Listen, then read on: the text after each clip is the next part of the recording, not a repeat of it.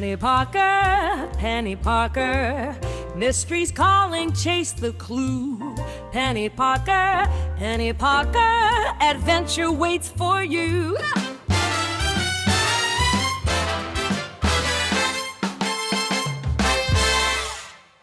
Danger at the Drawbridge by Mildred A. Wirt by BodeeBooks.com. Chapter 1. An Assignment for Penny. Penny Parker, leaning indolently against the edge of the kitchen table, watched Mrs. Weems stem strawberries into a bright green bowl. "Tempting bait for Dad's jaded appetite," she remarked, helping herself to the largest berry in the dish. "If he can't eat them, I can." "I do wish you'd leave those berries alone," the housekeeper protested in an exasperated tone. "They haven't been washed yet." "Oh, I don't mind a few germs," laughed Penny. "I just toss them off like a duck shedding water. Shall I take the breakfast tray up to Dad?" "Yes, I wish you would, Penny," sighed Mrs. Weems. "I'm right tired on my feet this morning. Hot weather always did wear me down." She washed the berries and then offered the tray of food to Penny, who started with it toward the kitchen vestibule. "Now where are you going, Penelope Parker?" Mrs. Weems demanded suspiciously. "Oh, just to the automatic lift." Penny's blue eyes were round with innocence. "Don't you dare try to ride in that contraption again," scolded the housekeeper. "It was never built to carry human freight." "I'm not exactly freight," Penny said with an injured sniff. "It's strong enough to carry me, I know, because I tried it last week." "You walk up the stairs like a lady, or I'll take the tray myself," Mrs. Weems threatened. "I declare, I don't know when you'll grow up." "Oh, all right," grumbled Penny good-naturedly. "But I do maintain it's a shameful waste of energy." Balancing the tray precariously on the palm of her hand, she tripped lightly up the stairway and tapped on the door of her father's bedroom. "Come in," he called in a muffled voice. Anthony Parker, editor and owner of the Riverview Star, sat propped up with pillows, reading a day-old edition of the newspaper. "Morning, Dad," said Penny cheerfully. "How is our invalid today?" "I'm no more an invalid than you are," returned Mr. Parker testily. "If that old quack, Dr. Horn, doesn't let me out of bed today—" "You'll simply explode, won't you, Dad?" Penny finished mischievously. "Here, drink your coffee, and you'll feel less like a stick of dynamite."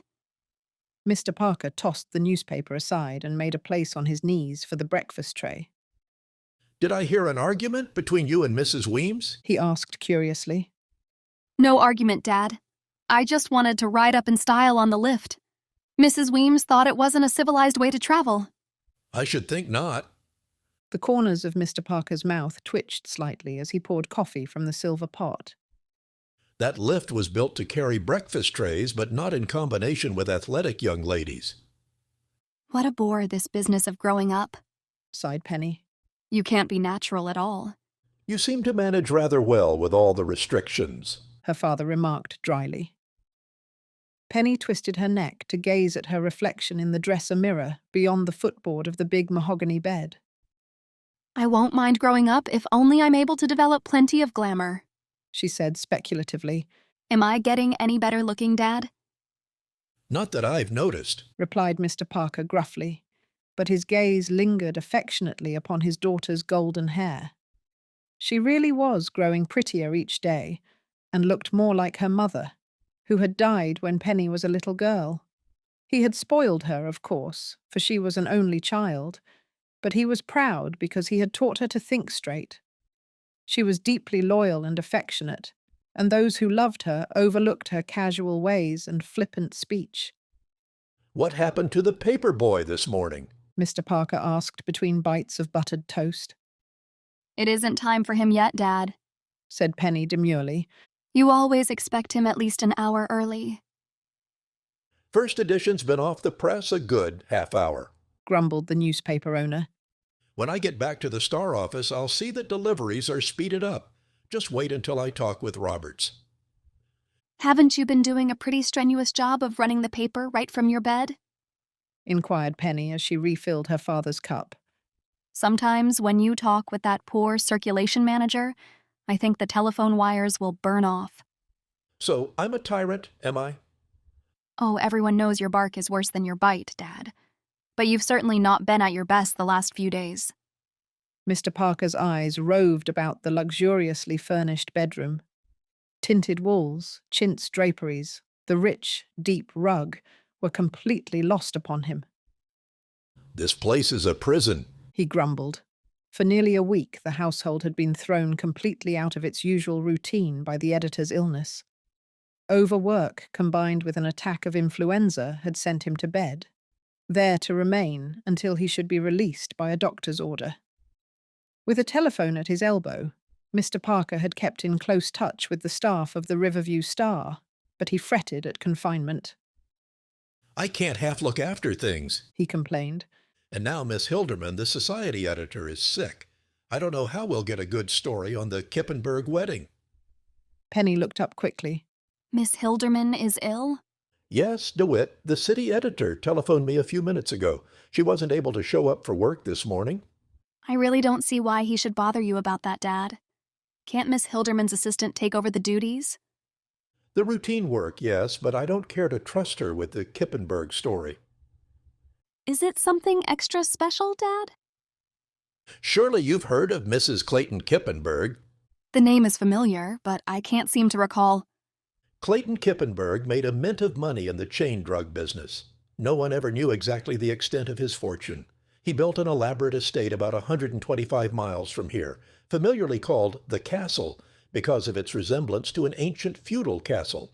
The estate is cut off from the mainland on 3 sides and may be reached either by boat or by means of a picturesque drawbridge. Sounds interesting, commented Penny. I never saw the place myself. In fact, Kippenberg never allowed outsiders to visit the estate. Less than a year ago, a rumor floated around that he had separated from his wife. There also was considerable talk that he had disappeared because of difficulties with the government over income tax evasion and wished to escape arrest. At any rate, he faded out of the picture while his wife remained in possession of the castle. And now she is marrying again? No, it is Mrs. Kippenberg's daughter, Sylvia, who is to be married. The bridegroom, Grant Atherwald, comes from a very old and distinguished family. I don't see why the story should be so difficult to cover. Mrs. Kippenberg has ruled that no reporters or photographers will be allowed on the estate, explained Mr. Parker. That does complicate the situation. Yes, it may not be easy to persuade Mrs. Kippenberg to change her mind. I rather doubt that our assistant society editor has the ingenuity to handle the story. Then why don't you send one of the regular reporters? Jerry Livingston, for instance. Jerry couldn't tell a tulle wedding veil from one of crinoline, nor could any other man on the staff. I could get that story for you, Penny said suddenly. Why don't you try me? Mr. Parker gazed at his daughter speculatively.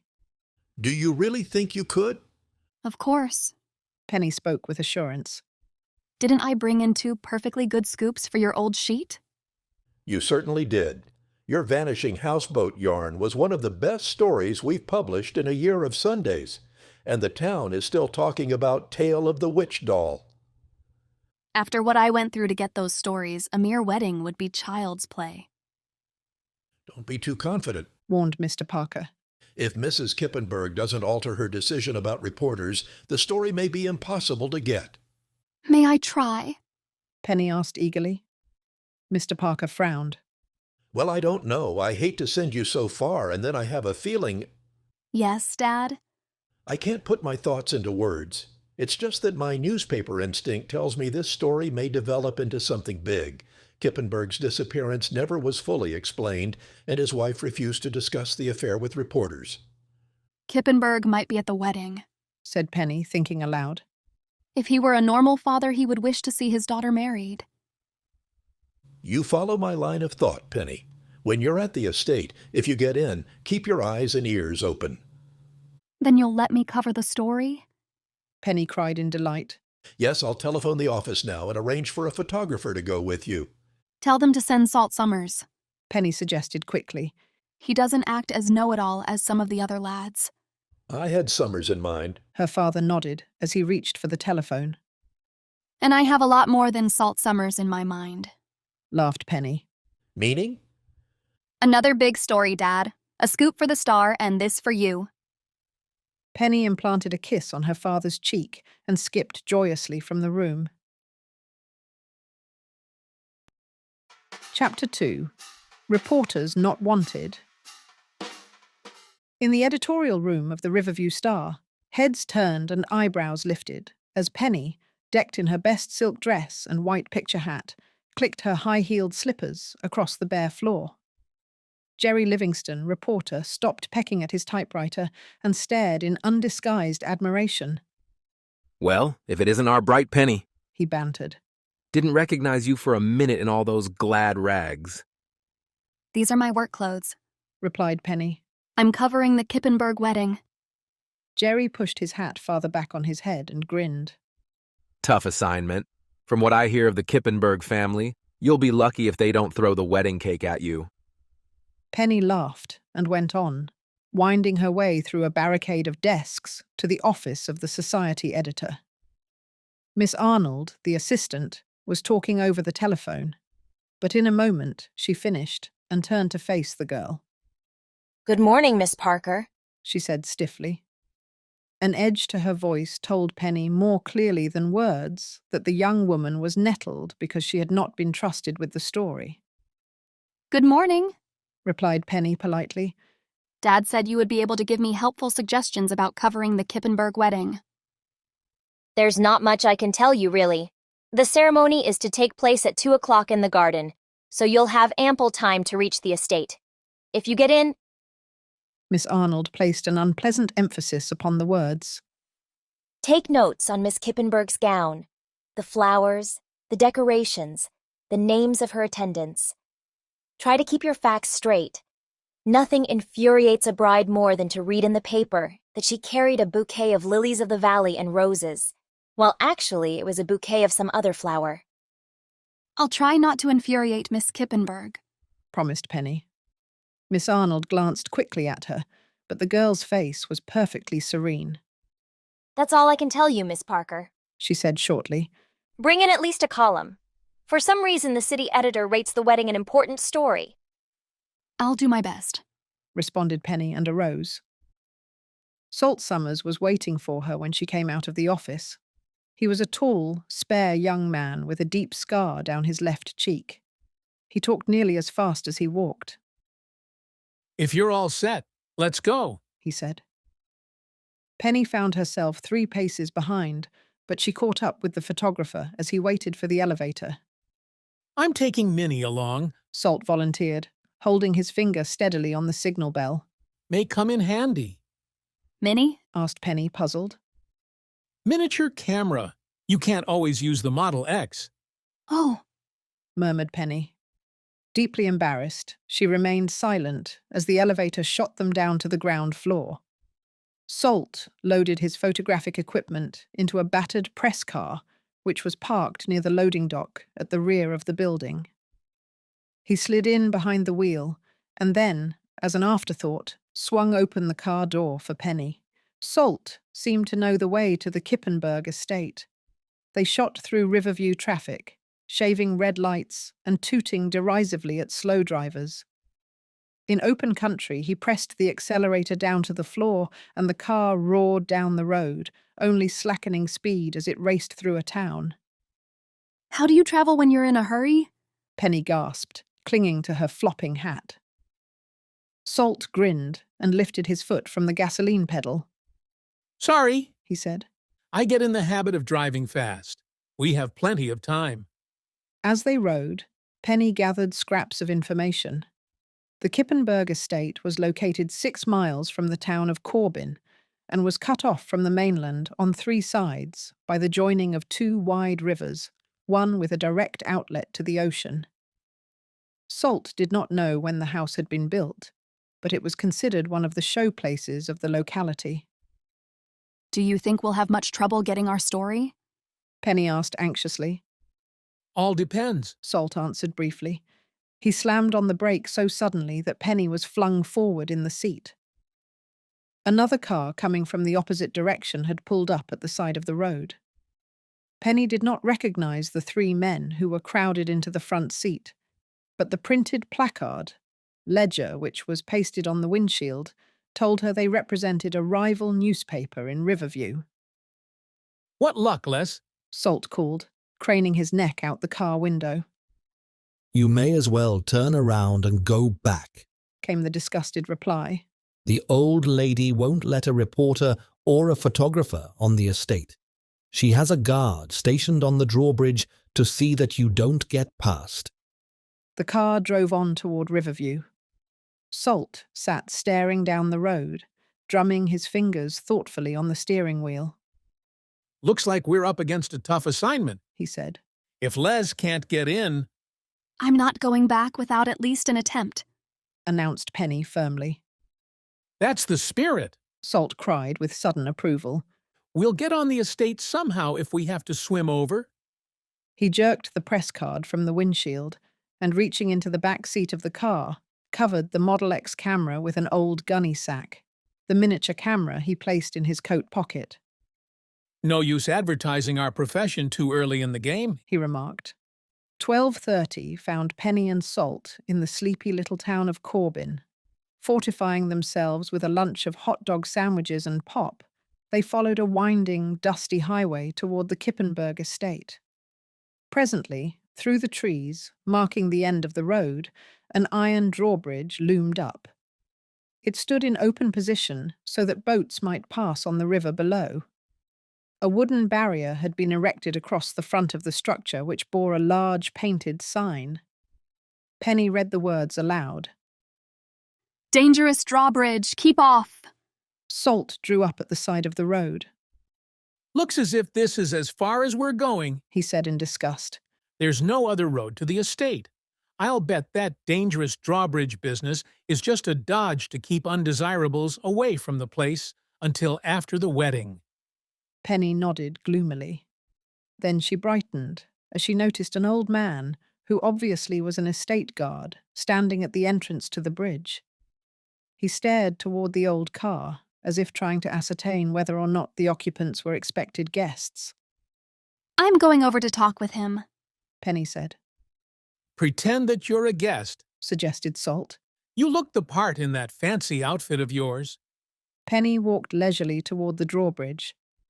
Appraisingly, she studied the old man who leaned comfortably against the gearhouse.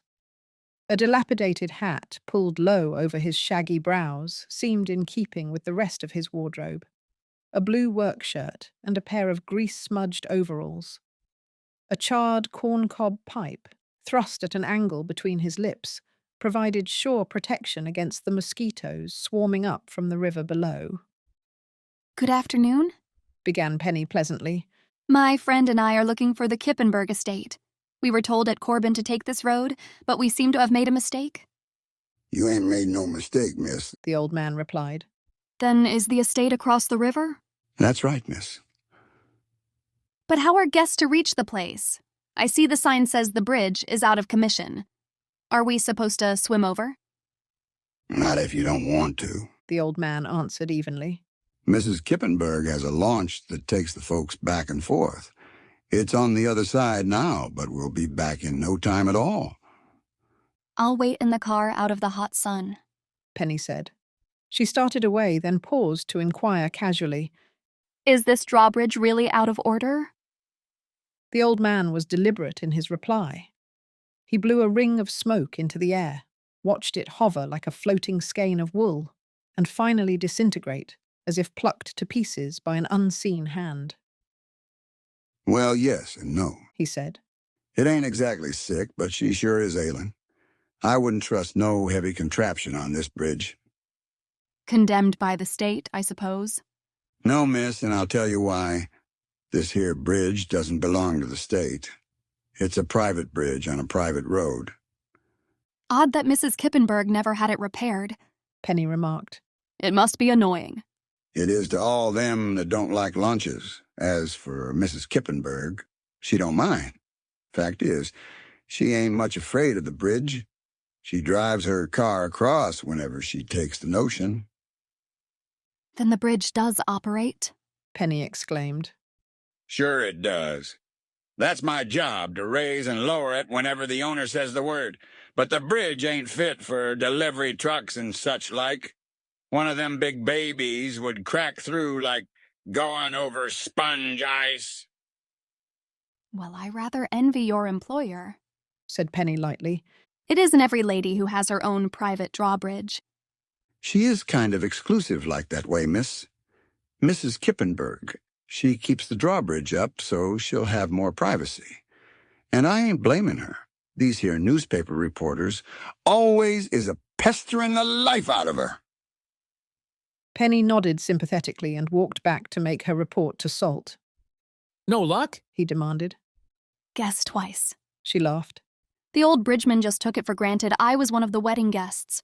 It will be all right for us to go over in the guest launch as soon as it arrives.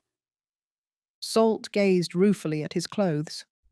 I don't look much like a guest. Think I'll pass inspection? Maybe you could get by as one of the poor relations, grinned Penny. Pull your hat down and straighten your tie. Salt shook his head. A business suit with a grease spot on the vest isn't the correct dress for a formal wedding. You might get by, but I won't. Then should I try it alone? I'll have to get those pictures somehow, stated Salt grimly. Maybe we could hire a boat of our own, Penny suggested. Of course it wouldn't look as well as if we arrived on the guest launch. Let's see what we can line up, Salt said, swinging open the car door. They walked to the river's edge and looked in both directions. There were no small boats to be seen. The only available craft was a large motorboat which came slowly downstream toward the open drawbridge. Penny caught a glimpse of the pilot, a burly man with a red, puffy face. Salt slid down the bank toward the water's edge and hailed the boat. Hey, you, Captain, he called. $2 to take me across the river? The man inclined his head, looked steadily at Salt for an instant, then deliberately turned his back. $5, shouted Salt. The pilot gave no sign that he had heard. Instead, he speeded up the boat, which passed beneath the drawbridge, and went on down the river. Chapter 3. Gift to the Bride. Perhaps he didn't hear you, said Penny, peering after the retreating boat. He heard me all right, growled Salt as he scrambled back up the high bank. Noticing a small boy in dirty overalls who sat at the water's edge fishing, he called to him. Say, Sonny, who was that fellow, do you know? Nope, answered the boy, barely turning his head. But his boat has been going up and down the river all morning. That's why I can't catch anything. The boat rounded a bend of the river and was lost to view. Only one other craft appeared on the water, a freshly painted white motor launch, which could be seen coming from the far shore. That must be the guest boat now, remarked Penny, shading her eyes against the glare of the sun. It seems to be our only hope. Let's try to get aboard and see what happens, proposed the photographer. They walked leisurely back toward the guard at the drawbridge, timing their arrival just as the launch swung up to the landing. With a cool assurance which Penny tried to duplicate, Salt stepped aboard, nodded indifferently to the wheelsman, and slumped down in one of the leather seats. Penny waited uneasily for embarrassing questions, which did not come. Gradually, she relaxed as the boatman took no interest in them, and the guard's attention was fully occupied with other cars which had driven up to the drawbridge. A few minutes later, 2 elderly women, both elegantly gowned, were helped aboard the boat by their chauffeur. One of the women stared disapprovingly at Salt through her lorgnette and then ignored him. We'll get by all right, Salt whispered confidently.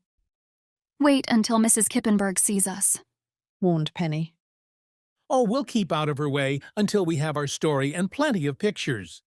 Once we're across the river, it will be easy. I hope you're right, muttered Penny.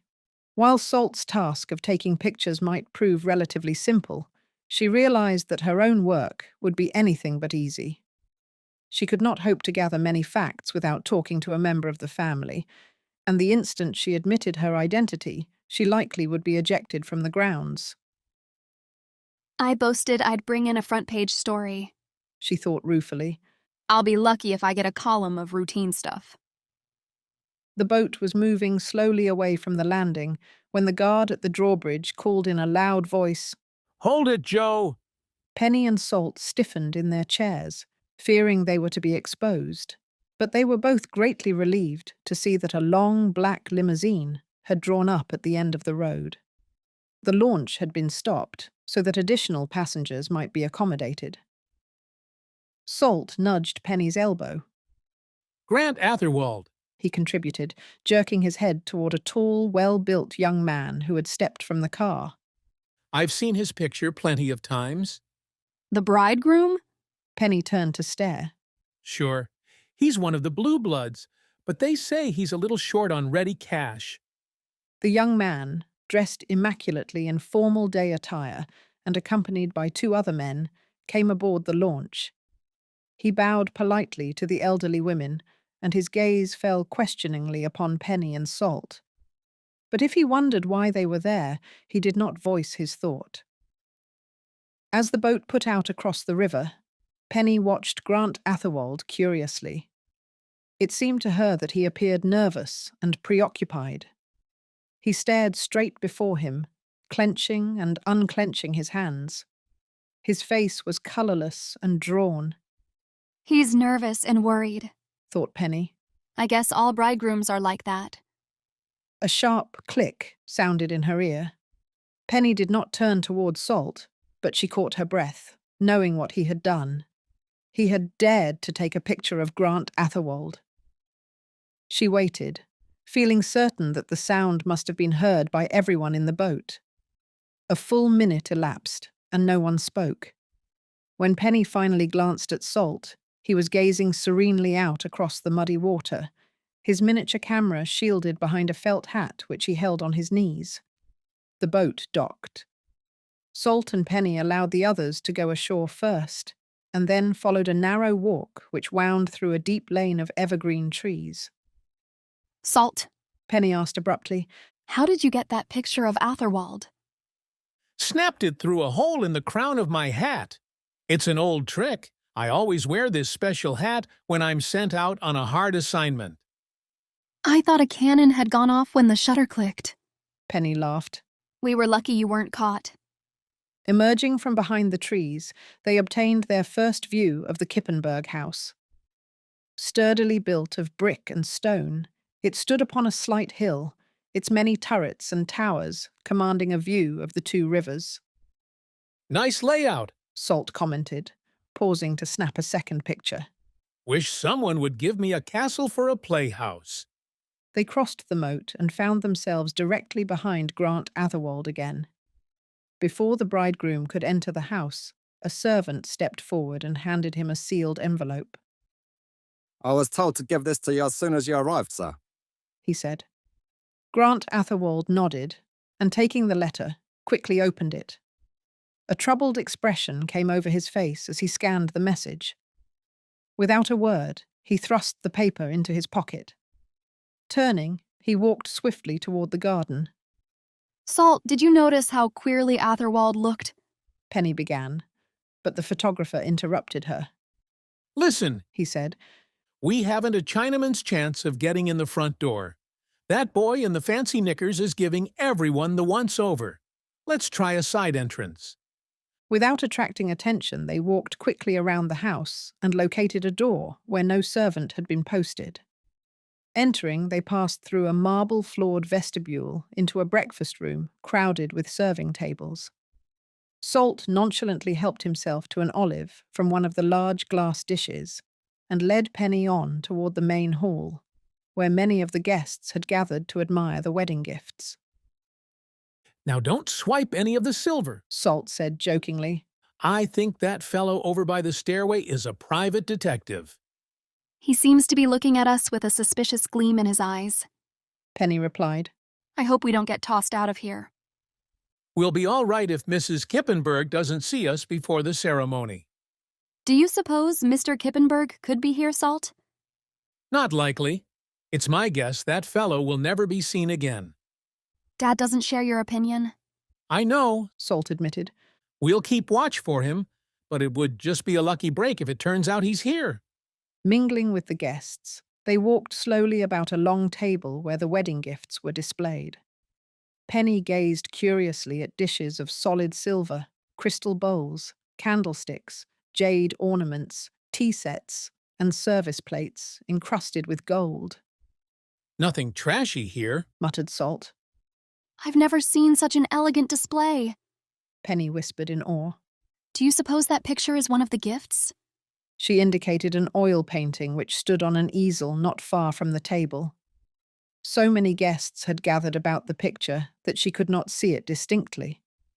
But at her elbow, a woman in rustling silk said to a companion, My dear, a genuine Van Gogh? It must have cost a small fortune. When the couple had moved aside, Penny and Salt drew closer to the easel. One glance assured them that the painting had been executed by a master. However, it was the subject of the picture which gave Penny a distinct start. Will you look at that?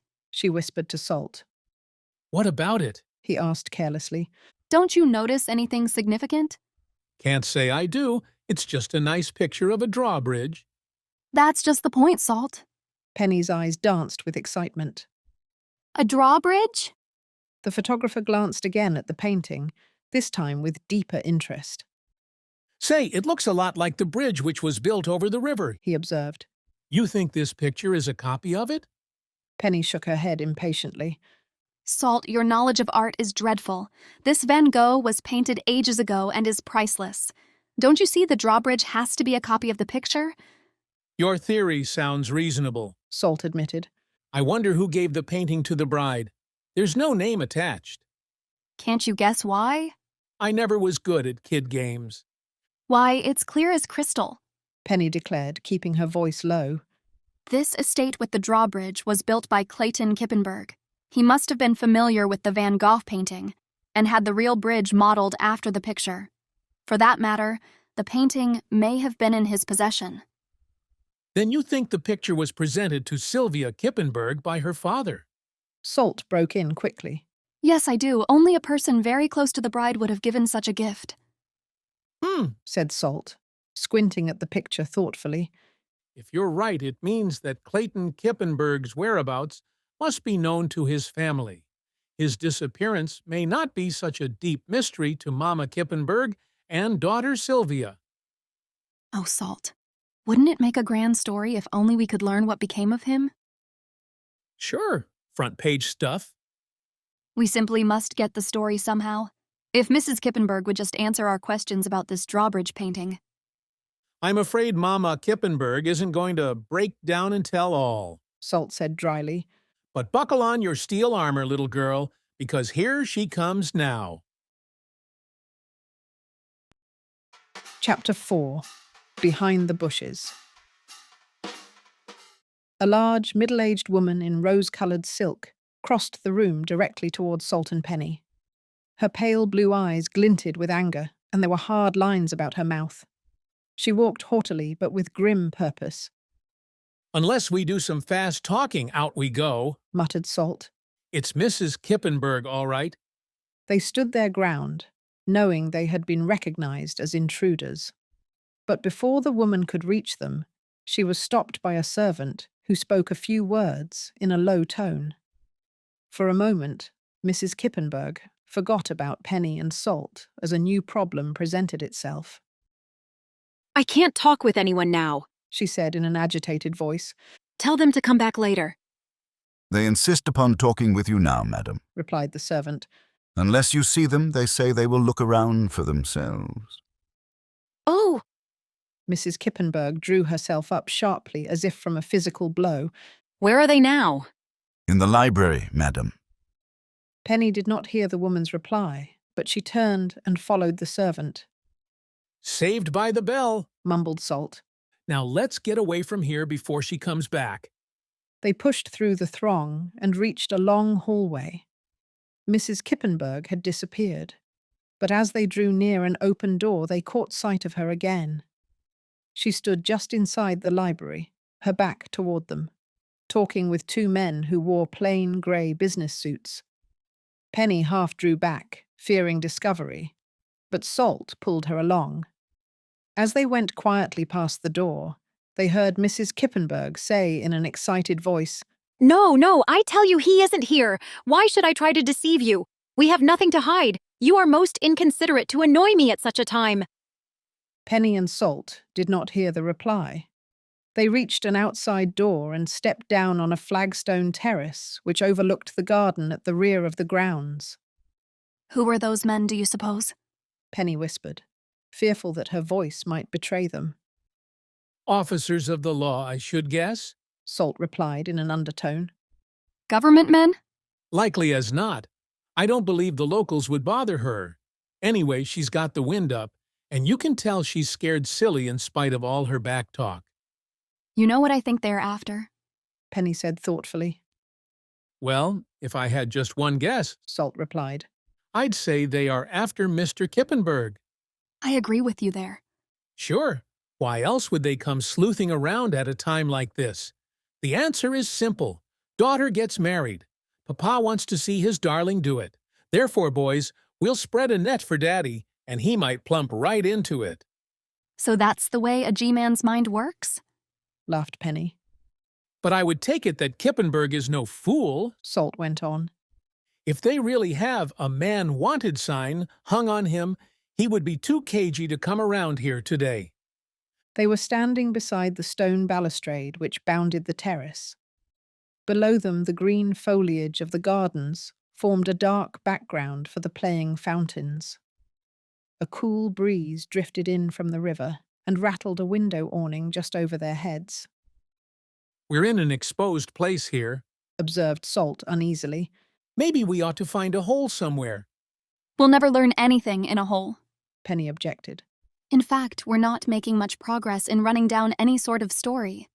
I do wish we could have heard more of that conversation. And get thrown out on our collective ear before we even have a chance to snap a picture of the blushing bride. Pictures, exclaimed Penny. That's all you photographers think about. How about poor little me and my story? After all, you can't bring out a paper full of nothing but pictures and cigarette ads. You need a little news to go with it. You like to work too fast, complained Salt. Right now, the thing to do is to keep out of sight. I'm telling you, the minute Mrs. Kippy finishes with those men, she'll be gunning for us. Then I suppose we'll have to go into hiding. First, let's mosey out into the rose garden, Salt proposed. I'll take a few shots, and then we'll duck under somewhere and wait until the ceremony starts. That's all very well for you, grumbled Penny. But I can't write much of a story without talking to some member of the family. Salt started off across the velvety green lawn toward the rose arbor where the service was to be held. Penny followed reluctantly. She watched the photographer take several pictures before a servant approached him. I beg your pardon, the man said coldly, but Mrs. Kippenberg gave orders no pictures were to be taken. If you are from one of the papers— Oh, I saw her in the house just a minute ago, Salt replied carelessly. Sorry, sir. The servant apologized, retreating. Salt finished taking the pictures and slipped the miniature camera back into his pocket. Now let's amble down toward the river and wait, he said to Penny. We'll blossom forth just as the ceremony starts. Mrs. Kippy won't dare interrupt it to have us thrown off the grounds. They walked down a sloping path, past a glass-enclosed hothouse, and on toward a grove of giant oak and maple trees. It's pleasant here when you're away from the crowd, Penny remarked, gazing up at the leafy canopy. I wonder where this path leads. Oh, down to the river, probably. With water on 3 sides of us, that's a fairly safe guess. Which rivers flow past the estate, Salt? The Big Bear and the Cobalt. The same old muddy Cobalt which is near our town, said Penny in surprise. I'll always think of it as a river of adventure. Because of Mudcat Joe and his vanishing houseboat? Penny nodded, and a dreamy look came into her eyes. So much happened on the Cobalt, Salt. Remember that big party Dad threw at the Comstock Inn? Do I? Jerry Livingston decided to sleep in room 7 where so many persons had disappeared. And then he was spirited away almost before our very eyes, added Penny. Days later, Mudcat Joe helped me fish him out of this same old Cobalt. For a while, we didn't think he'd ever pull through or be able to tell what had happened to him. But as the grand finale, you and your friend Louise Seidel solved the mystery and secured a dandy story for the Star. Those were the days. You talk as if they were gone forever, laughed Penny. Other good stories will come along. Maybe, said Salt.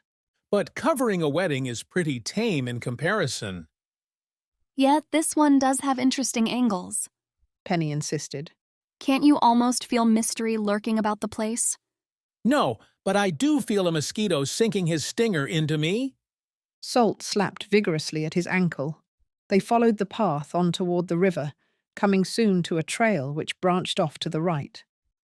Across it had been stretched a wire barrier, and a neatly lettered sign read, "No admittance beyond this point." Why do you suppose the path is blocked off? Penny speculated. Let's find out, Salt suggested with a sudden flare of interest. Maybe we'll run into something worth a picture. Penny hesitated, not wishing to disregard the sign, yet eager to learn what lay beyond the barrier. Listen, said Salt. Just put your little conscience on ice. We're here to get the who, when, why, and where. You'll never be a first-class newspaper reporter if you stifle your curiosity. Lead on, laughed Penny. I will follow, only isn't it getting late? Salt looked at his watch. We still have a safe 15 minutes. He started to step over the wire, only to have Penny reach out and grasp his hand. Wait, she whispered. What's the idea? Salt turned toward her in astonishment. I think someone is watching us. I'm sure I saw the bushes move. Your nerves are jumpy, Salt jeered. It's only the wind. Even as he spoke, the foliage to the left moved ever so slightly, and a dark form could be seen creeping stealthily away along the ground. Chapter 5. The Missing Bridegroom. Salt acted instinctively. Leaping over the wire barrier, he dived into the bushes.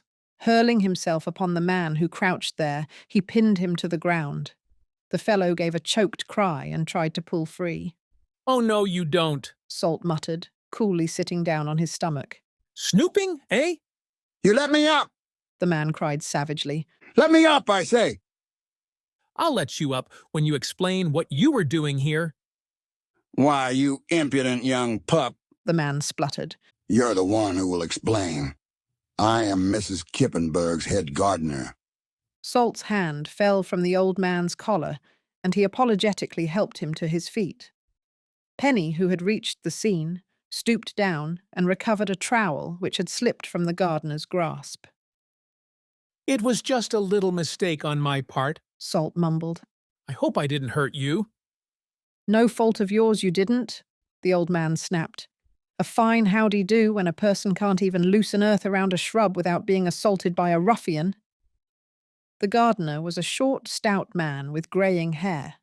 He wore coarse garments, a loose-fitting pair of trousers, a dark shirt, and battered felt hat. But Penny noticed that his hands and fingernails were clean, and there were no trowel marks around any of the shrubs. Salt isn't exactly a ruffian, she said as the photographer offered no defense. After all, from where we stood it looked exactly as if you were hiding in the bushes. Then you both need glasses, the man retorted rudely. A person can't work without getting down on his hands and knees. Where were you digging? Penny asked innocently. I was just starting in when this young upstart leaped on my back. Sorry, said Salt. But I thought you were trying to get away. Who are you anyway? The gardener demanded bluntly. You're not guests, I can tell that. You have a very discerning eye, replied Salt smoothly. We're from the Riverview Star. Reporters, eh? The old man scowled unpleasantly. Then you've no business being here at all. You're not wanted, so get out. We're only after a few facts about the wedding, Penny said. Perhaps you would be willing to tell me. I'll tell you nothing, miss. If anything is given out to the papers, it will have to come from Mrs. Kippenberg. Fair enough, Salt acknowledged. He glanced curiously down the path which had been blocked off. What's down there? Nothing. The gardener spoke irritably. This part of the estate hasn't been fixed up. That's why it's closed. Penny had bent down, pretending to examine a shrub at the edge of the path. What is the name of this bush? She inquired casually. An azalea. The gardener replied after a slight hesitation. Now get out of here, will you? I have my work to do. Oh, all right. Salt rejoined as he and Penny moved away. No need to get so tough. They stepped over the barrier wire and retraced their way toward the house. Several times Penny glanced back, but she could not see the old man. He had slipped away somewhere among the trees. I don't believe that fellow was a gardener, she said suddenly. What makes you think not? Didn't you notice his nice clean hands and fingernails? And then when I asked him the name of that bush, he hesitated and called it an azalea. I saw another long botanical name attached to it. Maybe he just made a mistake or said the first thing that came into his head. He wanted to get rid of us. I know he did, nodded Penny. Yet when he found out we were from the Star, he didn't threaten to report us to Mrs. Kippenberg. That's so. He was afraid to report us. Penny went on with conviction. I'll bet a cent he has no more right here than we have. Salt had lost all interest in the gardener. He glanced at his watch and quickened his step. Is it 2 o'clock yet? Penny asked anxiously. Just after all the trouble we've had getting here, we can't afford to miss the big show. Emerging from the grove, Salt and Penny were relieved to see that the ceremony had not yet started. The guests were gathered in the garden. The minister stood waiting. Musicians were in their places, but the bridal party had not appeared. We're just in time, Salt remarked. Penny observed Mrs. Kippenberg talking with one of the ushers. Even from a distance, it was apparent that the woman had lost her poise. Her hands fluttered nervously as she conferred with the young man, and a worried frown puckered her eyebrows. Something seems to be wrong, said Penny. I wonder what is causing the delay. Before Salt could reply, the usher crossed the lawn and came directly toward them. Penny and Salt instantly were on guard, thinking that he had been sent by Mrs. Kippenberg to eject them from the grounds. But although the young man paused, he did not look squarely at them. Have you seen Mr. Atherwald anywhere? He questioned. The bridegroom? Salt asked in astonishment. What's the matter? Is he missing? Oh, no, sir. The young man returned stiffly. Certainly not. He merely went away for a moment. Mr. Atherwald came over on the same boat with us, Penny volunteered. And did you see him enter the house? No, he spoke to one of the servants and then went toward the garden. Did you notice which path he took? I believe it was this one. We've just come from down by the river, added Salt. We didn't see him there. The only person we met was an old gardener. The usher thanked them for the information and hurried on. When the man was beyond hearing, Salt turned to Penny, saying jubilantly, Say, maybe we'll get a big story after all. Sylvia Kippenberg jilted at the altar. Hot stuff. Aren't you jumping to swift conclusions, Salt? He must be around here somewhere. It's always serious business when a man is late for his wedding. Even if he does show up, daughter Sylvia may take offense and call the whole thing off. Oh, you're too hopeful, Penny laughed. He'll probably be here in another minute. I don't believe he would have come at all if he had intended to slip away. He may have lost his nerve at the last minute, Salt insisted. Atherwald did act strangely on the boat, Penny said reflectively. And then that message he received. He may have sent it to himself. As an excuse for getting away? Why not? I can't see any reason for going to so much unnecessary trouble, Penny argued. If he intended to jilt Miss Kippenberg, how much easier it would have been not to come here at all. Well, let's see what we can learn, Salt suggested. Their interest steadily mounting, they went on toward the house and stationed themselves where they could see advantageously. It was evident by this time that the guests suspected something had gone amiss. Significant glances were exchanged. A few persons looked at their watches, and all eyes focused upon Mrs. Kippenberg, who tried desperately to carry off an embarrassing situation. Minutes passed. The crowd became increasingly restless. Finally, the usher returned and spoke quietly to Mrs. Kippenberg. They both retired to the house. It looks as if there will be no wedding today, Salt declared. Atherwald hasn't been located. I won't dare use the story unless I'm absolutely certain of my facts, Penny said anxiously. We'll get them, never fear. Mrs. Kippenberg and the usher had stepped into the breakfast room. Posting Penny at the outside door, Salt followed the couple. From the hallway, he could hear their conversation distinctly. But he must be somewhere on the grounds, the matron argued. I can't understand it myself, the young man replied. Grant's disappearance is very mysterious, to say the least. Several persons saw him arrive here and everything seemed to be all right. What time is it now? 2:35, Mrs. Kippenberg. So late? Oh, this is dreadful. How can I face them? I know just how you feel, the young man said with sympathy. If you wish, I will explain to the guests. No. This will disgrace us, Mrs. Kippenberg murmured. Wait until I have talked with Sylvia. She turned suddenly and reached the hall door before Salt could escape. Her eyes blazed with wrath as she faced him. So here you are, she cried furiously. How dare you disregard my orders? I will have no reporters on the grounds. I'm only a photographer, Salt said meekly enough. Sorry to intrude, but I've been assigned to get a picture of the bride. It won't take a minute. Indeed it won't, Mrs. Kippenberg broke in, her voice rising higher. You'll take no pictures here. Not one. Now get out. A picture might be better than a story that the bridegroom had skipped out, Salt said persuasively. Why, you… Mrs. Kippenberg's face became fiery red. She choked as she tried to speak. Get out, I say! Salt did not retreat. Instead, he took his camera from his pocket. Just one picture, Mrs. Kippenberg, at least of you. Realizing that the photographer meant to take it whether or not she gave permission, the woman suddenly lost all control over her temper. Don't you dare! She cried furiously. Don't you dare! Whirling about, she seized an empty plate from the tall stack on the serving table. Hold that pose, chortled Salt, goading her on. The woman hurled the plate straight at him. Salt gleefully snapped a picture and dodged. The plate crashed into the wall behind him, splintering into a half-dozen pieces. Swell action picture, he grinned.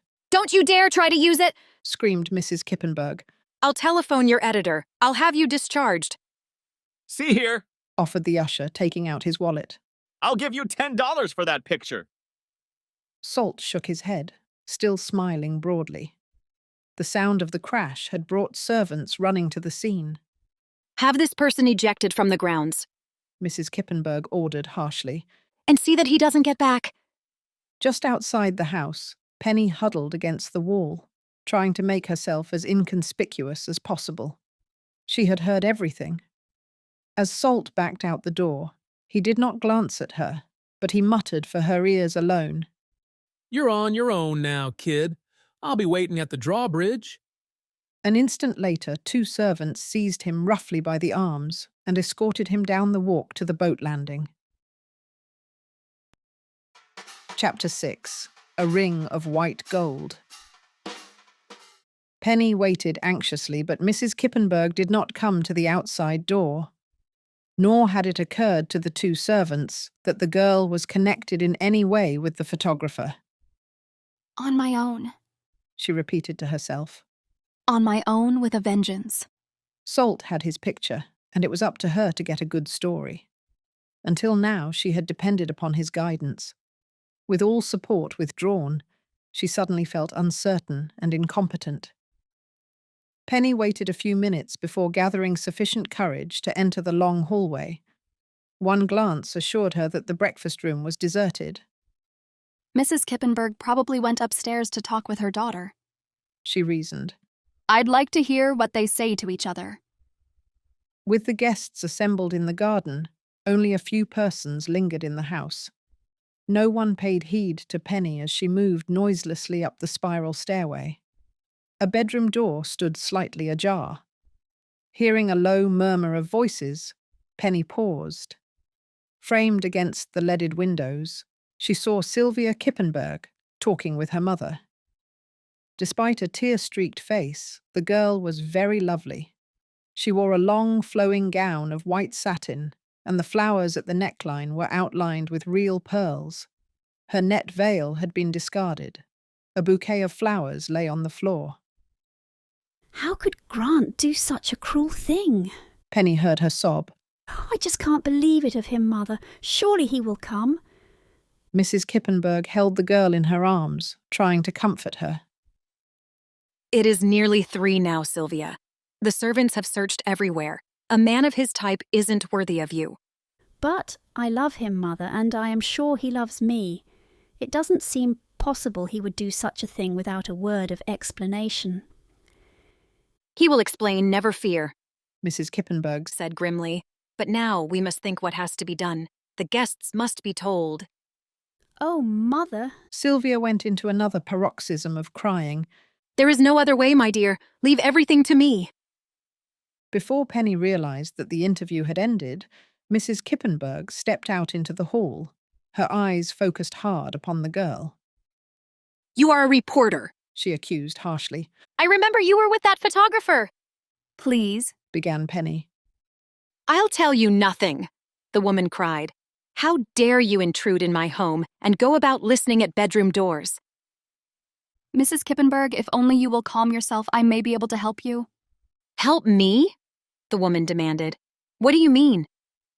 I may be able to give you a clue as to what became of Grant Atherwald. The anger faded from Mrs. Kippenberg's face. She came close to Penny, grasping her arm with a pressure which hurt. You have seen him? Tell me. He came over in the same boat.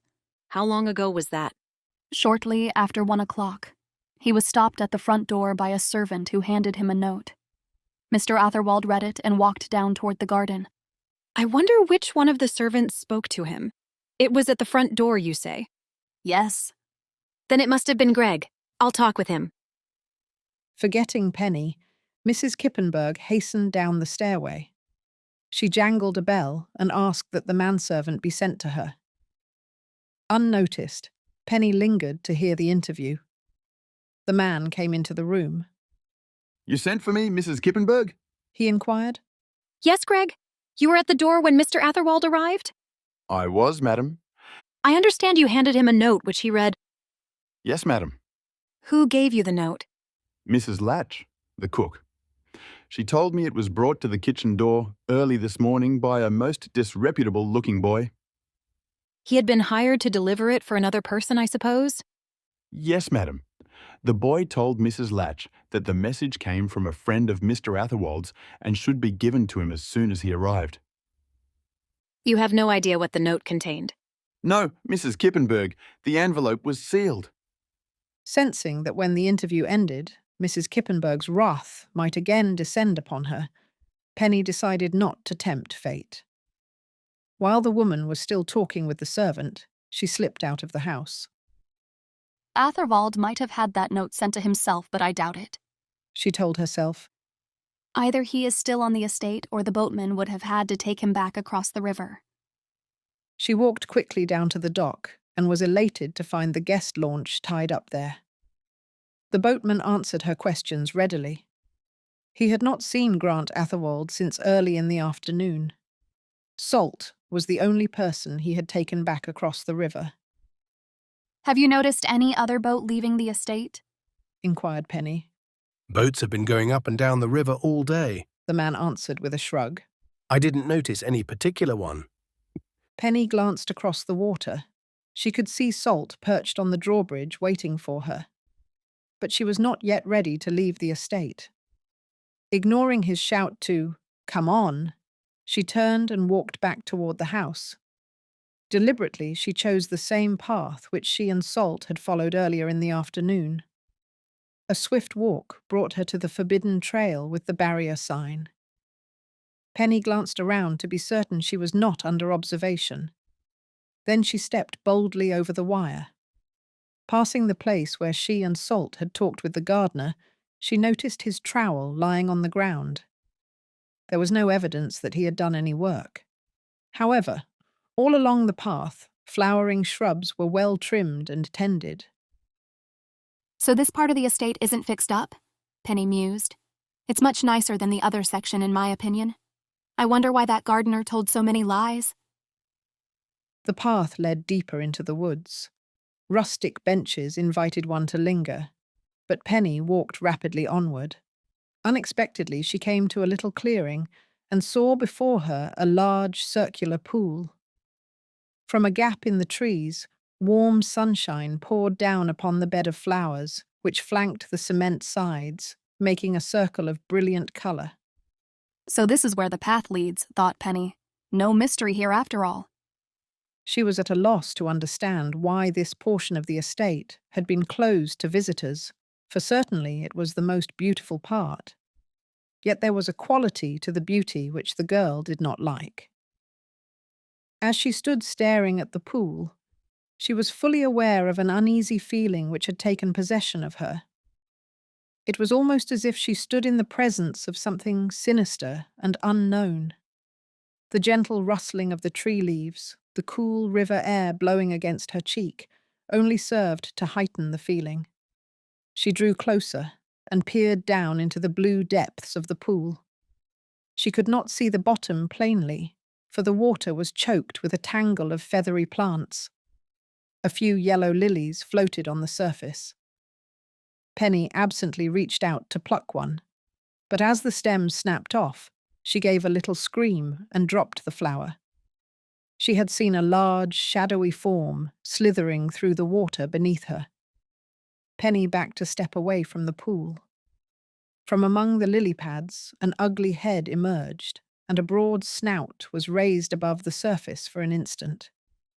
Powerful jaws opened and closed, revealing jagged teeth set in deep pits. An alligator, Penny exclaimed aloud. Such a horrid, ugly creature. And to think, I nearly put my hand in that water. She shivered and watched the movements of the alligator. Its head scooted smoothly over the water for a short distance. Then, with a swish of its tail, the reptile submerged, and the pool was as placid as before. 8 feet long if it's an inch, estimated Penny. Why would any person in his right mind keep such a creature here? Why, it's dangerous. She felt enraged, thinking how close she had come to touching the alligator. Yet justice compelled her to admit that she had only herself to blame. Deliberately, she had disregarded the warning not to explore the forbidden trail. The Kippenbergs keep nice pets, she thought ironically.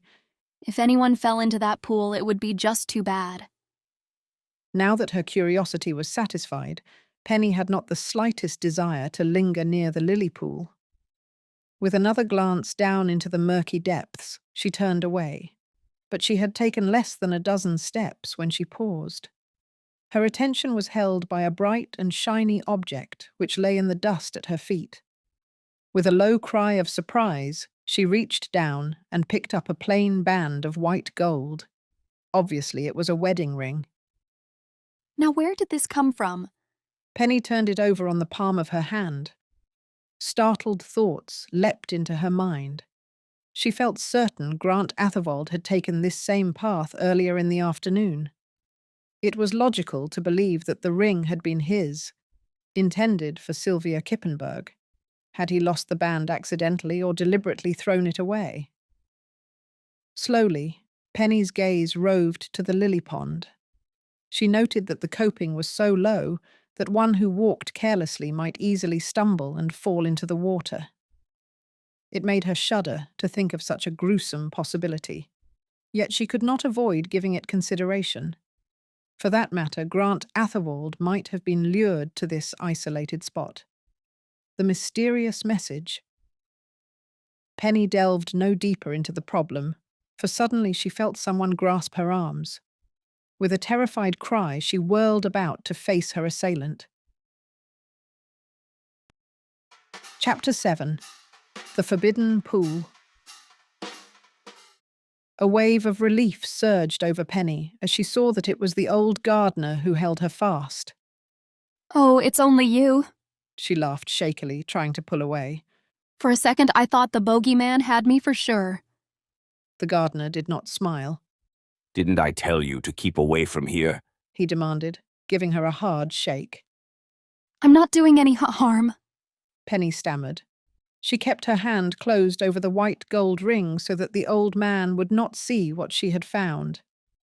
I just wanted to learn what was back in here. And you found out? The gardener's tone warned Penny to be cautious in her reply. Oh, the pool is rather pretty, she answered carelessly. But I've seen much nicer ones. How long have you been here? Only a minute or two. I really came to search for Grant Atherwald. Atherwald? What would he be doing here? He disappeared an hour or so ago, revealed Penny. The servants have been searching everywhere for him. He disappeared? The gardener repeated incredulously. Yes, it's very peculiar. Mr. Atherwald arrived at the estate in ample time for the wedding. But after he read a note which was delivered to him, he walked off in this direction and was seen no more. Down this path, you mean? I couldn't say as to that, but he started this way. I know because I saw him myself. Atherwald didn't come here, the gardener said with finality. I've been working around the lily pond all afternoon and would have seen him. Penny's fingers closed tightly about the white gold ring which she kept shielded from the man's gaze. In her opinion, the trinket offered almost conclusive proof that the bridegroom had visited the locality. Because she could not trust the gardener, she kept her thoughts strictly to herself. The man stared down at his feet, obviously disturbed by the information Penny had given him. Do you suppose harm could have befallen Mr. Atherwald? She asked after a moment. Harm? He demanded irritably. That's sheer nonsense. The fellow probably skipped out. He ought to be tarred and feathered. And you would enjoy doing it? Penny interposed slyly. The gardener glared at her, making no attempt to hide his dislike. Such treatment would be too good for anyone who hurt Miss Sylvia. Now will you get out of here? I have my orders, and I mean to enforce them. Oh, all right, replied Penny. I was going anyway. This was not strictly true, for had the gardener not been there, she would have made a more thorough investigation of the locality near the lily pool. But now she had no hope of learning more, and so turned away. Emerging from among the trees, she glanced toward the rose garden. Nearly all of the wedding guests had departed. Penny considered whether or not she should speak to Mrs. Kippenberg about finding the ring. Deciding against it, she joined a group of people at the boat dock and was ferried across the river. Salt awaited her at the drawbridge. I just about gave you up, he complained. It's time for us to get back to the office, or our news won't be news. The wedding is definitely off. Yes, Atherwald can't be found. We'll stop at a drugstore and telephone, Salt said, pulling her toward the car. Learn anything more after I left? Well, I found a wedding ring and was nearly chewed up by an alligator, laughed Penny. It seemed rather interesting at the time. The photographer gave her a queer look as he started the automobile. Imagination and journalism never mix, he said. Does this look like imagination? Penny countered, showing him the plain band ring. Where did you find it? Beside a lily pond in the forbidden part of the estate. I feel certain it must have been dropped by Grant Atherwald. Thrown away? I don't know exactly what to think, Penny replied soberly. Salt steered the car into the main road which led back to Corbin. Then he inquired, Did you notice any signs of a struggle? Grass trampled? Footprints? I didn't have a chance to do any investigating. That bossy old gardener came and drove me away. What were you saying about alligators? Salt, I saw one swimming around in the lily pool. Penny told him earnestly. It was an ugly brute, at least 12 feet long. How long? Well, 8 anyway. You're joking. I am not, Penny said indignantly. Maybe it was only a big log lying in the water. Penny gave an injured sniff. Have it your own way, but it wasn't a log. I guess I can tell an alligator when I see one. If you're actually right, Salt said unmoved, I'd like to have snapped a picture of it. You know, this story might develop into something big. I have a feeling it will, Salt. If Atherwald really has disappeared, it should create a sensation.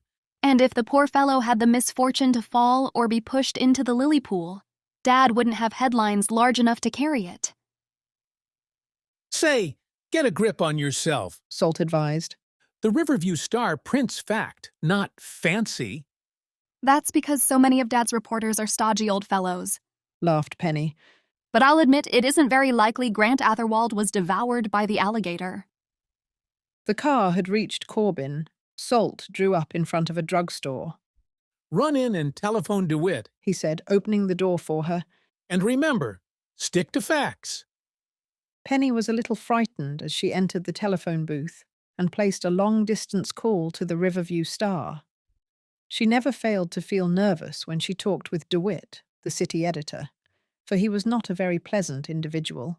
She jumped as the receiver was taken down and a voice barked. City desk! This is Penny Parker over at Corbin, she began weakly. Can't hear you, snapped DeWitt. Talk up! Penny repeated her name, and DeWitt's voice lost some of its edge. Gathering courage, she started to tell him what she had learned at the Kippenberg estate. Hold it, interrupted DeWitt. I'll switch you over to a rewrite man. The connection was made, and Penny began a second time. Now and then, the rewrite man broke into the narrative to ask a question. All right, I think I have it all, he said finally and hung up.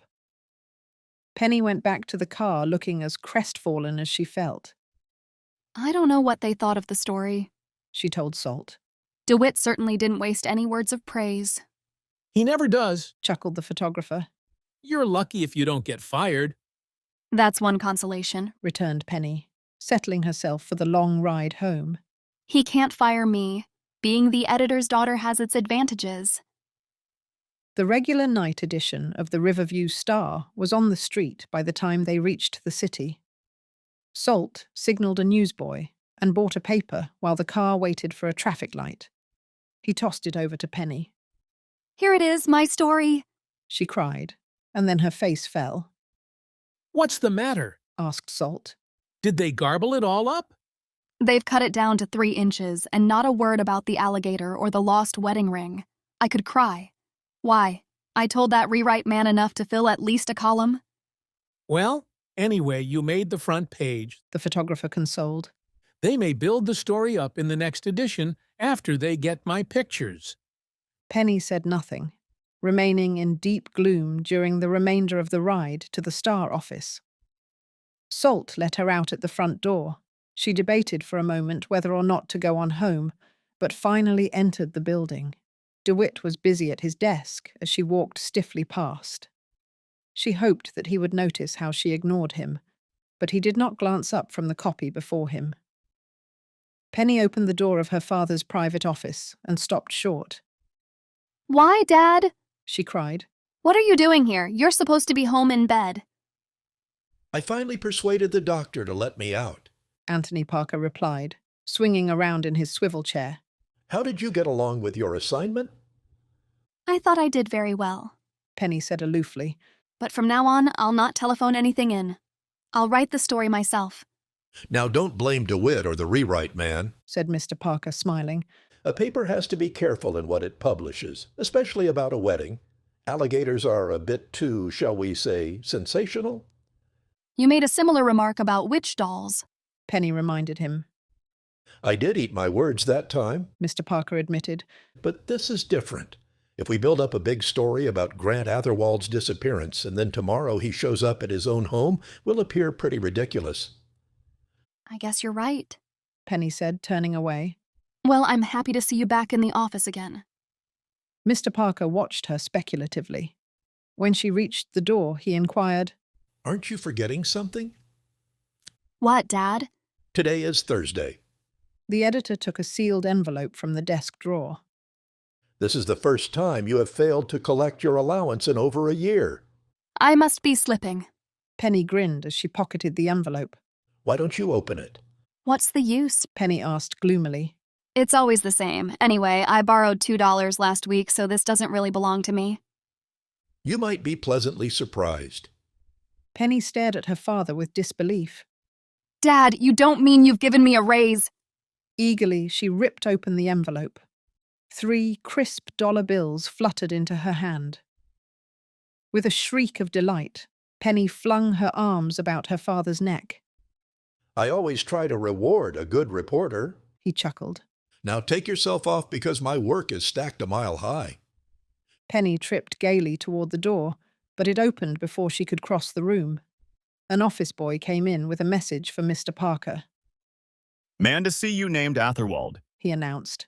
The name produced an electrifying effect upon both Penny and her father. Atherwald, Mr. Parker exclaimed.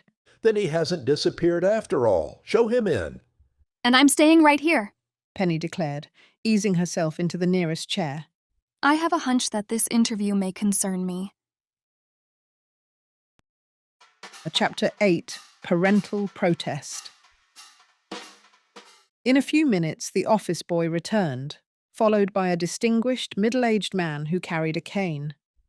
Penny gave him an astonished glance, for she had expected to see Grant Atherwald.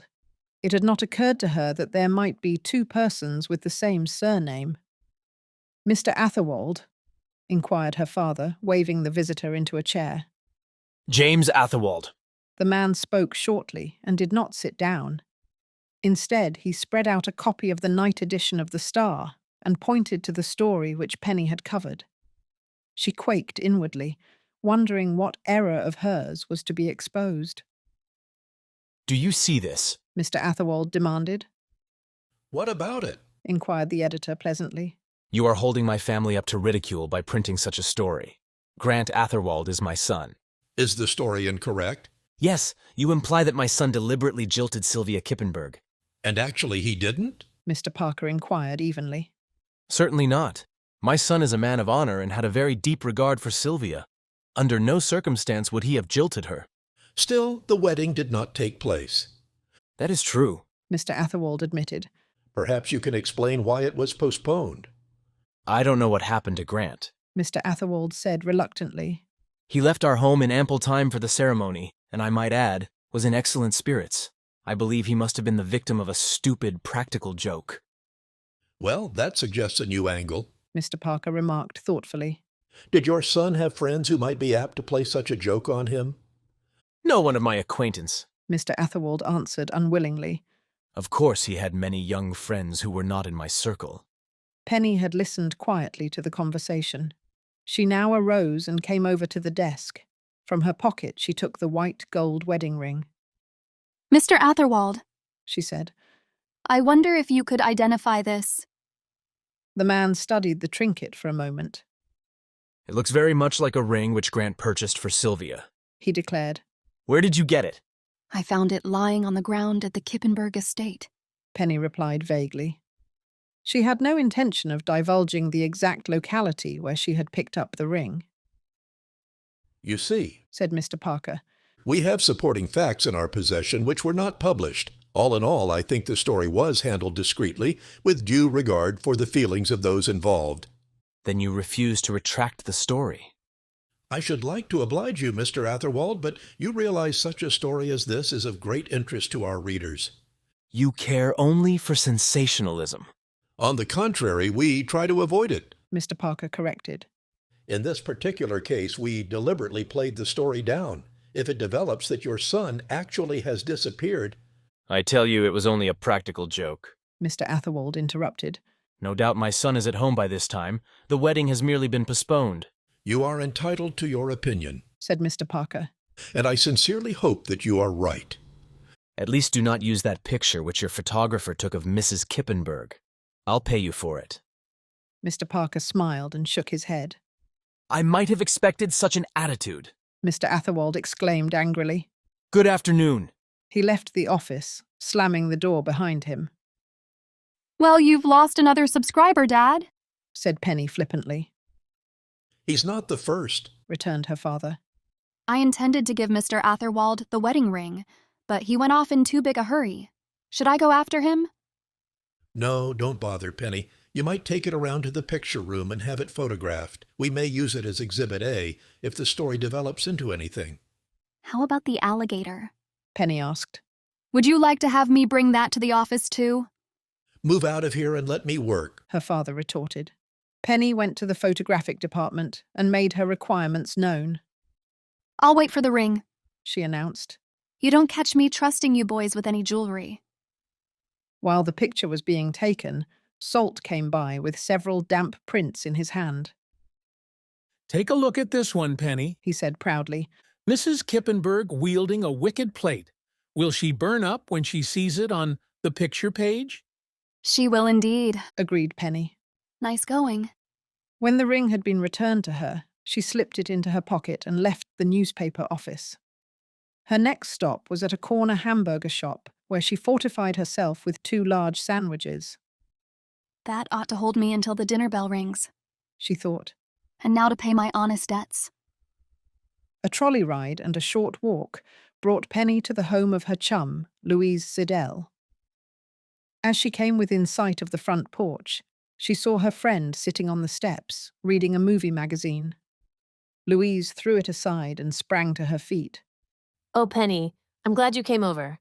I telephoned your house and Mrs. Weems said you had gone away somewhere. Official business for Dad, Penny laughed. She dropped $2 into Louise's hand. Here's what I owe you, but don't go spend it because I may need to borrow it back in a couple of days. Is Leaping Lena running up huge garage bills again? Louise inquired sympathetically. Penny's second-hand car was a joke to everyone save herself. She was a familiar figure at nearly every garage in Riverview, for the vehicle had a disconcerting way of breaking down. I had to buy new spark plugs this time, sighed Penny. But then I should get along better from now on. Dad raised my allowance. Doesn't that call for a celebration? Reenie's have a special on today.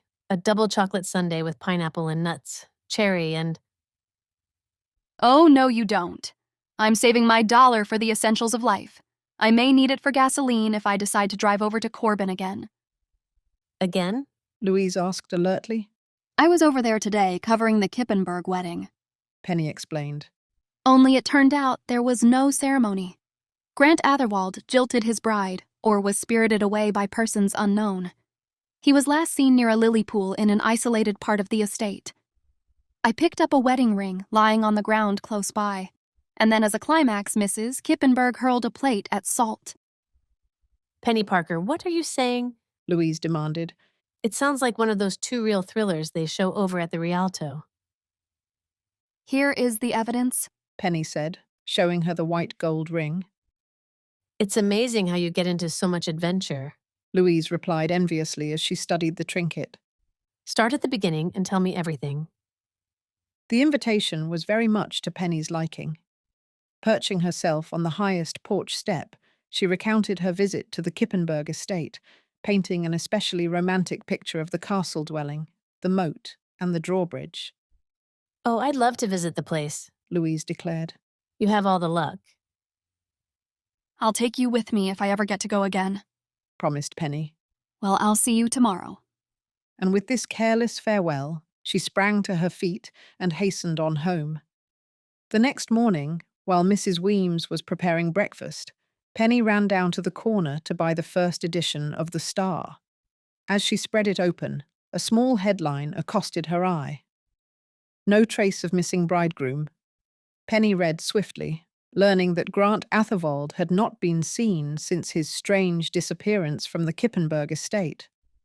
Members of the family refused to discuss the affair and had made no report to the police. This story is developing into something big after all, she thought with quickening pulse. Now if Dad will only let me work on it. At home, she gave the newspaper to her father, remarking rather pointedly, You see, your expert reporters haven't learned very much more than I brought in yesterday. Why wouldn't it be a good idea to send me out there again today? Oh, I doubt if you could get into the estate, Penny. Salt and I managed yesterday. You did very well, but you weren't known then. It will be a different matter today since we antagonized the family by using the story. I'll suggest that Jerry Livingston be assigned to it. With Penny as first assistant? Mr. Parker smiled and shook his head. This isn't your type of story. Now, if you would like to cover a lecture at the Women's Club... Or a nice peppy meeting of the ladies' sewing circle. Penny finished ironically. Thank you, no. I am sure you wouldn't have a chance of getting into the estate, her father said lamely. We must have good coverage. What does Jerry have that I haven't got? Penny demanded in an aggrieved voice. 8 years of experience, for one thing. But I really should go out there, Penny insisted. I ought to show Miss Kippenberg the ring I found. The ring might provide an entry, Mr. Parker admitted thoughtfully. I'll tell you, why don't you telephone long distance? And if I'm able to make an appointment, may I help Jerry cover the story? All right, agreed Mr. Parker. If Sylvia Kippenberg talks with you, we'll be able to use anything she says. I'm the same as on my way to the estate now, Dad. With a triumphant laugh, Penny left the breakfast table and hastened to the telephone. Long distance, she said into the transmitter. The Kippenberg estate at Corbin, please. She hovered anxiously near the telephone while she waited for the connection to be made. 10 minutes elapsed before the bell jingled several times. Eagerly, she jerked down the receiver. She could hear a faint, faraway voice saying, "Hello?" May I speak with Sylvia Kippenberg? Penny requested. Who is this, please? Miss Parker at Riverview. Miss Kippenberg is not at home, came the stiff response. Then let me speak with Mrs. Kippenberg, Penny said quickly. I have something very important to tell her. Yesterday when I was at the estate, I found a ring. The receiver had clicked at the other end of the line. The connection was broken. Chapter 9. A Society Bazaar. You see, Penny, said Mr. Parker sympathetically, wealthy people have a way of being inaccessible to the press. They surround themselves with servants who have been trained to allow no invasion of their privacy. They erect barriers which aren't easily broken down. If only I could have reached Miss Kippenberg, I feel sure she would have wished to learn about the ring, returned Penny. Oh well, let Jerry cover the story. I've lost interest. All that morning, the girl went about the house in a mood of deep depression. She felt completely out of sorts and would scowl at her own reflection whenever she passed a mirror. Nothing seemed to go right. I declare I wish you would forget that silly wedding, Mrs. Weems said wearily. Why don't you try working out your resentment on a tennis ball? Not a bad idea, admitted Penny. Only I have no partner. Louise is going away somewhere today to a charity bazaar. Here in Riverview?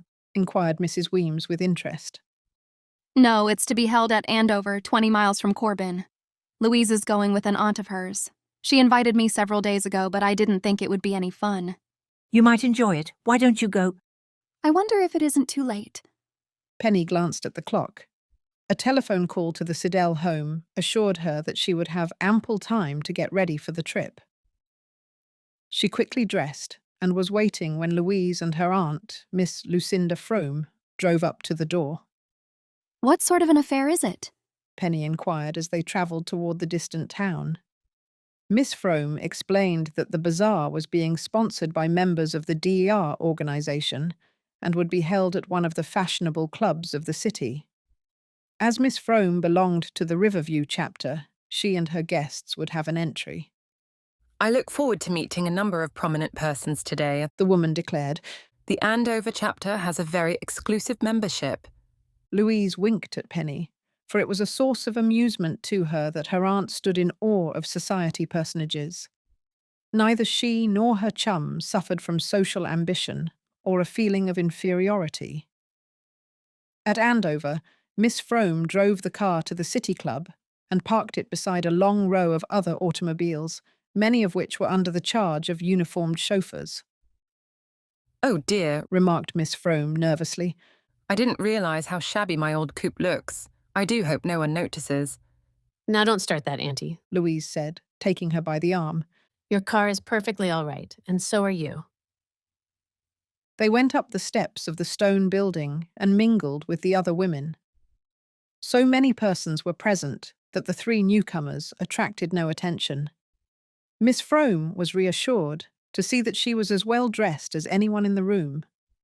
Several long tables were covered with various articles offered for sale. Penny and Louise wandered about examining objects which struck their fancy. Miss Frome bought a vase and an imitation ivory elephant, but the girls considered the prices too high for their purses. Presently, Penny's gaze was drawn to a young woman who stood behind one of the tables at the far end of the room. She stopped short and stared. See someone you know?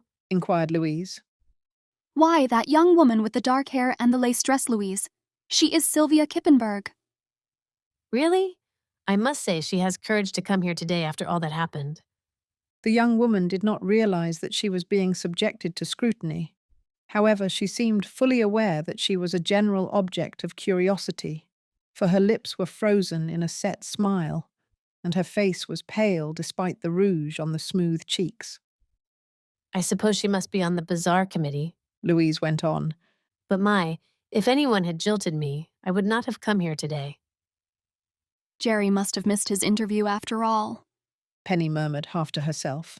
Jerry? Yes, Dad assigned him to the Kippenberg story. I suppose he drove to Corbin today in the hope of seeing Miss Sylvia. And she may have come here just to escape reporters. For 2 cents, I'd try to interview her myself, Penny said. Do you think she would talk with you? Not if she realizes I am a reporter, but at least I can try. Don't create a scene whatever you do, Louise warned uneasily. Not that I would mind, but Aunt Lucinda would die of mortification. I'll try to be careful, Penny promised. She sauntered forward, gradually working toward the table where the young woman served. Selecting an article at random from the display, she inquired its price. $10, Miss Kippenberg answered mechanically. Penny loitered at the table until 2 elderly women had moved on. She was now alone with Sylvia Kippenberg. She would have no better opportunity to speak with her. Miss Kippenberg, she began. Yes? The young woman really gazed at the girl for the first time. Penny saw that her eyelids were red and swollen from recent tears. I should like to talk with you alone, please. Do I know your name? Miss Kippenberg asked coldly. Penny Parker. Parker, the young woman repeated, and her eyes hardened. Oh yes, you are the girl who came to our place yesterday with that photographer, and you telephoned again this morning. Yes, Penny admitted reluctantly. But the young woman did not allow her to finish. I'll not talk with you or any other reporter. You have no right to come here and annoy me. Please, I'm not really a reporter, Miss Kippenberg. I have something to show you. Miss Kippenberg had closed her ears to Penny's words. She turned abruptly and fled in the direction of the powder room. Penny hesitated, remembering her promise to create no scene. Still, she could not allow Miss Kippenberg to elude her so easily.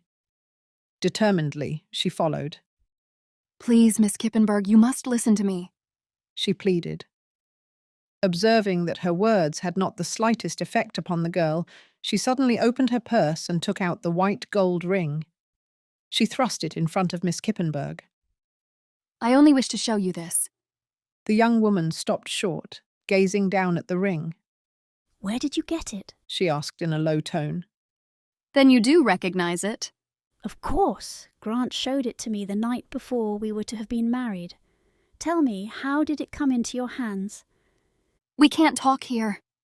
Miss Kippenberg glanced quickly about, and observing that many eyes were focused upon them, led the girl into the deserted powder room. They sat down on a sofa in a secluded corner. I didn't mean to be so rude before, Miss Kippenberg apologized.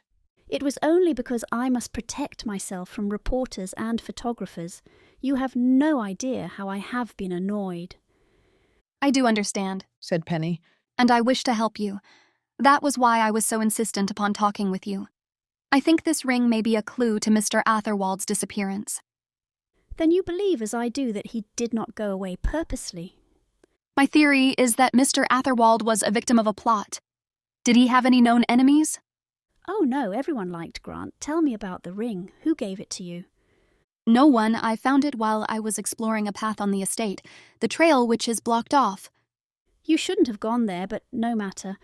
Just where did you pick up the ring? I found it near the lily pool.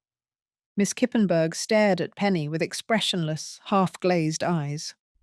Oh, she murmured. Her head dropped low, her body sagged, and she slumped down on the sofa in a faint. Chapter 10. a thrown stone.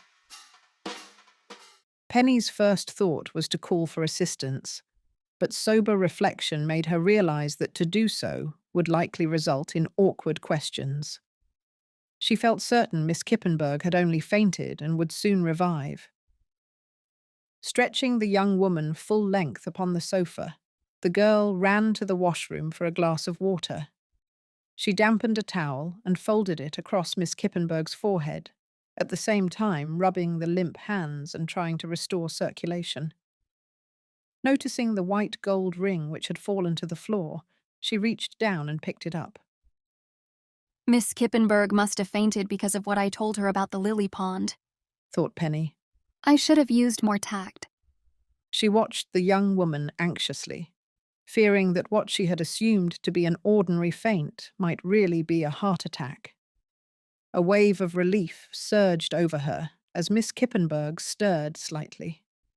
Her long, dark eyelashes fluttered open, and she stared blankly about her. Where am I? She asked, moistening her dry lips. Here, drink this, Penny urged, offering the glass of water. You'll feel much better in a few minutes. Now I remember, Miss Kippenberg murmured. You were saying... Don't think about that now. Just lie still and relax. Miss Kippenberg did not try to speak again for some little time. Then, despite Penny's protests, she raised herself to a sitting position. I feel quite all right now, she insisted. How stupid of me to faint. I am afraid I was very tactless. On the contrary, our conversation had nothing to do with it. I thought... It was the heat, Miss Kippenberg insisted. I had a sunstroke once, and since then I can't bear even an overheated room. But it really isn't very warm in here, protested Penny. I don't notice it at all. You might not, but I am very sensitive to it. Well, I'm glad your faint wasn't caused by anything I said, Penny declared, although she continued to regard the young woman dubiously. I thought you seemed shocked by what I told you about the ring. You were saying that you picked it up near the lily pond? Miss Kippenberg questioned in a low tone. Yeah, replied Penny, watching her closely. I wish I knew the exact place. If we could go to your estate together, I could show you, Penny said eagerly. Miss Kippenberg hesitated in her reply, obviously still prejudiced against the girl because of her connection with the Riverview Star. Very well, she agreed. Will you please ask that my car be sent to the door? Gladly, said Penny, trying not to show her jubilance. Leaving Miss Kippenberg in the powder room, she returned to the main hall. Louise separated from the crowd and hurried to meet her. Oh, Penny, I saw you go off with Miss Kippenberg, she began. Would she talk with you? She did, answered Penny. And now I'm going with her to the estate. But Aunt Lucinda expects to start home in a few minutes, protested Louise. How long will you be gone? I haven't the slightest idea. If I'm not back here by the time you are ready to leave, don't wait for me. But how will you get home? Oh, I'll find a way. The important thing now is to learn everything I can from Miss Kippenberg. She's in a mood to talk. I'd love to visit the estate, Louise said wistfully. I wish I could take you, Penny told her sincerely. But I don't see how I can this time. Of course not, Penny. It would be very foolish of you to try. You might lose your own chance to gain an exclusive news story. Will you explain to your aunt about my sudden disappearance? Yes, she'll understand, Louise replied. We'll wait here for you at least an hour. Penny left a call for Miss Kippenberg's car and then went back to the powder room. The young woman walked a bit unsteadily, even with aid. However, no one paid attention to them as they crossed the main hall and made their way to the waiting automobile. With Penny and Miss Kippenberg as passengers, the big limousine rolled away from the clubhouse and sped toward Corbin. During the ride, the young woman scarcely spoke. She sat with her head against the cushion, eyes half closed. As they came within view of the drawbridge, she made an effort to arouse herself.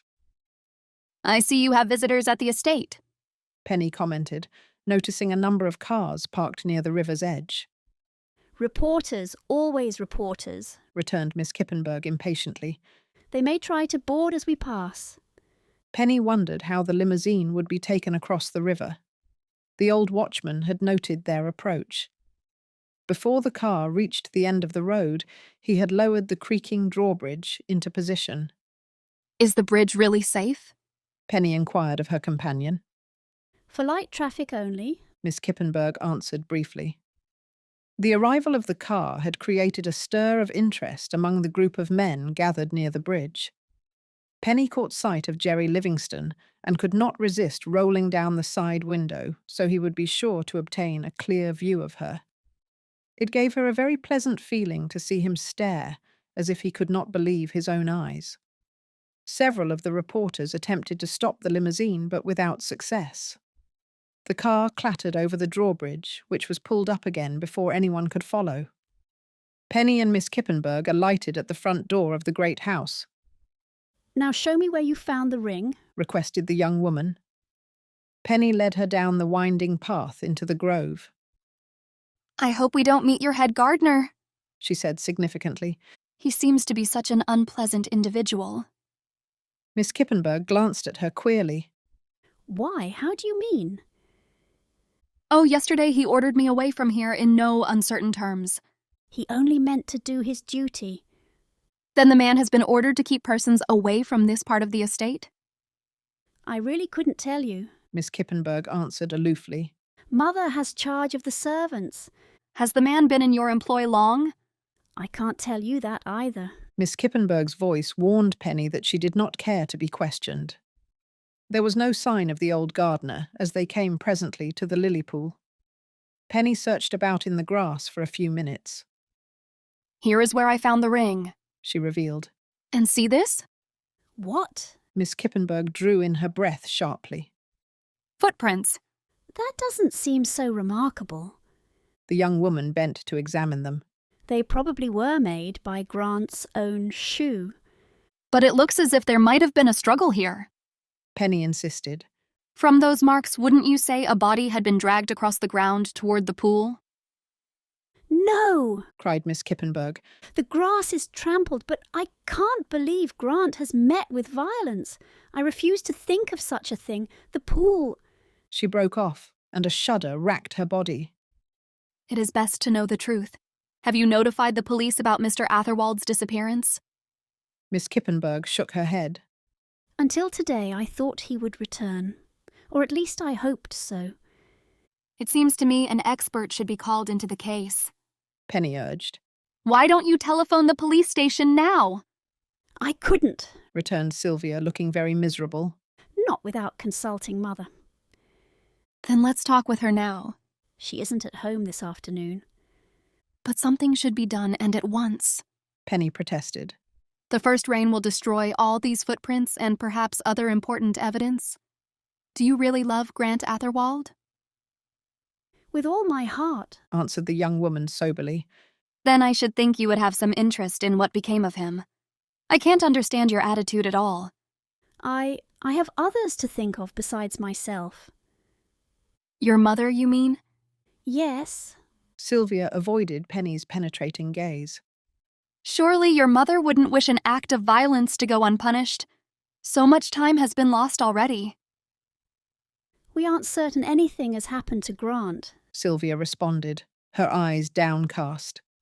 If we should bring the police into the case, and then it turns out that he has merely gone away to some other city, I'd be held up to ridicule once more. It seems to me you are taking a most foolish attitude.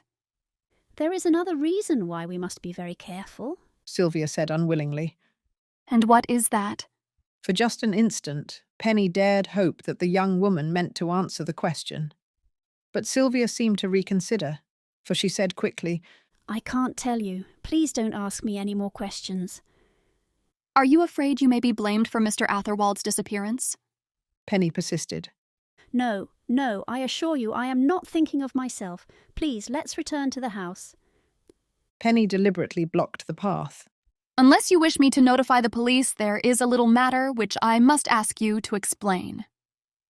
Reaching down, She picked up a small stone and hurled it into the lily pond. As the ripples died away, they both observed a convulsive movement of the water, a churning which had no relation to the missile thrown.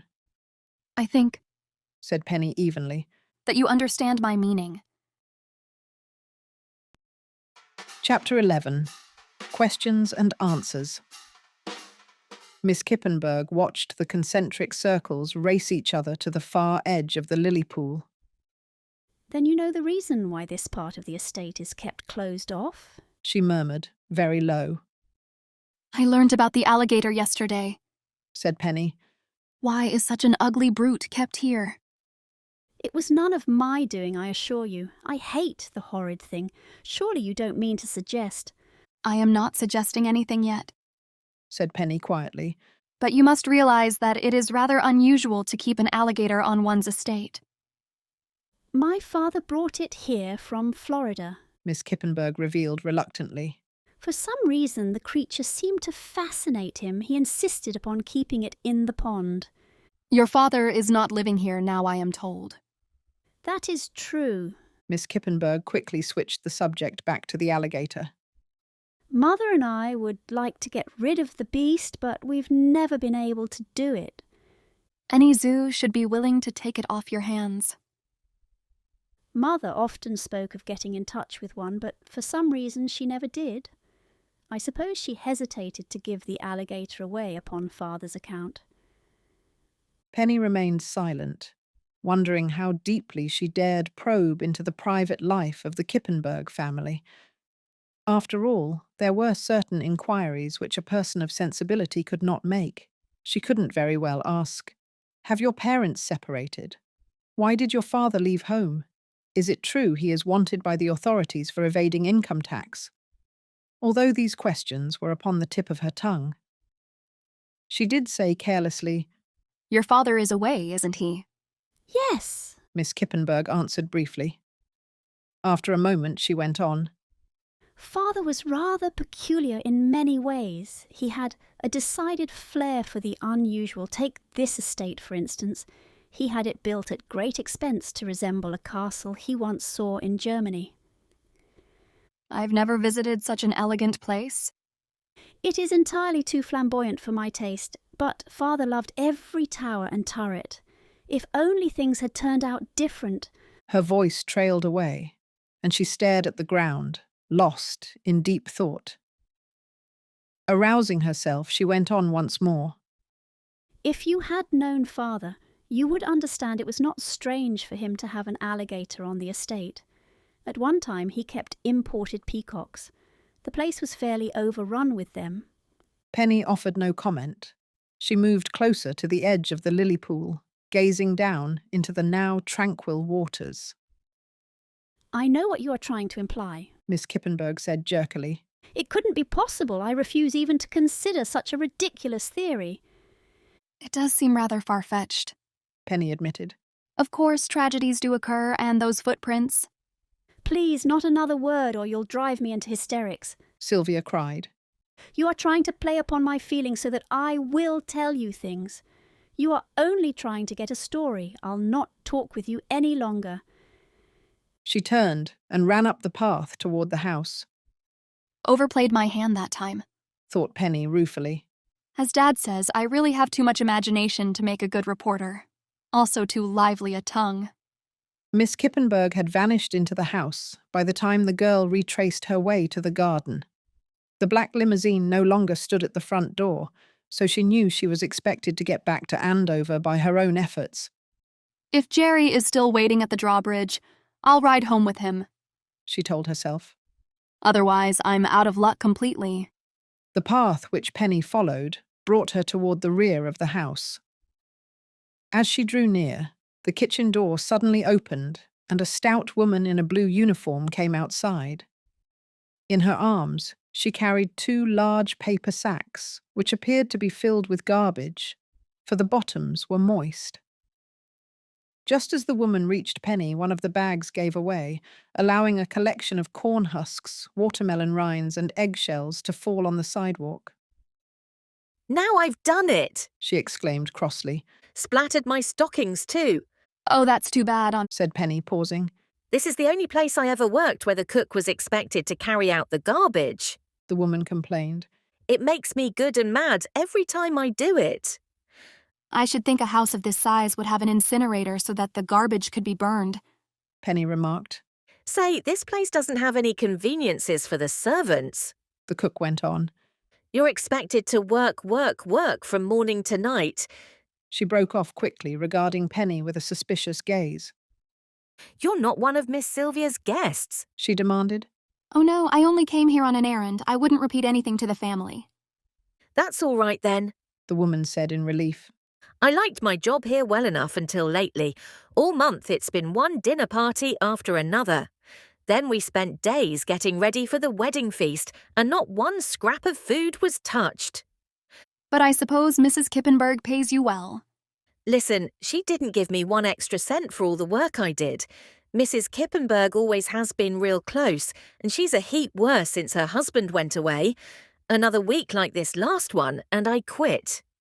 Well, I can't say I blame you, Penny said, leading the woman on. I suppose Miss Sylvia is as overbearing as her mother. Oh, Miss Sylvia is all right. As sweet a girl as you'll find anywhere. I felt mighty sorry for her when that no-account man threw her over. Penny knew by this time that she must be talking with Mrs. Latch, for the footman had mentioned the cook's name. As the woman walked on with her bundles of garbage, she fell into step with her. It was strange about Mr. Atherwald's disappearance, she remarked. I hear he came to the house and then went away just before the wedding. I can tell you about that, replied Mrs. Latch with an important air. Yesterday morning, a boy came to the back door with a letter for Mr. Atherwald. It's my opinion he sent it to himself. Didn't the boy tell you where he had obtained the letter? He said it was given to him by one of Mr. Atherwald's friends, a man in a boat. Oh, I see, said Penny, making a mental note of the information. Realizing that the cook had told everything she knew about the matter, she quickly switched the subject. By the way, who is the head gardener here? Do you mean Peter Henderson? A fairly old man, described Penny. Grey hair, stooped shoulders, and, I might add, an unpleasant manner. I guess that's Peter. He's not much of a gardener in my opinion, and he feels too high and mighty to associate with the other servants. He doesn't even stay here nights. Is he a new man? Mrs. Kippenberg hired him only 3 days before the wedding. I don't think he's done a lick of honest work since he came here. And Mrs. Kippenberg doesn't mind. She's been too busy and bothered to pay any attention to him, the cook declared. But she always has time to boss me. I tell you, if dishes aren't prepared perfectly, she raves. No wonder Mr. Kippenberg was forced to leave home, Penny interposed slyly. You can't blame him for running away from a violent temper. Oh, the Kippenbergs never had any trouble, Mrs. Latch corrected. Mr. Kippenberg would just laugh and not say a word when she jumped on him. They were never heard to quarrel. Then it seems odd that he went away. Yes, it does, agreed the cook, frowning. I never did understand it. And then the way Mrs. Kippenberg changed all the servants. You mean after Mr. Kippenberg went away? She fired everyone except me. I guess she knew she couldn't get another cook half as good if she let me go. Right away I struck for more money, and she gave it to me without a whimper. But since then, she works me like a dog. Mrs. Latch clattered the lid of the garbage can into place and turned toward the house. But as Penny once more fell into step with her, she paused and regarded the girl with sudden suspicion. Say, why am I telling you all this anyway? Who are you? You're not one of those sneaking reporters. Do I look like a reporter? Countered Penny. Well, no, you don't, admitted Mrs. Latch. But you're as inquisitive as one.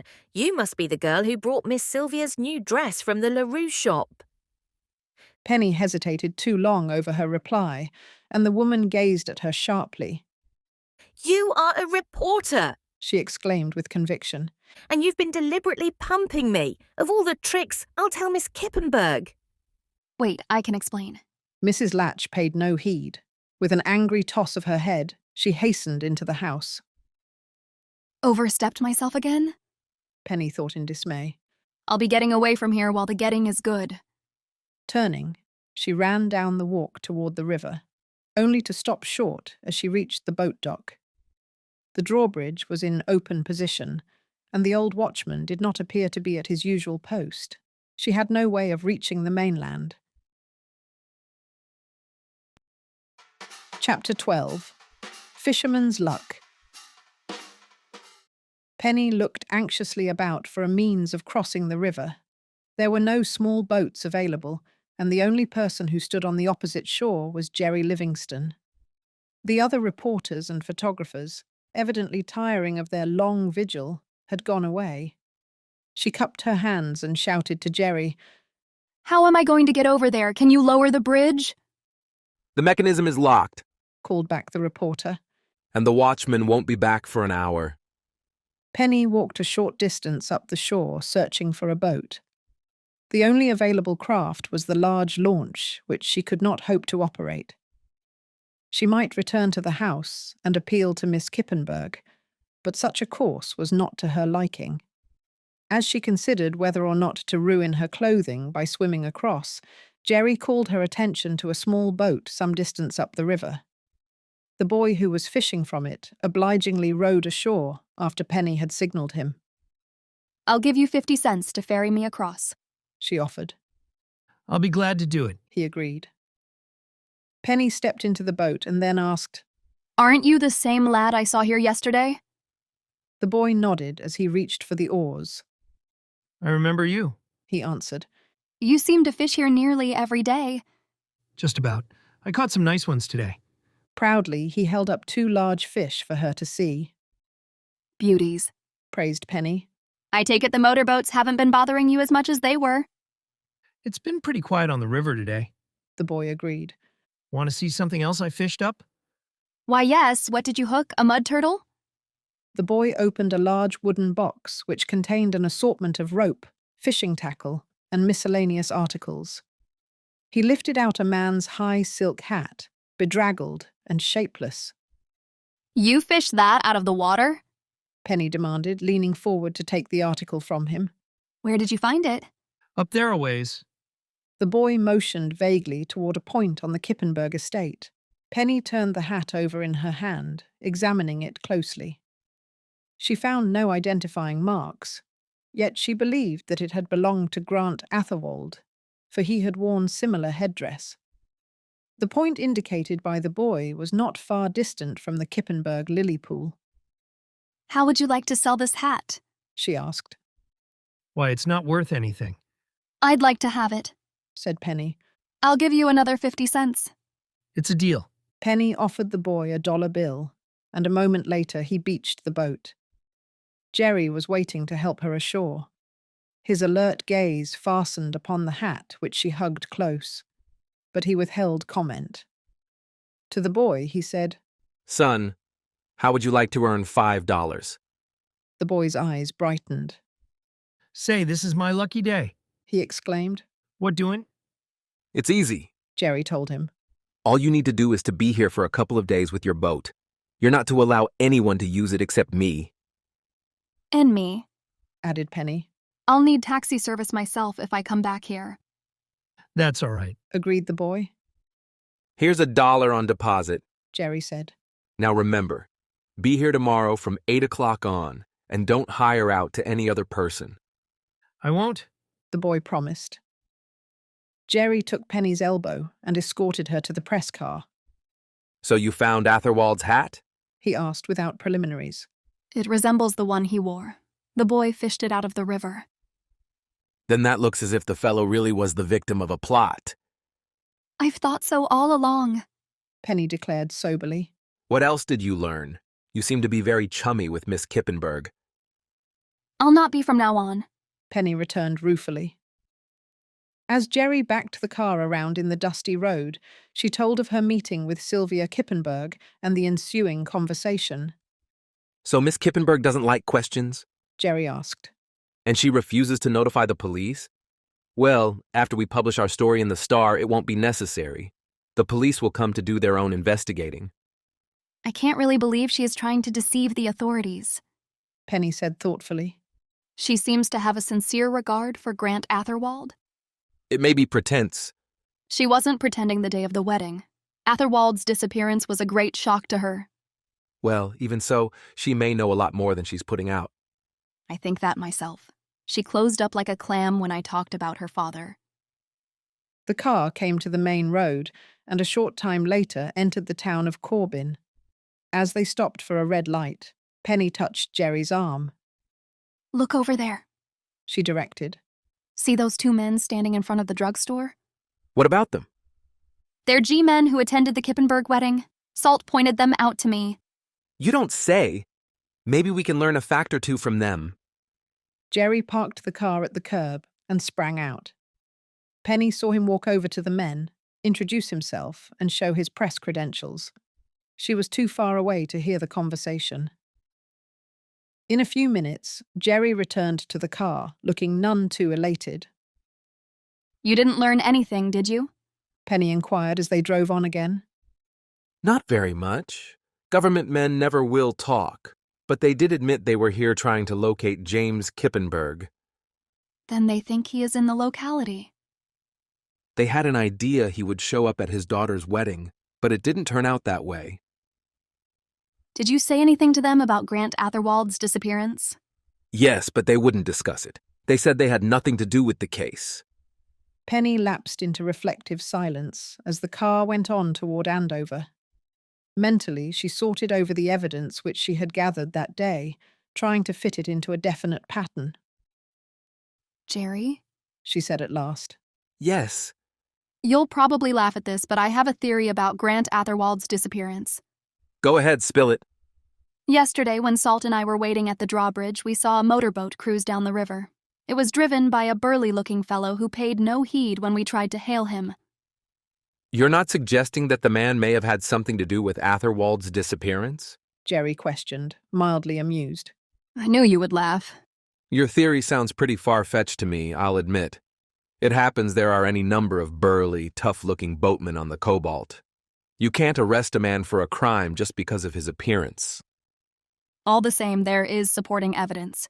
Mrs. Latch told me that Atherwald's note had been handed to her by a boy, who in turn received it from someone in a boat. Boats are rather common, too. Your theory is interesting, but that's all I can say for it. All right, said Penny. I was about to tell you another idea of mine. Now I won't do it. No amount of coaxing could induce her to reveal her thought, and the remainder of the drive to Andover was made in silence. It was well after 5:30 when the car finally drew up in front of the City Club. Penny was not surprised to find the doors locked and no sign of Louise or Miss Frome. I thought they would go home without me, she said to Jerry. I only wanted to make certain. For many miles, the road led through pleasant countryside and then swung back toward the Cobalt River. The sun had dropped below the horizon by the time the automobile sped through the town of Claxton. 30 miles still to go, Jerry sighed. I'm getting hungry. 2 souls with but a single thought, remarked Penny. Directly ahead, they noticed an electric sign which drew attention to a roadside gasoline station with an adjoining restaurant. Jerry eased on the brake. How about it, Penny? Shall we invest a few nickels? I could do with a sandwich. Penny agreed. Several, in fact. Not until Jerry had parked the car did they notice the dilapidated condition of the building.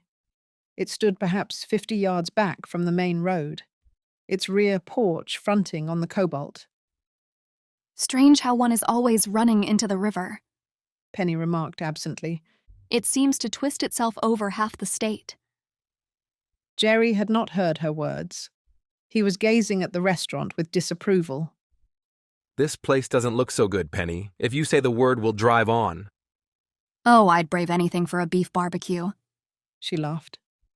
Through the screen door, they caught a discouraging glimpse of the cafe's interior. Dingy walls, cigarette smoke, a group of rough-looking men seated on stools at the counter. Upon the threshold, Penny hesitated, losing courage. Let's not go in, Jerry grunted in an undertone. They'll probably serve cockroaches in the sandwiches. Penny half turned away from the door, only to stop short. Her attention focused upon two men who were sitting at the far end of the cafe, drinking coffee from heavy mugs. In the indistinct light, she could not be absolutely sure. Yet she was instantly convinced that the heavy-set fellow in shirt sleeves was the same boatman who had been seen near the Kippenberg estate. To Jerry's surprise, Penny resisted the tug of his arm as he sought to lead her toward the car. This place isn't half bad, she said. Let's try it and see what happens. Boldly, she reached for the knob of the screen door and entered the cafe. Chapter 13. 2 Men and a Boat. Penny ignored several empty tables at the front of the dreary restaurant and selected one not far from where the 2 men sat. As they glanced at her with insolent, appraising eyes, her pulse quickened. She was almost certain that the heavy-set man was the same fellow she had noticed near the Kippenberg estate. A waiter in a soiled white apron shuffled up to take their order. Hot roast beef sandwich and coffee, said Jerry. with plenty of cream. Make mine the same, added Penny without looking at the menu. All her attention centered upon the 2 men who were now talking together in low tones. After the first glance, they had taken no interest in her and were unaware of her scrutiny. The heavy-set man bent nearer his companion and with the point of his knife drew a pattern on the tablecloth. "What do you think of this route, Joe?" he asked. Too risky. The other muttered. Once we start, we got to make a quick shoot to the sea. "Any way we take, we might run into trouble. I wish we had never agreed to do the job." You and me both. "Dietz ain't to be trusted," the heavy-set man said, and his shaggy eyebrows drew together in a scowl. "He's thinking first and last of his own skin. We gotta watch him. And the girl, too. She's a dumb one and plenty apt to talk if the going gets rough." Penny lost the remainder of the conversation as Jerry spoke to her. We couldn't have picked a worse place, he complained. Look at all the breakfast egg on the tablecloth. I'm in favor of walking out even now. I'm not, replied Penny. Say, what's got into you anyway? Jerry demanded. You're acting mighty funny. Notice those 2 men at the last table, she indicated. What about them? See that heavy-set fellow with the tattooed anchor on his arm? Well, I'm satisfied he is the same boatman who cruised near the Kippenberg estate yesterday afternoon. It might be, Jerry agreed, unimpressed. The cobalt is only a stone's throw away, and this place seems to be frequented by rivermen. You didn't hear what they were saying? Whispered Penny. Listen. Jerry immediately fell silent, centering his attention upon the 2 men. But by this time they had lowered their voices so that only an occasional word could be distinguished. What were they saying anyway? Jerry asked curiously. Before Penny could answer, the proprietor came from the kitchen bearing 2 plates of food which he set down before them. The sandwiches were covered with a dark brown, watery gravy. Potatoes bore a heavy coating of grease, and the coffee looked weak. Anything more? The man inquired indifferently. That's all, Jerry replied with emphasis. In fact, it's too much.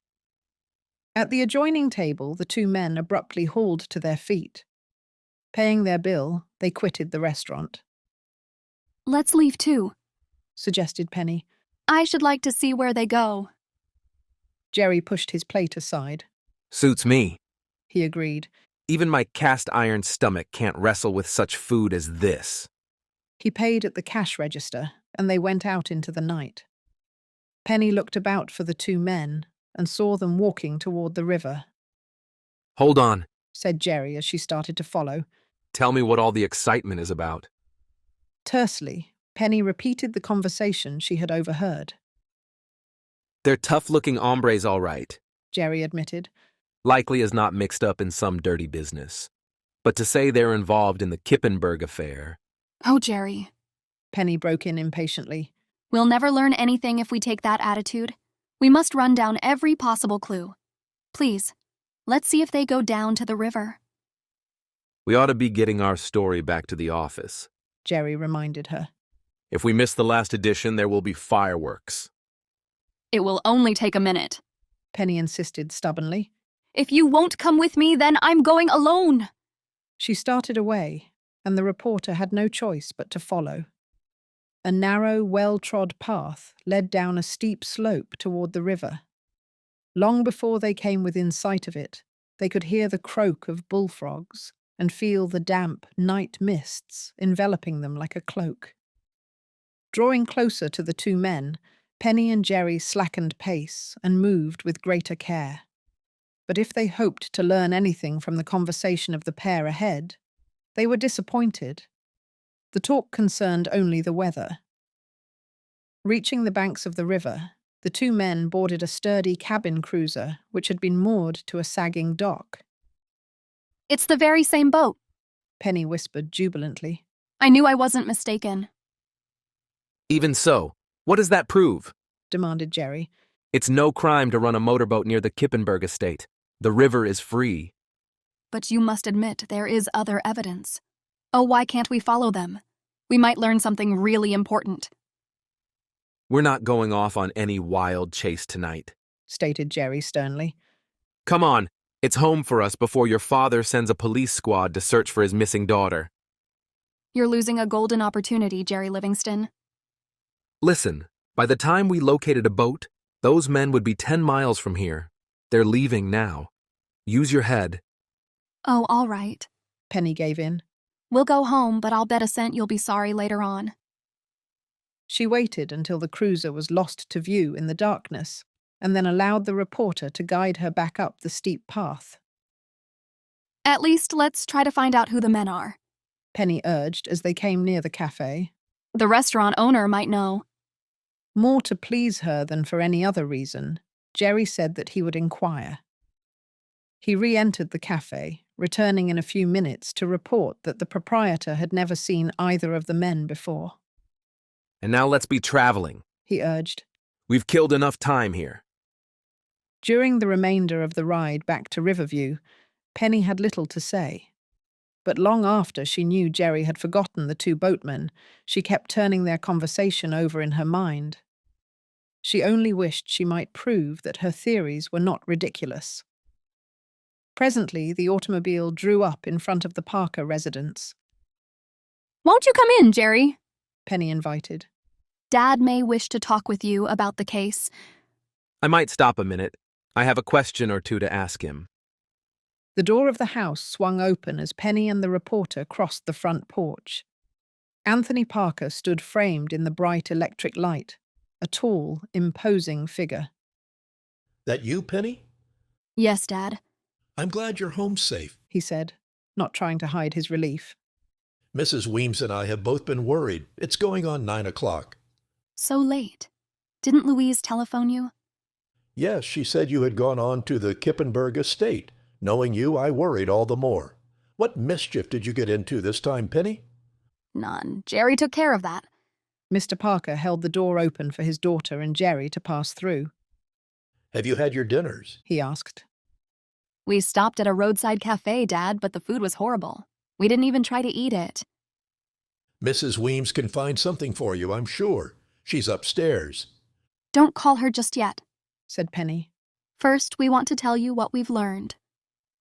Mr. Parker listened attentively as Penny gave a detailed account of her visit to the estate, the finding of the silk hat, and finally of her encounter with the two boatmen at the river cafe. I might have learned a lot more if only Jerry hadn't played grandmother, she said crossly. He refused to follow the boat down the river, said it would only be a wild chase. Jerry, I'm glad you had willpower enough to overrule her, declared Mr. Parker. The possibility of those men being connected with the Atherwald case seems very vague to me. Dad, you should have heard what they were saying. The one man drew a design on the tablecloth and asked his companion what he thought of the route. They talked about a quick getaway to the sea. The men may have been fugitives, Mr. Parker commented. But even that isn't very likely. They spoke of being uneasy about a certain job they had agreed to do. Penny went on earnestly. They mentioned a girl and said that a fellow named Dietz would bear watching. Mr. Parker leaned forward in his chair. Dietz? He questioned. Are you certain that was the name? Yes, I heard it clearly. I don't see how there could be any connection, Mr. Parker mused. And yet... Where did you hear the name before, Dad? Penny asked, all eagerness. Well, DeWitt has been digging up all the facts he can about James Kippenberg. As it happens, the man once had a business associate named Aaron Dietz who was dismissed because of alleged dishonesty. Then there must be a relationship. Penny cried. She whirled triumphantly to face the crestfallen reporter. You see, Mr. Jerry Livingston, my theory wasn't so crazy after all. Now, aren't you sorry? Chapter 14. The Stone Tower. Louise Seidel was washing the breakfast dishes when Penny walked boldly in at the back door. Don't you ever answer doorbells, Lou? She demanded. I stood around front for half an hour, ringing and ringing. Why, hello, Penny. I didn't hear you at all. Apologized Louise. The radio is on too loud. I see you reached home last night. Penny picked up a towel and began to dry dishes. Oh, yes, and did I have a day? What happened after you left Andover? It's a long story, so I'll begin at the end. Last night, coming home with Jerry, we stopped at a cafe along the river. Guess whom we saw? Knowing your luck, I'd say Charlie Chaplin or maybe the Queen of England. This particular cafe wasn't quite their speed, Lou. Jerry and I saw that same boatman I told you about. The fellow you saw cruising about the Kippenberg estate? What's so remarkable about that? It just happens I've dug up other evidence to show he may know something about Grant Atherwald's disappearance. Penny revealed proudly. Jerry and I overheard a conversation. It seems this man and a companion of his are mixed up with another fellow named Aaron Dietz. Which doesn't make sense to me, complained Louise, scrubbing hard at a sticky plate. Aaron Dietz was a former associate of James Kippenberg. Dad said he probably knew more about the Kippenberg financial affairs than any other person. Oh, I tell you, Jerry feels pretty sick because we didn't follow the men last night. Dad assigned him to try to pick up the trail today. He's chartered a motorboat and will patrol the river. If you don't mind, said Louise patiently, I'd like to hear the first part of the story now. Then I might know what this is all about. Talking as fast as she could, Penny related everything which had happened since she had taken leave of her chum at Andover. Which brings me to the point of my visit. She ended her tale. How about going out there with me this morning? To the Kippenberg estate? Louise asked eagerly. Yes, we may not be able to get across the river, but I mean to try. You know I'm wild to visit the place, Penny. How soon can you start? Just as soon as these stupid dishes are done, and I ought to change my dress. Wear something dark which won't attract attention in the bushes, advised Penny. Now get to working on yourself while I finish the dishes. Louise dropped the dishcloth and hurried upstairs. When she returned 10 minutes later, her chum was swishing the last of the soap suds down the sink drain. Another 5 minutes, and they were in Penny's battered car, speeding toward Corbin. The sun rode high in the sky by the time they came within view of the drawbridge. Noticing that a press car from a rival newspaper was parked at the end of the road, Penny drew up some distance away.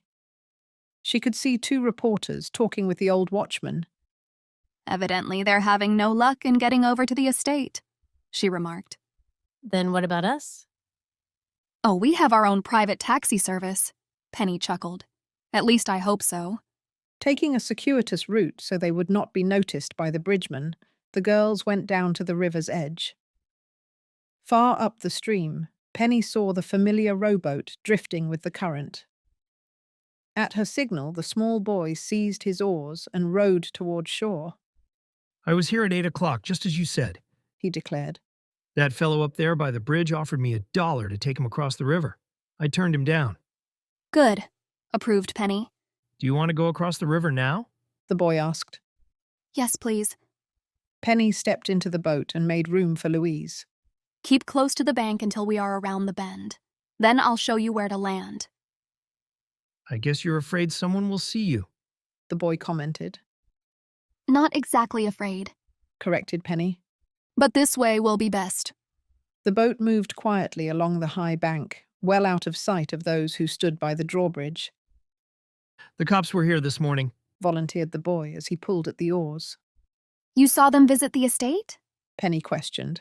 Sure, there were 4 of them. They drove up in a police car and they made old Thorndyke let the bridge down so they could go across. Are the policemen at the estate now? No, they left again in about an hour. What do you suppose they wanted over there? Well, now, I couldn't guess. Replied Penny. Like as not, they only wish to ask a few questions. Are the Kippenbergs at home? I saw Mrs. Kippenberg drive away right after the police left. And her daughter? I guess she must be still there. Anyway, she wasn't in the car. The boat rounded the bend, and Penny pointed out a place on the opposite shore where she wished to land. Shall I wait for you? The boy asked as the girls stepped from the craft. Yes, but not here, directed Penny. You might row back to the opposite shore and keep watch from there. We ought to be ready to leave within at least an hour. The rooftop of the Kippenberg house could be seen towering above the tall trees. But as the two girls plunged into the bushes which grew thickly along the shore, they lost sight of it entirely. I hope, said Louise uneasily, that you know where you are going. It would be easy to lose oneself in this jungle. Oh, I have my directions straight. We should come out near the lily pool at any minute. What do you hope to gain by coming here, Penny? Louise inquired abruptly. I thought I would try to talk with Miss Kippenberg again. There's an important question I forgot to ask her yesterday. Then I wanted to show you the estate, especially the lily pond. Is there anything unusual about it? I'll let you be the judge, Penny answered. We're almost there now. They came in a moment to a path which made walking much easier. Penny went in advance of her chum. Suddenly, she halted. See what is ahead, Lou? I never saw that thing before. She stepped to one side so that Louise might see the tall stone tower which loomed up against a background of scarlet maples. How curious, murmured Louise. This isn't the only queer thing I've found on the estate. What purpose could the tower have? Speculated Louise. Decoration, perhaps, replied Penny, moving forward again. Or it might have been built for a prison. Listen, you have too many different theories about Grant Atherwald, laughed Louise. Why don't you get one and stick to it? My mind is always open to new possibilities and impressions. I'll say it is, agreed Louise. I suppose you think Mrs. Kippenberg is keeping young Atherwald a prisoner in yonder tower? Well, no, but you must admit it would make a lovely one. So romantic. Are you trying to kid me? Louise demanded. Penny smiled broadly as she stared up at the tower, which rose perhaps 12 feet. Like every other building on the estate, it had been built to resist the ages. High above her head, a circular window had been cut in the wall, and there was a heavy oaken door. Reaching for the knob, Penny turned it. Then she pressed her shoulder against the door and pushed with her entire strength. Locked, she announced. Then we won't learn what is inside after all. Yes, we will, declared Penny. You lift me up and I'll peep in the window. You only weigh a ton, complained Louise. She obligingly raised Penny up as high as she could. Look fast, she panted. What do you see? Not much of anything. I can't hold you forever, Louise said, and released her hold. Didn't you see anything at all? Just a lot of machinery. Tools, you mean? No, an electric motor and something which looked like it might be a pump. Oh, I get it now. Get what? Demanded Louise. Why, the idea of this tower, it must be used as a pump house. I wondered how the lily pool was ever drained, and this must be the answer. You didn't see any prisoners chained inside? Louise teased. Not one. Well, let's be getting on to the lily pond. It must be somewhere close. Louise could not understand why her chum was so determined that she should see the pool. But since Penny seldom did anything without a purpose, she speculated upon what might be in store. She knew from the girl's manner that certain facts had been withheld deliberately to make this visit the more impressive. Here we are, said Penny as they came to the clearing. What do you think of it? Louise was aware of a deep sense of disappointment as she gazed at the lily pool. I really don't see anything so remarkable about it, Penny. This was the place where I found the wedding ring, and there were footprints indicating that a struggle probably took place. I read all that in the paper, Louise said. From the hints you've been passing out, I thought you brought me here to show me something mysterious. Go close to the pool.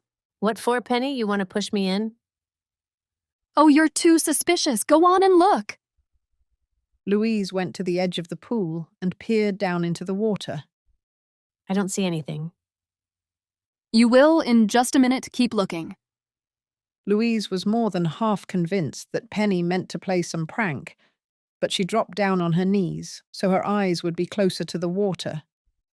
Why, I do see some large object on the floor of the tank, she exclaimed after a moment. What is it, Penny? An alligator! Louise gave a smothered scream and drew back from the pool's edge. I might have fallen in. You ought to be ashamed of yourself. I only wanted you to get a nice thrill. Penny grinned. Pretty fellow, isn't he? I didn't really see him, Louise admitted. Overcoming her fear, she again leaned over the edge of the pool, but with great caution. This time she could make out the alligator's form distinctly. Horrible, she shuddered. I wish you hadn't brought me. Her words ended in a little wail as a tiny object splashed into the water directly beneath her. My Cameo Pin, she cried. Oh, Penny, it slipped from my dress and now it's gone. Chapter 15.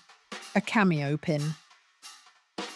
In dismay, the two girls watched the trinket settle slowly to the bottom of the pool. Oh, my beautiful pin, moaned Louise. Aunt Lucinda gave it to me for my birthday.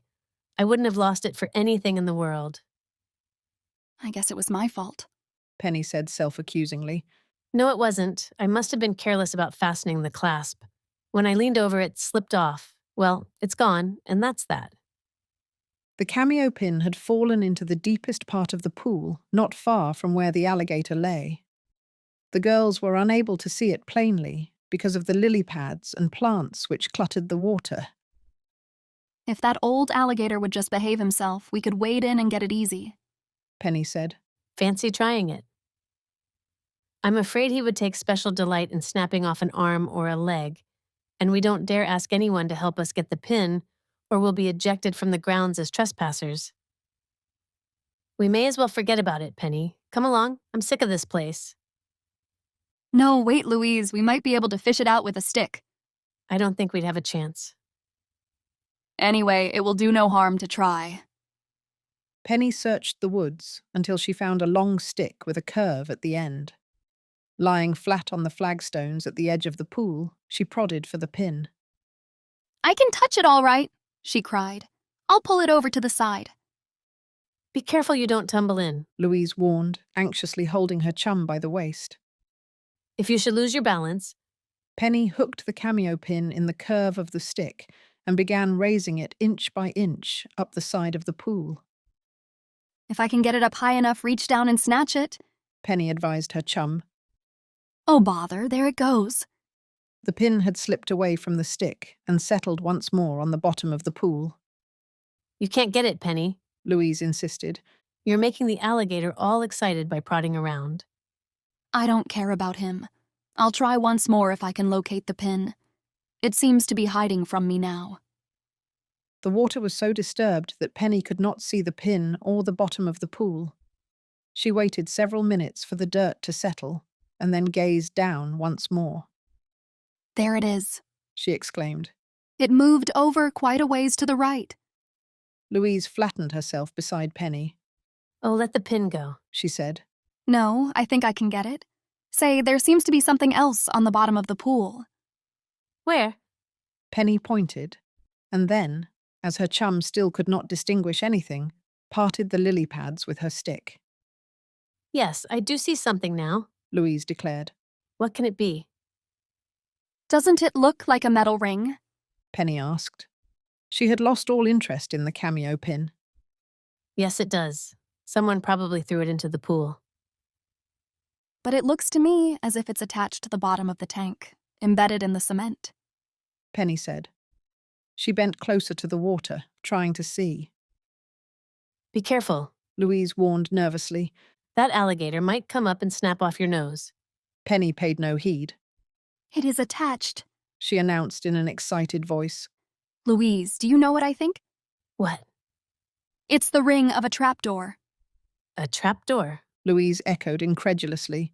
You can see for yourself that it's an iron ring. It does look a little like one from here, Louise admitted. But whoever heard of a trapdoor in a lily pool? No one but you would even think of such a thing. It doesn't make sense. Does anything on this estate make sense? The ring might have something to do with draining the pool, Louise said, without replying to her chum's question. I suppose a section of the pool could be lifted up and removed, but I'd never call it a trapdoor. I wish we could tell for sure what it is.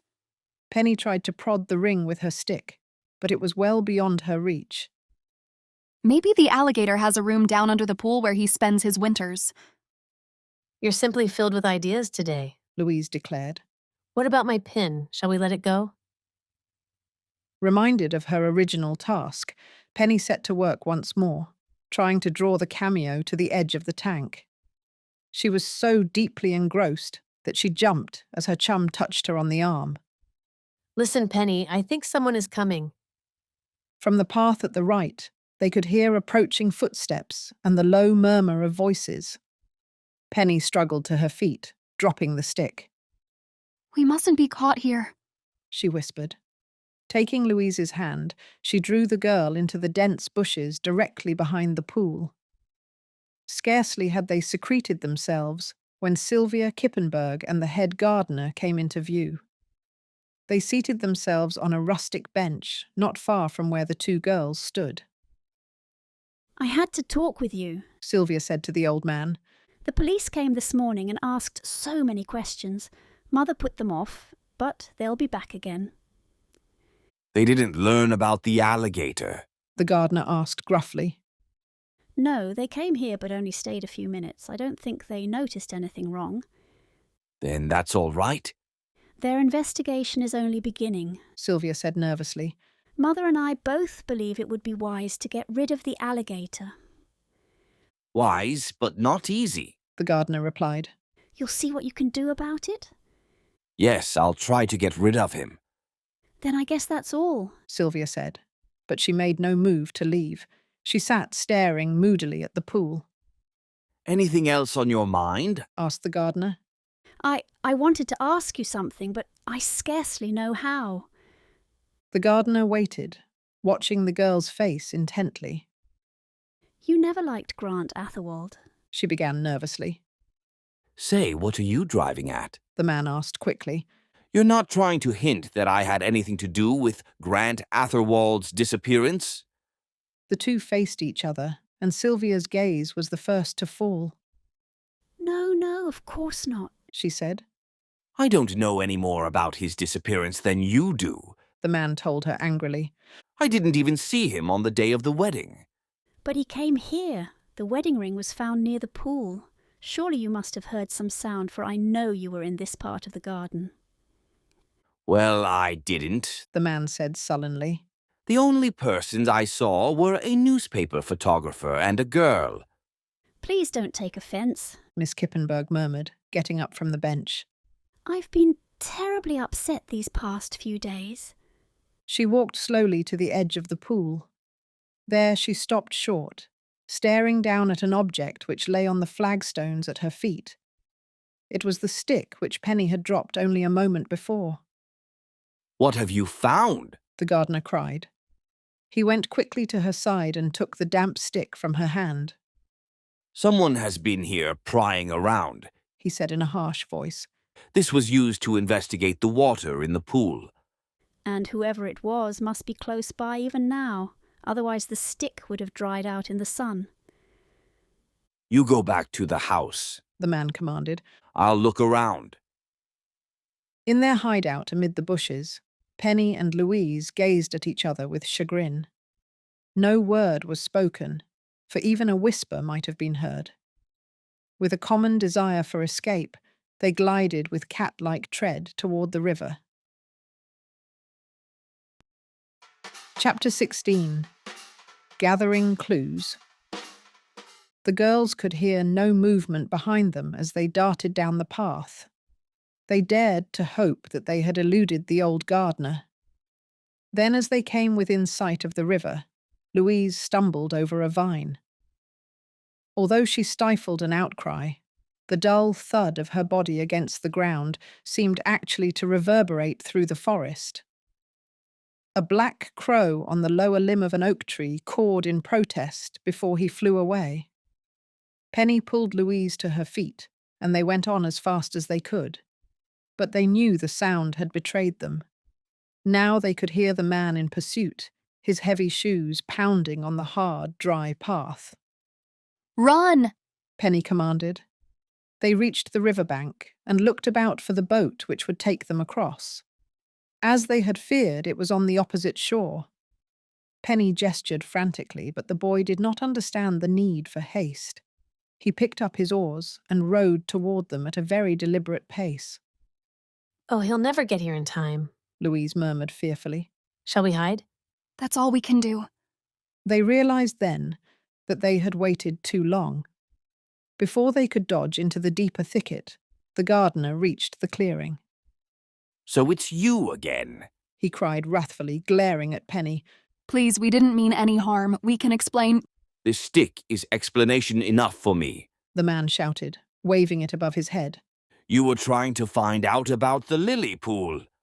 "We were only trying to get a pin which I dropped into the water," Louise said, backing a step away. "I don't believe you," the man snapped. "You can't fool me. I know why you came here, and you'll pay for your folly. You'll never take the secret away with you."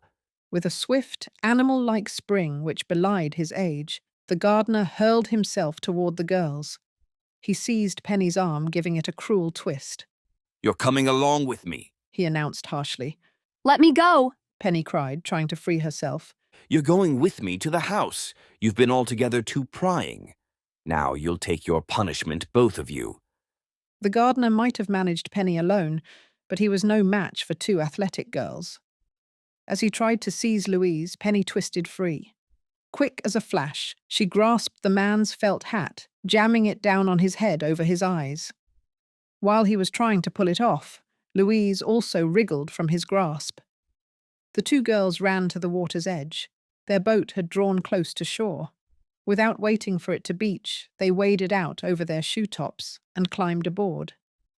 "Don't either of you ever come here again," the gardener hurled after them. "If you do—" The rest of the threat was carried away by the wind. However, Penny could not resist waving her hand and calling back, "Bye-bye, old-timer. We'll be seeing you." What's the matter with that man anyhow? asked the boy who rowed the boat. Didn't he want you on the estate? "On the contrary, he invited us to remain, and we declined," grinned Penny. "Just temperament, that's all. He can't make up his mind which way he would like to have it."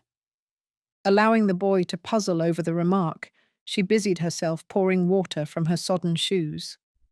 The visit to the estate had not turned out at all as she had planned. She had failed to talk with Miss Kippenberg, and it was almost certain that from now on, servants would keep a much closer watch for intruders. The only vital information she had gleaned resulted from overhearing the conversation between Sylvia Kippenberg and the gardener. "She talked with him as if they were well acquainted," mused Penny. "Miss Kippenberg must have thought he knew more about Grant Atherwald's disappearance than he would tell, and she seems to be afraid the law will ask too many questions. Otherwise, she wouldn't have suggested getting rid of the alligator." One additional observation Penny had made, but she decided not to speak of it until she and Louise were alone. The boat reached shore and the two girls stepped out on the muddy bank. "Will you need me again?" inquired the boy. "I may," said Penny. "and I can't tell you exactly when. Where do you keep your boat?" "Up the river just beyond that crooked maple tree. I hide it in the bushes, and I keep the oars inside a hollow log close by. You won't have any trouble finding it." Penny and Louise said goodbye to the lad and scrambled up the bank. "I'm sure I'll not be going back to that place," the latter declared emphatically. "I just wonder what would have happened if we hadn't broken away." "We might have been locked up in the stone tower." Penny laughed. "Then another one of my theories would have proven itself." "Oh, you and your theories. You can't make me believe that gardener didn't mean to harm us. He was a very sinister character." "Sinister is a strong word, Lou, but I'll agree he's not any ordinary gardener. Either he's been hired by the Kippenberg family for a very special purpose, or else he's gained their confidence and means to bend them to his own ends." His own ends. Why, Penny, what do you mean? Have you learned something you haven't told me? Only this. I'm satisfied old Peter is no gardener. He's wearing a disguise. Well, what won't you think of next? You've been reading too many detective stories, Penny Parker. Have I? Then there's no need to tell you. Yes, there is. Louise cut in. Your ideas are pretty imaginative, but I like to hear them anyway. Considerate of you, old thing. Penny drawled in her best imitation of an English accent. You don't deserve to be told after that crack, but I'll do it anyhow. When I pulled the gardener's hat down over his eyes, I felt something slip. Maybe it was his skin peeling off.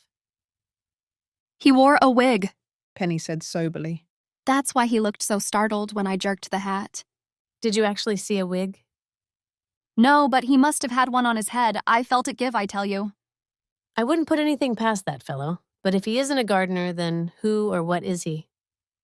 I don't know, but I intend to do some intensive investigation. Just how, may I ask? Penny gazed speculatively toward the drawbridge, noting that the old watchman had been deserted by the group of reporters. He sat alone, legs crossed, his camp stool propped against the side of the gear house. Let's talk with him, Lou. He might be able to tell us something about the different employees of the estate. They walked over to where the old man sat, greeting him with their most pleasant smiles. Good morning, said Penny. The old man finished lighting his pipe before he deigned to notice them. Good morning, repeated Penny. Morning, said the watchman. He looked the two girls over appraisingly and added, Ain't you children a long ways off from your ma's? The remark both startled and offended Penny, but instantly she divined that the old fellow's memory was short and his eyesight poor. He had failed to recognize her in everyday clothes. Oh, we're just out for a hike, she answered. You see, we get tired of all the ordinary places, so we thought we would walk by here. We're interested in your bridge, added Louise. We just love bridges. This one ain't so good anymore, the old man said disparagingly. Doesn't it get lonely here? Ventured Louise. Sitting here all day long? It did at first, miss, but I got used to it. Anyway, it beats leaning on a shovel for the government. I got a little garden over yonder a ways.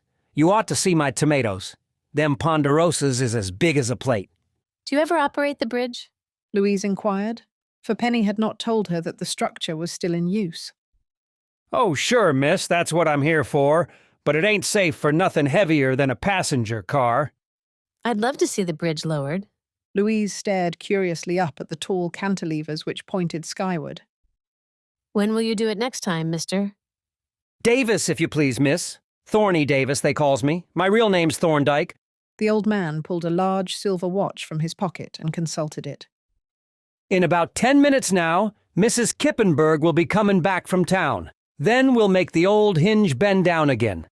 Let's wait, said Louise.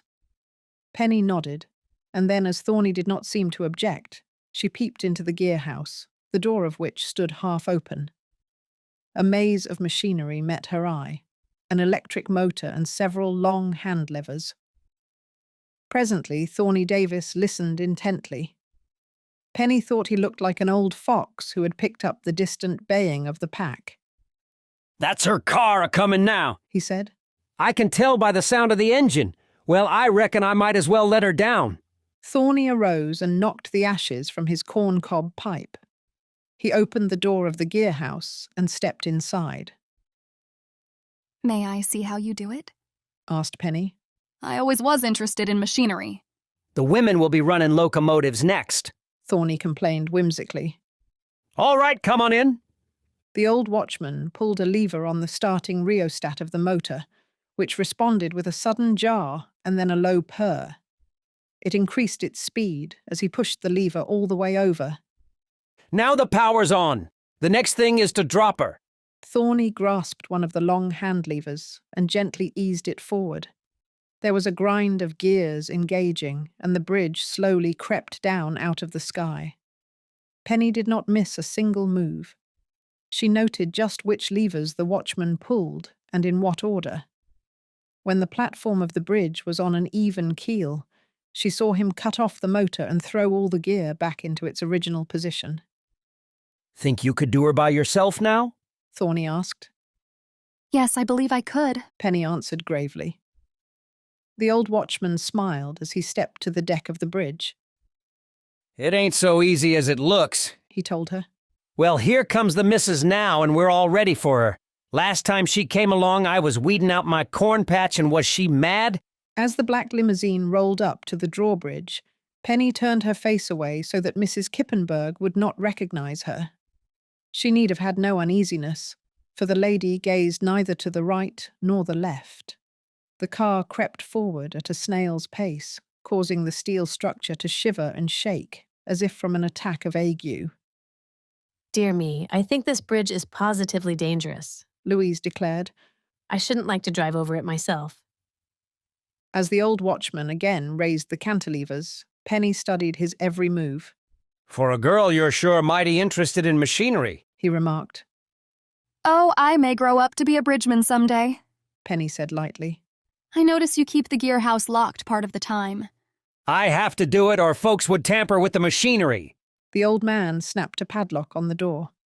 Now I'm going to mosey down to my garden and do a little hoeing, he announced. You girls better run along.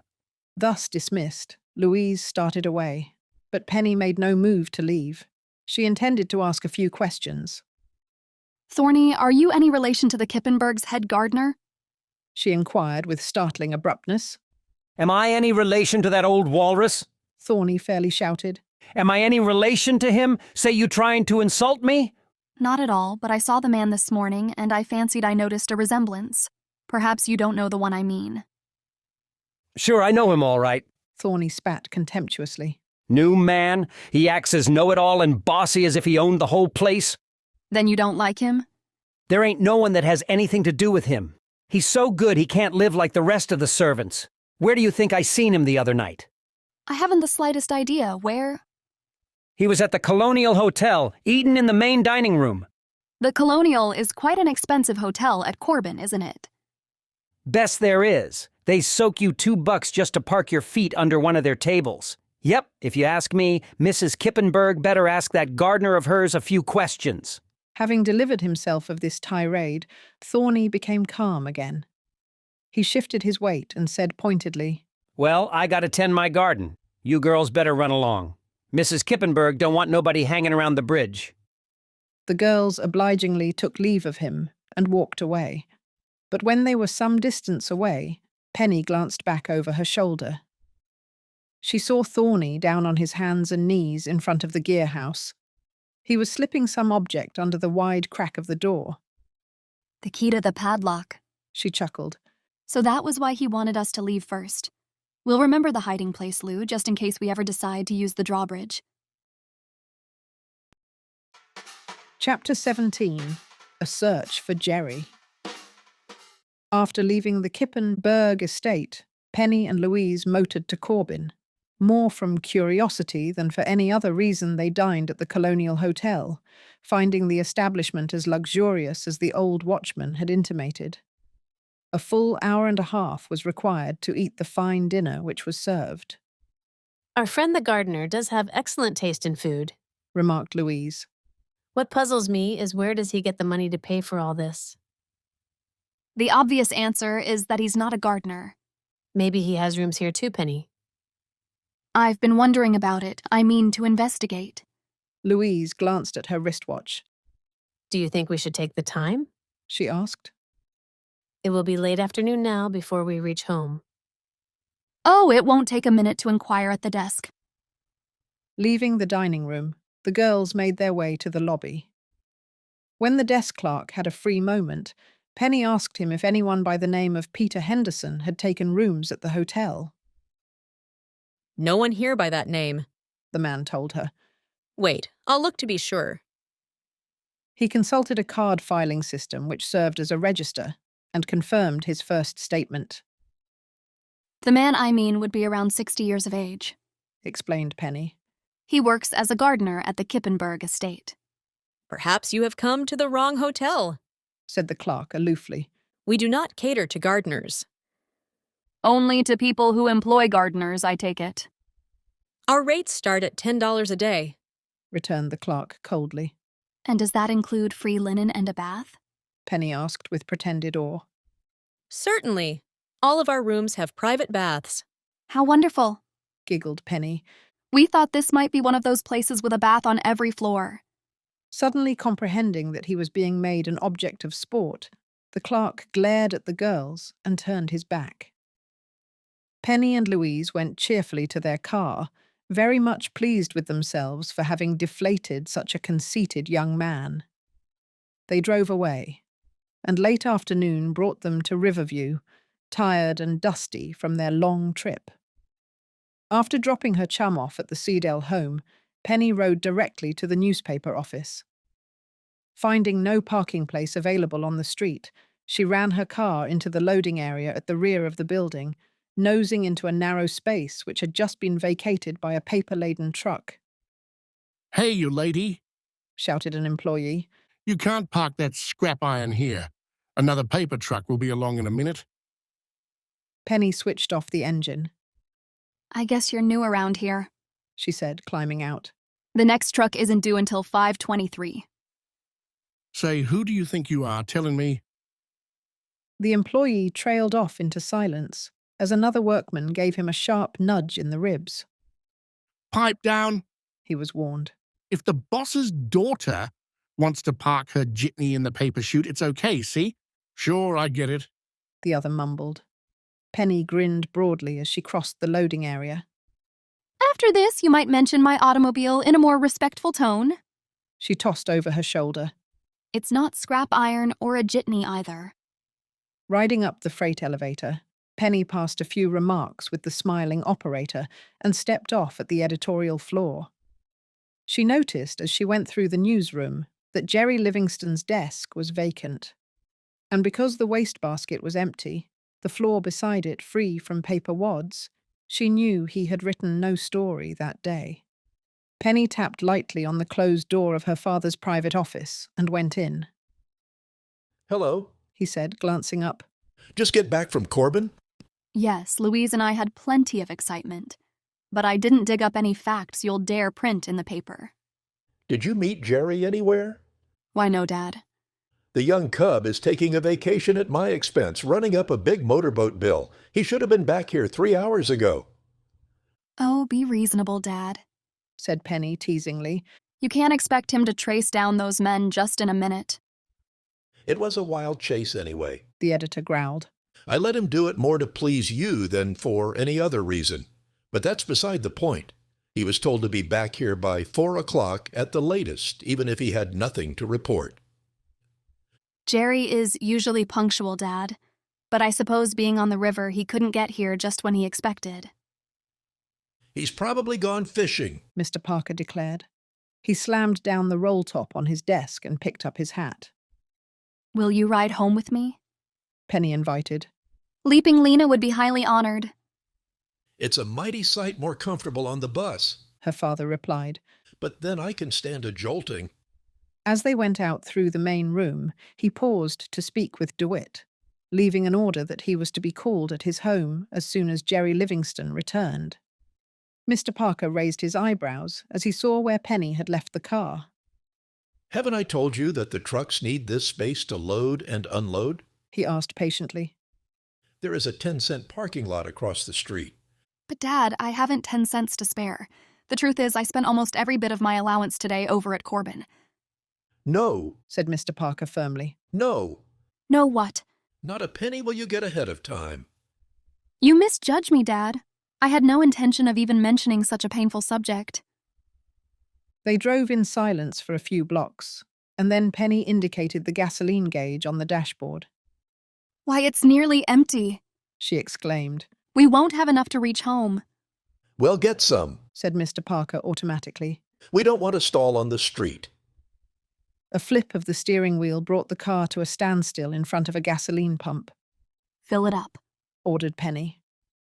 While Mr. Parker read his newspaper, the attendant polished the windshield and checked the oil, finding it low. At a nod from Penny, he added 2 quarts. That will be exactly $2.58. Penny repeated the figure in a louder tone, giving her father a nudge. Wake up, Dad. $2.58. Absently, Mr. Parker reached for his wallet. Not until the attendant brought the change did it dawn upon him that Penny had scored once more. Tricked again, he groaned. Why, it was your own suggestion that we stop for gasoline, Penny reminded him. I shouldn't have minded taking a chance myself. You see, the gauge is usually at least a gallon off. Anyway, I would rather pay for it than have you siphon it out of my car. Thanks for the present, laughed Penny. Dinner was waiting by the time they reached home. Afterwards, Penny helped Mrs. Weems with the dishes, while her father mowed the lawn. Hearing the telephone ring, he came to the kitchen door. Was that a call for me? He asked. No, Dad, it was for Mrs. Weems. Strange DeWitt doesn't call, Mr. Parker said. I believe I'll telephone him. After Mrs. Weems had finished with the phone, he called the newspaper office, only to be told that Jerry Livingston had not put in an appearance. At least he might have communicated with the office, Mr. Parker said as he hung up the receiver. He went back to lawn mowing, but paused now and then to stare moodily toward the Cobalt River, which wound through the valley far below the terrace. Penny finished drying the dishes and went outside to join him. You're worried about Jerry, aren't you? She asked after a moment. Not exactly, he replied. But he should have been back long ago. He never would have stayed away without good reason. We both know Jerry isn't like that. No, he's either run into a big story or he's in trouble. When I sent him away this morning, I didn't look upon the assignment as a particularly dangerous one. And yet, if he met those two seamen, anything could have happened. They were tough customers, Dad. I could notify the police if Jerry isn't back within an hour or two, Mr. Parker said slowly. Still, I hate to do it. Where did Jerry rent his boat, Dad? I told him to get one at Griffith's Dock at 23rd Street. Then why don't we go there? Suggested Penny. If he hasn't come in, we might rent a boat of our own and start a search. Mr. Parker debated and then nodded. Bring a heavy coat, he told her. It may be cold on the river. Penny ran into the house after the garments and also took a flashlight from her father's bureau drawer. When she hurried outdoors again, her father had backed his own car from the garage and was waiting. At the 23rd Street dock, Harry Griffith, owner of the boathouse, answered their questions frankly. Yes, he told them, Jerry Livingston had rented a motorboat early that morning, but had not returned it. I've been worrying about that young feller, he admitted, and then with a quick change of tone, Say, you're not Mr. Parker, are you? Yes, that's my name. Then I got a letter here for you. I reckon maybe it explains what became of the young feller. The boatman took a greasy envelope from his trousers pocket and gave it to the editor. Where did you get this, Mr. Griffith? A boy in a rowboat brought it up the river about 2 hours ago. He said the young feller gave him $1 to deliver it to a Mr. Parker. But the kid was mixed up on the address, so I just held it here. Dad, it must be from Jerry, said Penny eagerly. As her father opened the envelope, she held the flashlight close.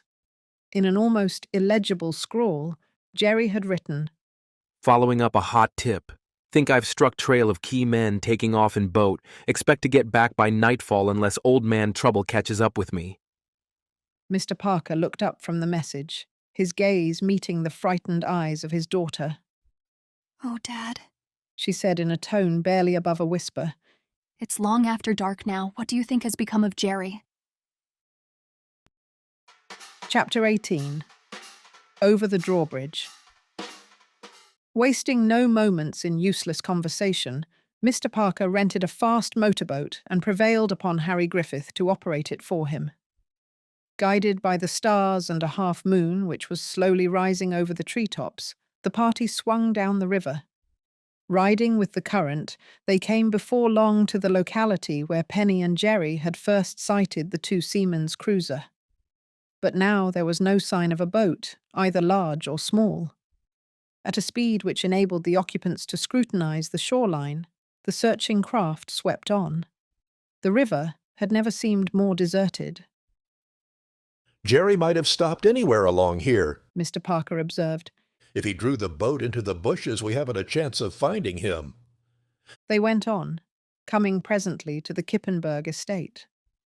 As they passed beneath the open drawbridge, Penny noted how low it had been swung over the water. A boat with a high cabin could not possibly go through when the cantilevers were down. Gazing upward, she saw a swinging red light at the entrance to the bridge. A lantern, no doubt, hung there to give warning to any motorist who might venture upon the private road. Thorny probably isn't on duty at this hour, Penny reflected. but I should think an open drawbridge might prove more dangerous at night than in the daytime. As the bridge was lost to view beyond a bend in the river, she gave all her attention to watching the coves and inlets. Her father sat hunched over in the seat beside her, slapping at mosquitoes. Now and then he would switch on the flashlight to look at his watch. Gradually, the river had widened so that it was possible to cover only one shore. We'll search the other side on our return trip, Mr. Parker said. but it looks to me as if we're not going to have any luck. As if to add to the discouragement of the party, dark clouds began to edge across the sky. One by one, the stars were inked out. Penny's light coat offered scant protection from the cold wind. And then, Harry Griffith throttled down the motor and spun the wheel sharply to starboard. He leaned forward, trying to pierce the black void ahead of the boat's bright beam. Looks like something over there, he said, pointing. Might be a log. No, it's a boat. I can't see anyone in it, Penny cried. It's drifting with the current.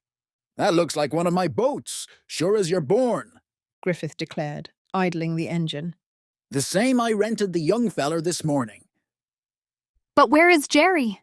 Cried Penny. Griffith maneuvered his own boat close to the one which drifted with the current. Mr. Parker was able to reach out and grasp the long rope dangling in the water. The flashlight, Penny, he commanded.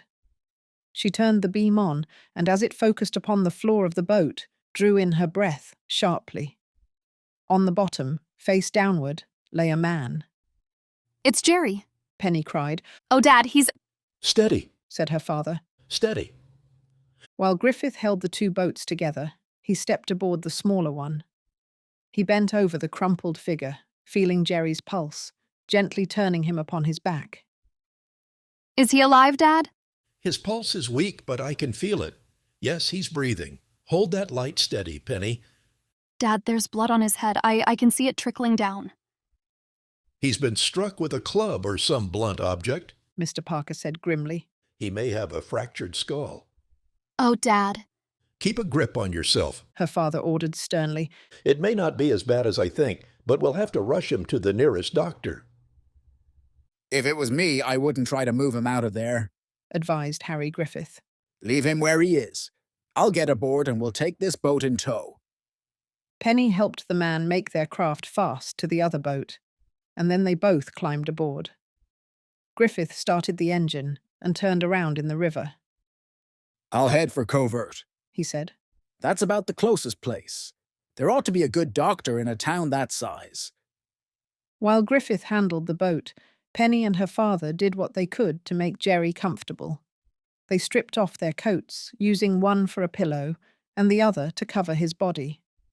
Those two men he was sent to follow must be responsible for this, Penny murmured. How could they do such a brutal thing?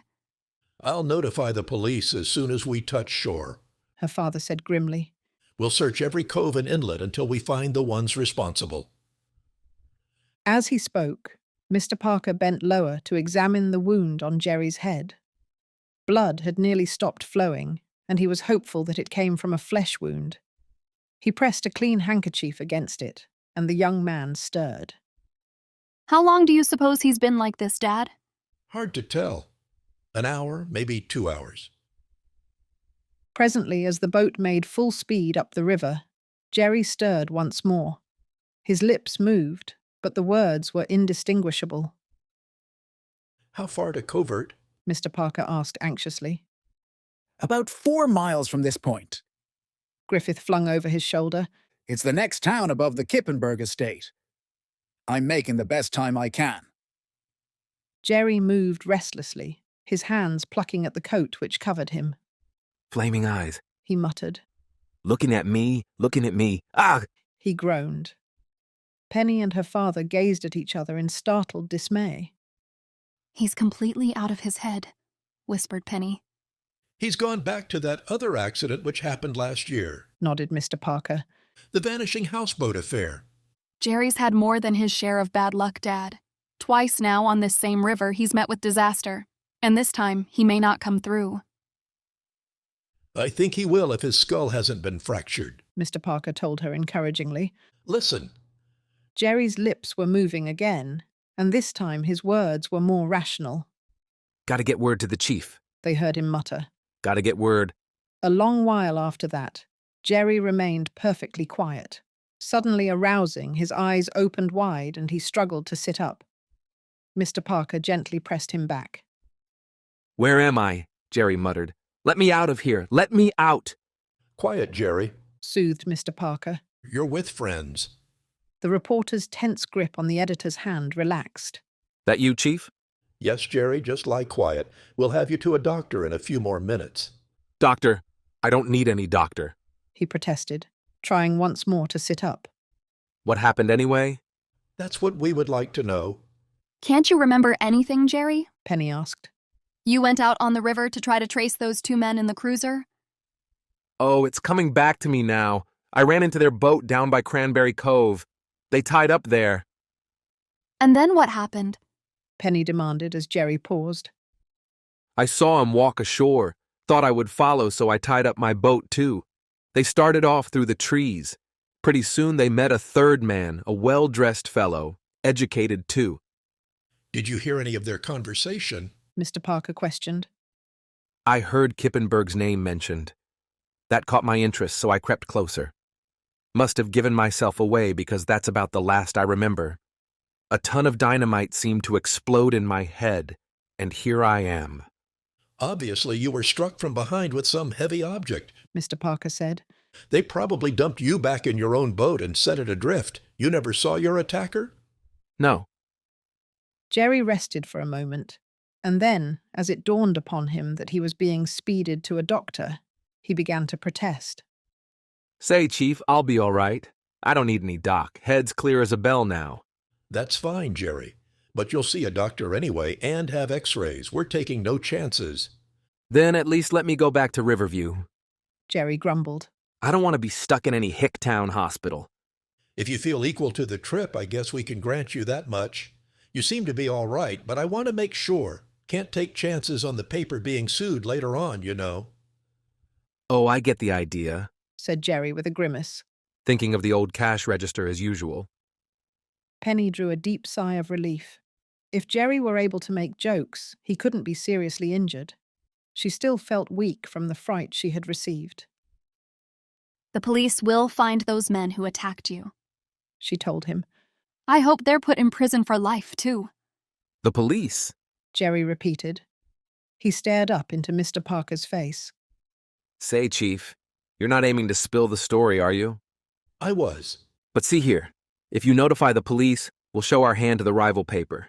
If we keep this dark, we could do our own investigating, and maybe land a big scoop. Justice is more important than a scoop, Jerry, returned Mr. Parker. If those men had anything to do with Atherwald's disappearance, and it looks as if they did, then we are duty-bound to hand our clues over to the police. By trying to handle it alone, we might let them escape. Guess maybe you're right at that, Jerry acknowledged.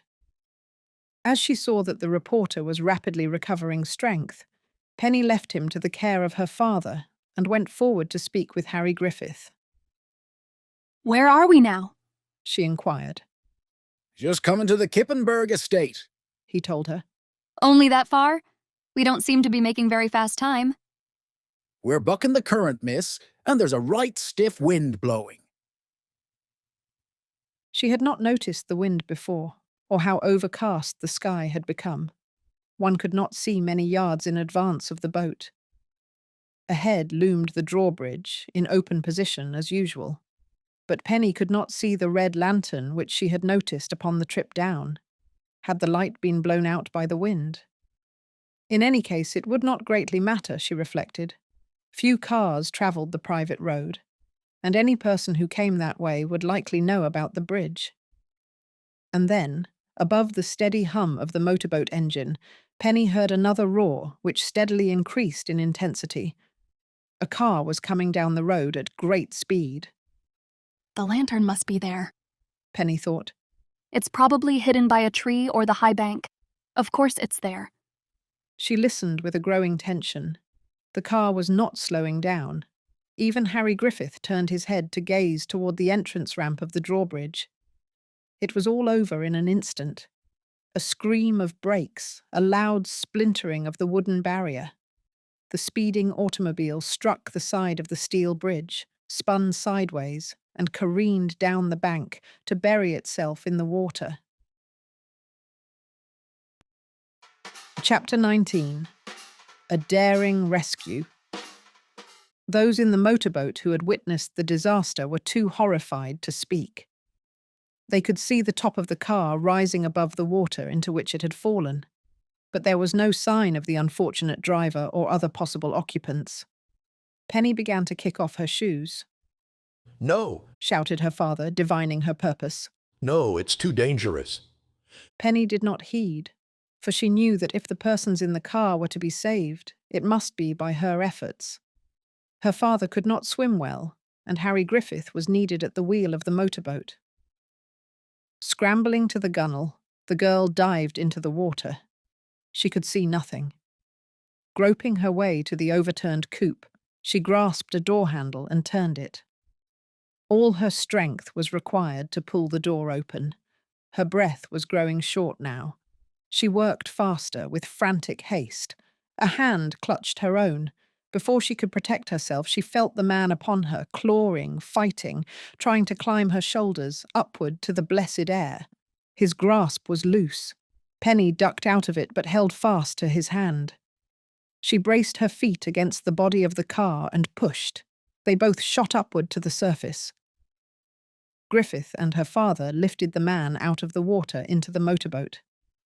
Have to go down again, Penny gasped. There may be others. She dived once more, doubling herself into a tight ball and giving a quick upthrust of her feet, which sent her straight to the bottom.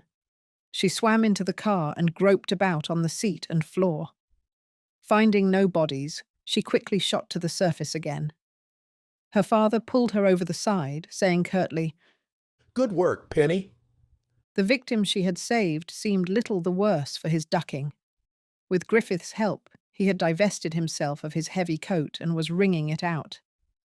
Penny had obtained no clear view of the man, nor did she ever, for just at that moment, Jerry raised himself to a sitting position. He stared at the bedraggled one and pointed an accusing finger. That's the fellow! He cried in an excited voice. The one I was telling you about? The man took one look at Jerry and gazed quickly about. By this time, the motorboat had drifted close to shore. Before anyone could make a move to stop him, the man hurled himself overboard. He landed on his feet in shallow water. Splashing through to the shore, he scuttled up the steep bank and disappeared in the darkness. Don't let him get away! Shouted Jerry. He's the same fellow I saw in the woods. You're certain? Asked Mr. Parker doubtfully. Of course. If you think I'm out of my head now, you're the one who's crazy. It's the same fellow. Oh, if I could get out of this boat. Griffith brought the craft to shore. I'll see if I can overtake him, he said. But he's probably deep in the woods by this time. The boatman was a heavy-set man, slow on his feet. Penny and her father were not surprised when he came back 20 minutes later to report he had been unable to pick up the trail. The overturned car may offer a clue to his identity, Mr. Parker said, as they started up the river once more. The police will be able to check the license plates. I wonder what the man was doing at the estate, Penny mused. She groped her way toward the cabin, thinking that she would divest herself of some of her wet garments. Suddenly she stopped short. Dad, that fellow took off his coat, she exclaimed. He must have left it behind. It's somewhere on the floor, Harry Griffith called to her. Penny found the sodden garment lying almost at her feet. She straightened it out and searched the pockets. Her father moved over to her side. Any clues? He asked. Penny took out a water-soaked handkerchief, a key ring, and a plain white envelope. That may be something, exclaimed Mr. Parker. Handle it carefully so it doesn't tear. They carried the articles into the cabin. Mr. Parker turned on the light and took the envelope from his daughter's hand. They were both elated to see that another paper was contained inside. Mr. Parker tore off the envelope and flattened the letter on the table beneath the light. The ink had blurred, but nearly all of the words could still be made out. There was no heading, merely the initials, JJK. Could that mean James Kippenberg? Penny asked. The message was brief. Mr. Parker read it aloud. Better come through or your fate will be the same as Atherwald's. We give you 24 hours to think it over. How strange! Penny exclaimed. That man I pulled out of the water couldn't have been James Kippenberg. Not likely, Penny. My guess would be that he had been sent here to deliver this warning note. Being unfamiliar with the road and not knowing about the dangerous drawbridge, he crashed through. But James Kippenberg isn't supposed to be at the estate, Penny argued. It doesn't make sense at all. This much is clear, Penny. Jerry saw the man talking with the two seamen, and they all appear to be mixed up in Grant Atherwald's disappearance. We'll print what we've learned and let the police figure out the rest. Dad, this story is developing into something big, isn't it? He nodded as he moved a swinging light bulb slowly over the paper, hastening the drying process. After the next issue of the Star is printed, every paper in the state will send their men here. But we're out ahead, and when the big break comes, we may get that first, too. Oh, Dad, if only we can... Count yourself out of the case from now on, young lady, he said severely. You scared the wits out of me tonight, risking your life to save that no good. Now shed those wet clothes before you come down with pneumonia. He tossed her an overcoat, a sweater, and a crumpled pair of slacks, which Griffith had found under one of the boat seats. Leaving the cabin, he closed the door behind him. Penny did not change her clothes at once. Instead, she sat down at the table, studying the warning message. Better come through, she read aloud. Does that mean Kippenberg is supposed to pay money? And what fate did Atherwald meet? Chapter 20. An important interview. Those same questions were pounding through Penny's mind the next morning when she read the first edition of her father's paper. Propped up in bed with pillows, she perused the story as she nibbled at the buttered muffins on her breakfast tray. Is there anything else you would like? Mrs. Weems inquired, hovering near. No, I'm quite all right, smiled Penny. Not even a head cold after my ducking. Have you heard about Jerry? Your father said he was doing fine. Did he leave any message for me before going to the office? He said he thought you should stay in bed all day. Dad would, Penny pouted. Well, I feel just fine. I'm getting up right away. She heaved aside the bedclothes. Then, because she couldn't get the Kippenberg case out of her head, she dressed quickly and went downstairs. She was going out the front door when Mrs. Weems stopped her. Now where are you going, Penny? Penny's bright eyes twinkled, and she flashed the housekeeper an arch, provocative smile. Not sure just where I'm going, she replied, her smooth forehead creasing with thought.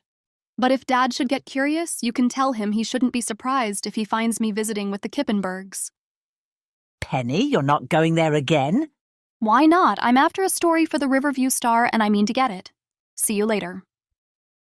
With a wave of her hand, Penny walked jauntily off. A few moments later, Mrs. Weems heard the clatter of Penny's leaping Lena careening down the street in the direction of Corbin. First, however, she called for her chum, Louise, who was eager to accompany her on the long ride. I won't be able to stay long, Penny, said Louise. Mother wants me to go shopping with her later this afternoon. That's all right, responded Penny as the old car bolted along the road.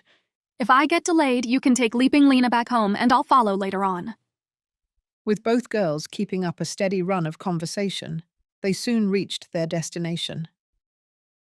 Penny wondered if she would be able to enter the Kippenberg estate without being challenged by the bridgeman or a servant. Her anxiety increased upon approaching the river, for she saw that a large group of persons had gathered by the drawbridge. No one paid the slightest attention to the two girls as they abandoned the car and proceeded to the water's edge. Penny was pleased to find the youthful boatman at his usual haunt on the river. He rowed the girls across to the estate, promising to await their return. Penny escorted Louise through the trees to the Kippenberg house. Boldly, she rang the doorbell, which was answered by a butler. I should like to speak with Mrs. Kippenberg, she requested. Madam will see no one, began the man. Footsteps sounded behind him in the hallway, and Mrs. Kippenberg stood in the door. So it is you? She asked in an icy voice. Julius, see that this person is ejected from the grounds. One moment, please, interposed Penny. If I leave now, I warn you that certain facts will be published in the Star, facts which will add to your embarrassment. You can print nothing which will humiliate us further. No. You might like to have me mention the alligator in your lily pool, and the reason why you and your daughter are so anxious to be rid of it before the police ask questions. Mrs. Kippenberg's plump face flushed a deep red, but for once she managed to keep her temper. What do you wish of me?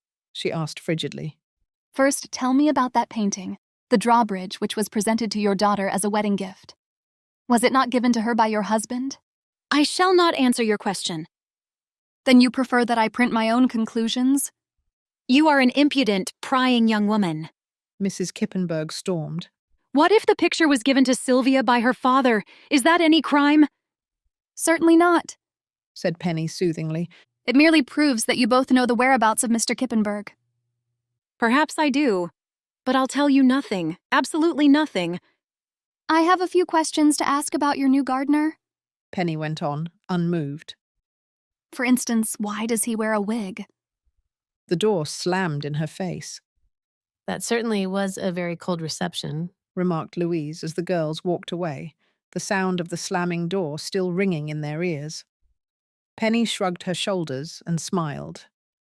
That's nothing. When you're a reporter, you have to expect those things. She looked about the deserted estate. Well, I think I'll do some more sleuthing in the vicinity of the pool. Louise looked at her wristwatch. Goodness, it's getting late, she stated. I'd like to stay, Penny, but I think I'd better be getting home to meet Mother. Go ahead, said Penny. You take Leaping Lena. The boy in the boat will row you across. But how will you get home then? Don't worry about me. I'll find a way. You just go on. I only hope the old bus holds up all the way home. Louise laughed, and then the two girls walked to the boat dock. In a few moments, the boy in the rowboat appeared and took Louise across. Afterward, Penny turned back through the trees and went on to the forbidden part of the estate. She spent a long time about the pool, examining the earth all about it, but she failed to learn anything new. Finally, she retraced her steps to the river. She expected to find the boy waiting for her, but he had disappeared. She walked through the trees to the boat dock and stood there until the old watchman on the other side observed her predicament. He obligingly lowered the drawbridge, and she crossed the river, pausing at the gearhouse to chat with him. Penny listened without comment to his story of the automobile accident. Thorny had his own version of how it had occurred, and she did not correct any of the details. I wish I had a way to get into Corbin, she remarked when he had finished his lengthy account. If you walk down to the main road, you can catch the county bus, he told her. It runs every hour. A long hike along a dusty highway, an equally tedious wait at a crossroad, and finally Penny arrived in Corbin. She went directly to the Colonial Hotel, placing a telephone call to her father's office. What are you doing in Corbin, Penny? Her father demanded as he recognized her voice. Penny answered him eagerly. I've made an important discovery which may blow your case higher than a kite. No, I can't tell you anything over the telephone. The reason I am calling is that I may need help. Is Jerry still in the hospital? He never was there. responded her father. I couldn't make him go. He and Salt are out on the river looking for the men who cracked him over the head. I expect they'll call in any time now. If you do get in touch with Jerry, ask him to meet me at the Colonial Hotel, urged Penny. I have a hunch the big story is about to break. In any event, I'll need a ride home. There was a great deal more to the conversation, with Mr. Parker delivering a long lecture upon the proper deportment for a daughter. Penny closed her ears, murmuring at regular intervals, "Yes, Dad," and finally went back to her post in the lobby. Chapter 21. The White Cruiser. For at least an hour, she waited. She watched the clock until the hands pointed to 6 o'clock. Tantalizing odors came to her from the dining room, but she resolutely downed her hunger. She did not wish to give up her vigil even for a few minutes. Finally, Penny's patience was rewarded. She saw a man moving across the lobby toward the desk. He wore well-cut, tailored clothes and a low-brimmed felt hat, yet the girl recognized him at a glance. He was the Kippenberg gardener. The man paused at the desk and asked for a key. "Good evening, Mr. Hamill," said the clerk, handing it over. Penny had noted that the key was taken from a mailbox which bore the number 381. So, my friend the gardener has an alias, she mused. Several of them, perhaps. Another half-hour elapsed while the girl waited patiently in her chair. Each time the elevator descended, she watched the people alight. At exactly 6:45, Mr. Hamill stepped out of the lift and, without glancing toward the girl, dropped his key on the desk and went into the dining room. The clerk, busy with several newcomers at the hotel, did not notice. Thinking that she saw her chance, Penny slipped from her chair, sidled toward the desk, and picked up the key. Her heart pounded as she walked toward the elevator, but no one called to her. Her action had passed unobserved. "Third floor," said Penny, and the elevator shot upward. She located room 381 at the far end of the hall, and with a quick glance in both directions, unlocked the door and entered. An open suitcase lay upon the luggage rack by the dresser. In systematic fashion, Penny went through it, finding an assortment of interesting articles. A revolver and 2 wigs, one of grey hair, the other black. There were no letters or papers, nothing to positively identify the owner of the luggage. But in the very bottom of the case, Penny came upon a photograph. It was a picture of Sylvia Kippenberg. Penny slipped the picture into the front of her dress, hastily replaced everything as she had found it, relocked the door, and returned to the lobby. As she went toward the desk, intending to rid herself of the key, she stopped short. Jerry Livingston stood there talking earnestly with the clerk. "But I was told to come here," she heard him protest. "There was a girl in the lobby a few minutes ago," the clerk replied. "She went off somewhere." "No, here I am, Jerry," Penny cried. The reporter turned around and his face lighted up. "Come outside, Jerry," Penny said before he could speak. "I have a great deal to tell you." "And I have some news of my own," returned the reporter. They left the hotel together. Once beyond hearing, Penny made a complete report of her afternoon adventure and showed Jerry the picture of Sylvia Kippenberg, which she had taken from room 381. "Now for my story," said Jerry. "I've located a place not far from here where those 2 seamen buy supplies. The owner of the store told me they tie their boat up there nearly every night." "Where is Salt now, Jerry?" "He's keeping watch at the place. I came into town to telephone the Star office. Your father said I was to stop here and take you in tow." "You're not starting back to Riverview?" Penny asked in dismay. "I don't want to, Penny. I have a feeling our big story is just about ready to break." "So have I, Jerry. Let's stay with it.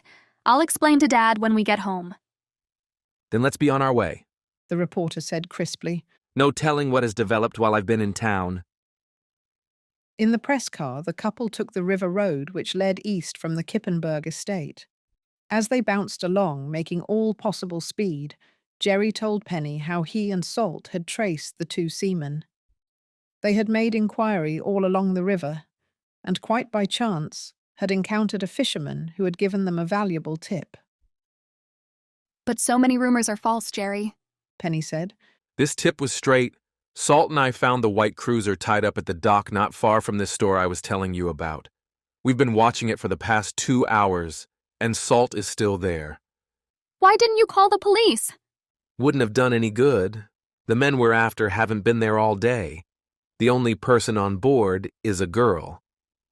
A girl? Well, maybe you would say a young woman. About 22, I'd guess. Jerry, you must be watching the wrong boat. Jerry shook his head as he drove the car into the bushes at the side of the road. It's the right one, I'm sure of it. Well, we're here. Penny was hard-pressed to keep up as the reporter led her through the trees down to the winding Cobalt River. They found Salt in his hiding place behind a large boulder. Anything happened since I left? Jerry demanded. Salt scarcely noticed Penny's presence, save to give her a quick nod of welcome. You got back just in time, he replied to the question. The girl went away a minute ago, took a basket and started for the store. Then why are we waiting? Asked Jerry. Come on, we'll take a look inside that boat. Someone ought to stay here and keep watch, Salt returned. She may come back any minute. You're elected guard then. Penny and I will look the boat over and see what we can find. If the girl starts back, whistle. Darting across the muddy shore, Penny and Jerry reached the dilapidated boat which had been tied up at the end of a sagging dock. They jumped aboard, and after a hasty glance over the deck, dived down into the cabin. The room was dirty and in great disorder. Boots lay on the floor, discarded garments were scattered about, and a musty odour prevailed. Nothing here, said Jerry. Let's look around carefully, insisted Penny. We may find something. Crossing the cabin, she opened a closet door. Save for a pair of oilskins which hung from a nail, it was quite empty. Listen, commanded Penny suddenly. Jerry stood absolutely still, straining to hear. A long, low whistle reached his ears. The warning signal, he exclaimed. Come on, Penny, we're getting out of here. Chapter 22. Trapped in the cabin. Penny opened the door of the cabin, only to close it quickly. She and Jerry both had heard men's voices very close to the boat. It's too late, she whispered. Those men have come back. Not the girl. No, they're alone, but we're in a trap. What shall we do? We could make a dash for it. If we have to fight our way out, Salt will be there to help. Let's stick and see what happens, Jerry. We're after information. We must expect to take a chance in order to get it.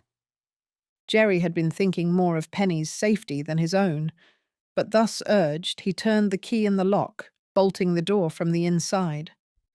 A low rumble of voices reached the couple as they stood with ears pressed against the panel, but they were unable to distinguish words. Then presently, one of the seamen moved close to the companionway. I'll get it, Jake, he called. It's down in the cabin. Jerry and Penny kept quiet as the man turned the doorknob. He heaved angrily against the panel with his shoulder. Hey, Jake, he shouted. What's the idea of locking the door? I didn't lock it. Then Flora did. Muttering under his breath, the seaman tramped back up on deck. Perhaps 10 minutes elapsed before Penny and Jerry heard a feminine voice speaking. That must be Flora, whispered Penny. What will happen when she tells them that she didn't lock the door? The voices above rose louder and louder until the two prisoners were able to distinguish some of the words. Jake berated the girl as stupid, while his companion showered abuse upon her until she broke down and wept. I never had the key, they heard her wail. I don't know what became of it. You always blame me for everything that goes wrong, and I'm good and sick of it. If I don't get better treatment, I may tell a few things to the police. How would you like that? Jerry and Penny did not hear the response, but they recoiled as a loud crashing sound told them the girl had been given a cruel push into a solid object. Her cry of pain was drowned out by another noise, the sudden clatter of the motorboat engine. Penny and Jerry gazed at each other with startled eyes. We're moving, she whispered. Jerry started to fit the key into the door lock, only to have Penny arrest his hand. Let's stay and see it through, she urged.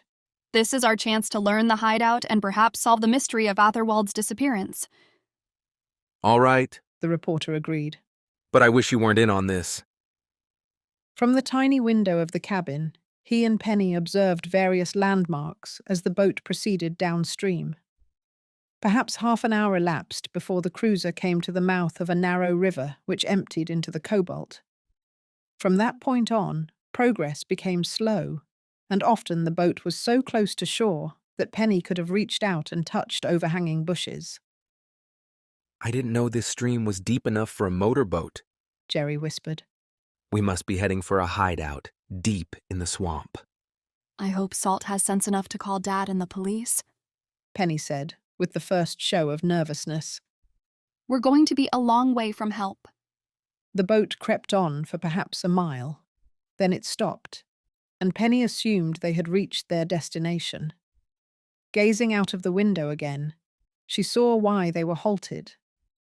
A great tree with finger-like branches had fallen across the river, blocking the way. Look, Jerry, she whispered. We'll not be able to go any farther. Guess again, the reporter muttered. Penny saw then that one of the men had left the boat and was walking along shore. He seemed not in the least disturbed by the great tree, and for the first time it dawned upon her that it served a definite purpose. Lift her up, Gus, called the man at the wheel of the boat.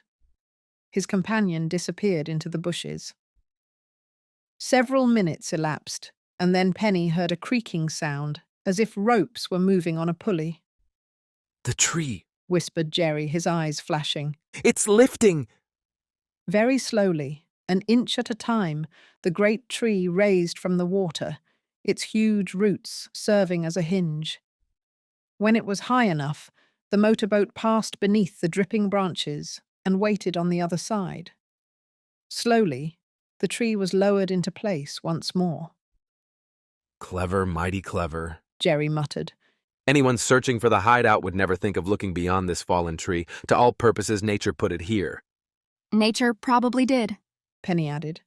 But our dishonorable friends adapted it to their own use.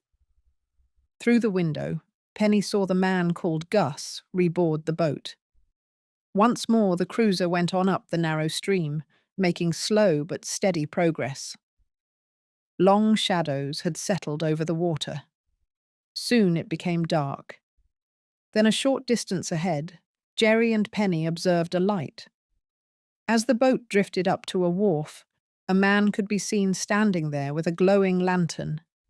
They were unable to see his face, and quickly dodged back from the cabin window to avoid being noticed. Everything all right, Aaron? The man at the wheel asked, jumping ashore.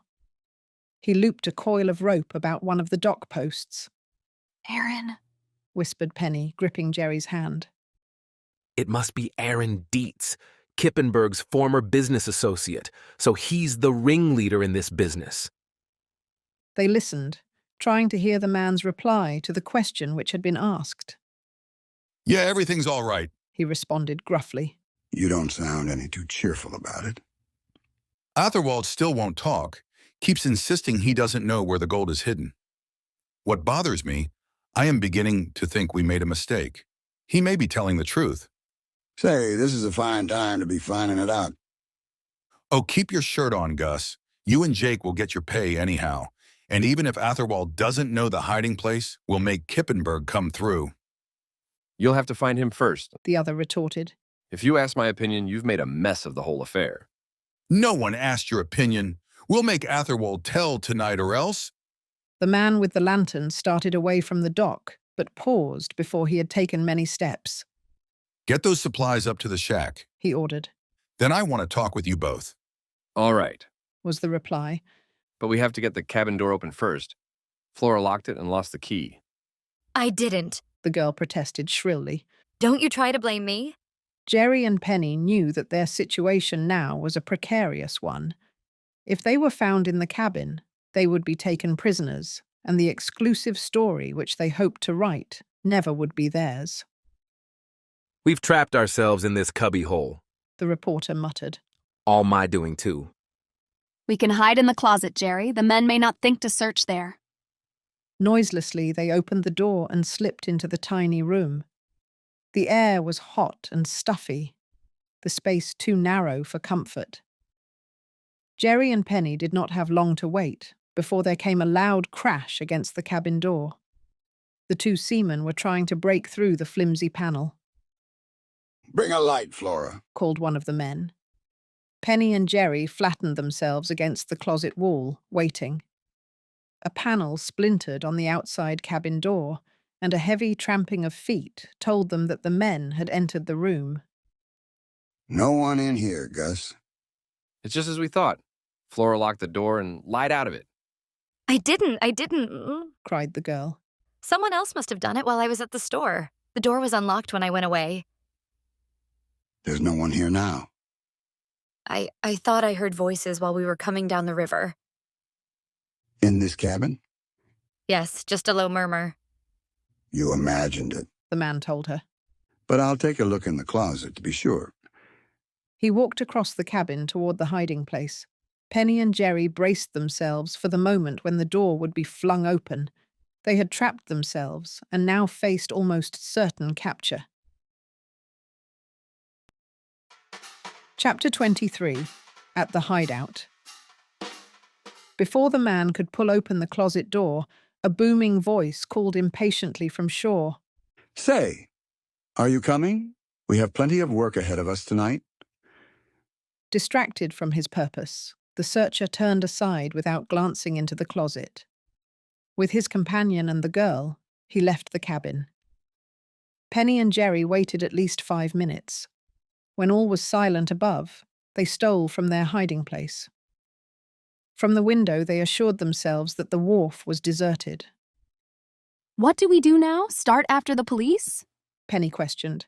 Let's make certain Atherwald is here first. We can't afford to be wrong. A path led through the timber.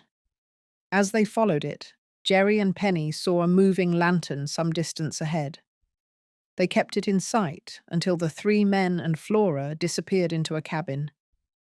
Stealing on through the darkness, Penny and Jerry crept to the screen door.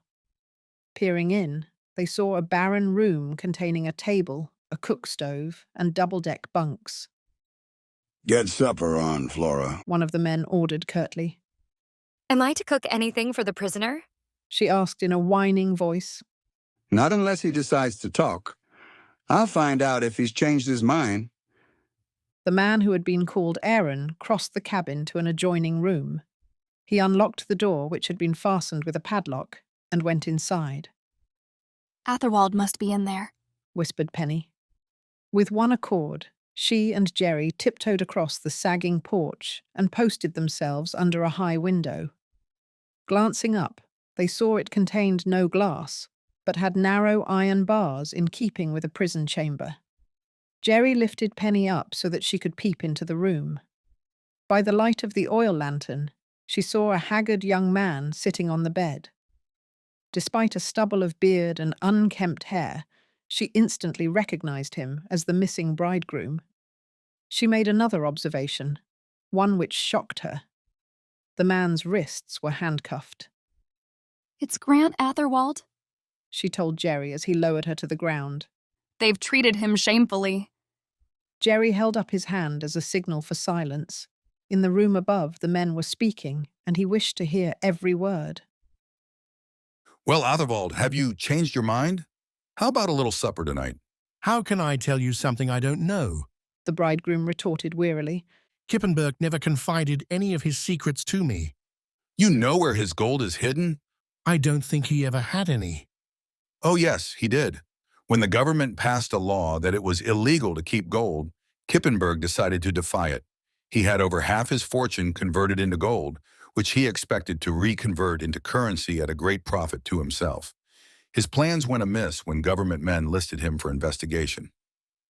"You seem to know all about his private affairs," Grant Atherwald said sarcastically. "Strange that you haven't learned the hiding place of the gold, if there ever was any." "It will do you no good to pretend, Atherwald. Either you tell the hiding place, or we'll bring your bride here to keep you company. You wouldn't dare touch her, you fiend. No? Well, unless you decide to talk, she'll share your fate, and I promise you it won't be a pretty one. Now I'll leave you to think it over. The door closed with a bang. We'll have to get the police here right away.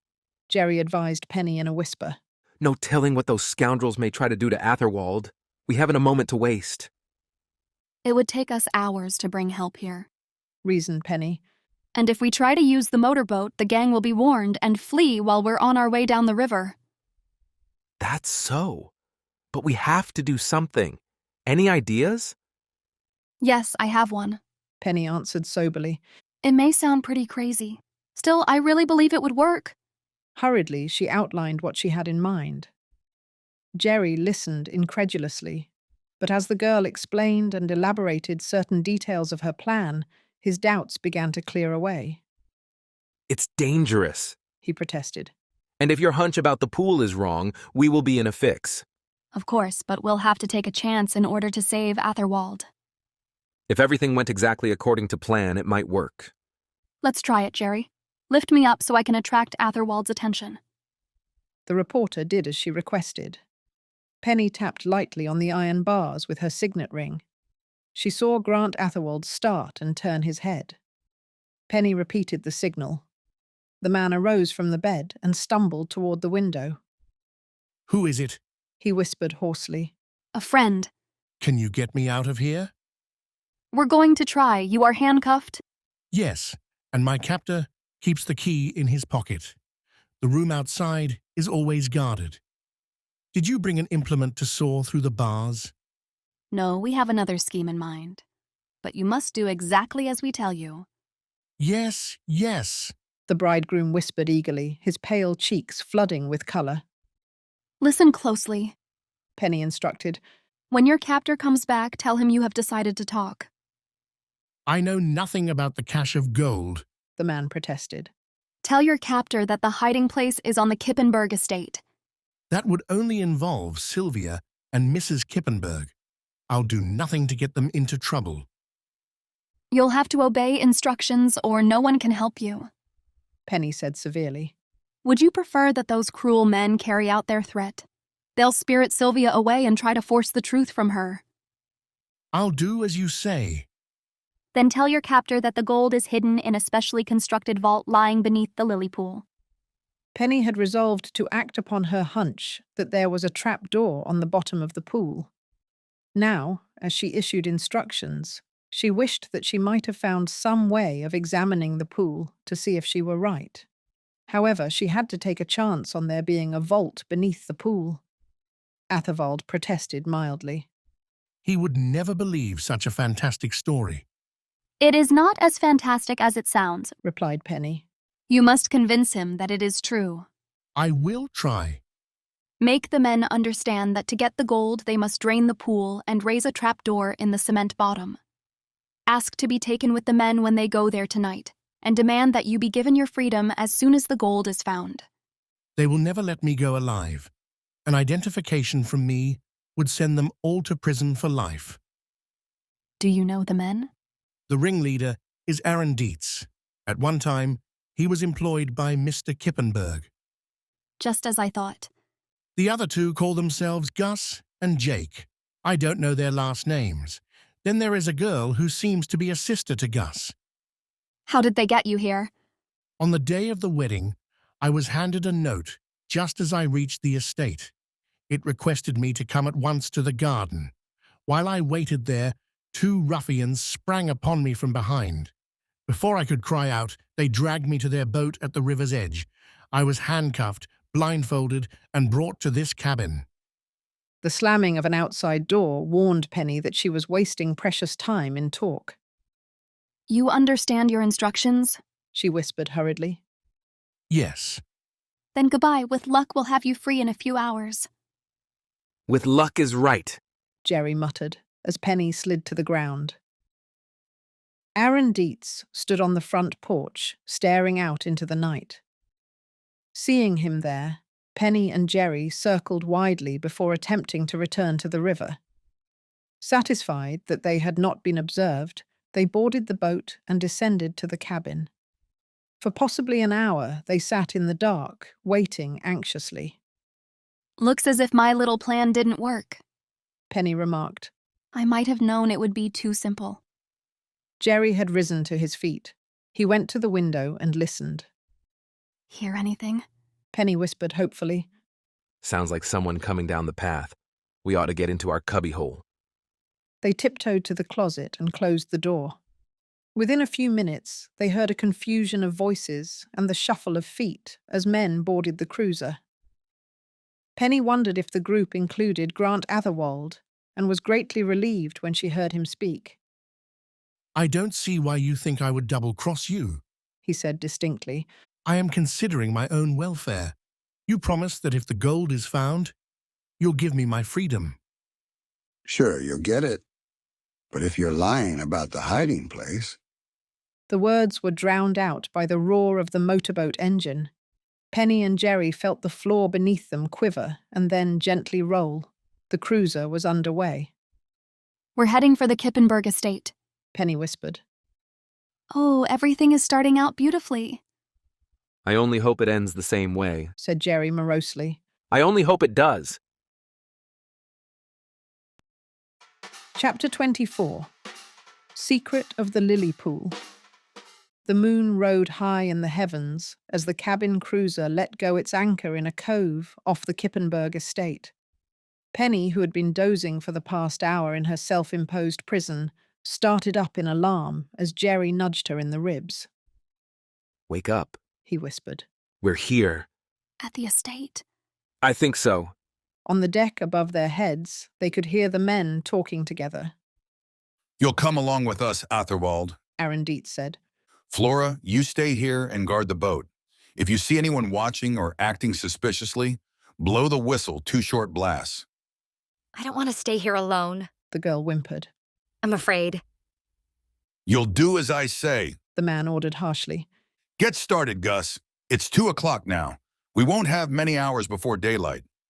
In making her plans, Penny had not once considered that the men might leave a guard on the cruiser. With the girl posted as a lookout, they were still prisoners in the cabin. We have to get out of here now or never, she whispered. What shall we do about Flora? We'll rush her and take a chance on the whistle. They slipped out of their hiding place and crawled noiselessly up the steep stairway. Pausing there, they watched the shadowy figure of the girl in the bow of the boat. She was quite alone, for her companions had disappeared into the woods. Now! Commanded Jerry in a whisper. With a quick rush, he and Penny were across the deck. They approached Flora from behind and were upon her before she could turn her head. Jerry grasped her arms while Penny clapped a hand over her mouth to prevent a scream.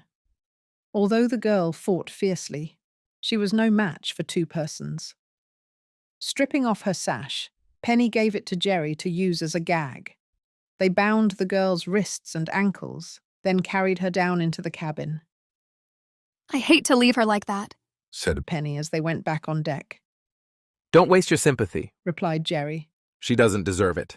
Anyway, we'll soon set her free. We must bring the police now. The nearest house with a telephone is about a half-mile away.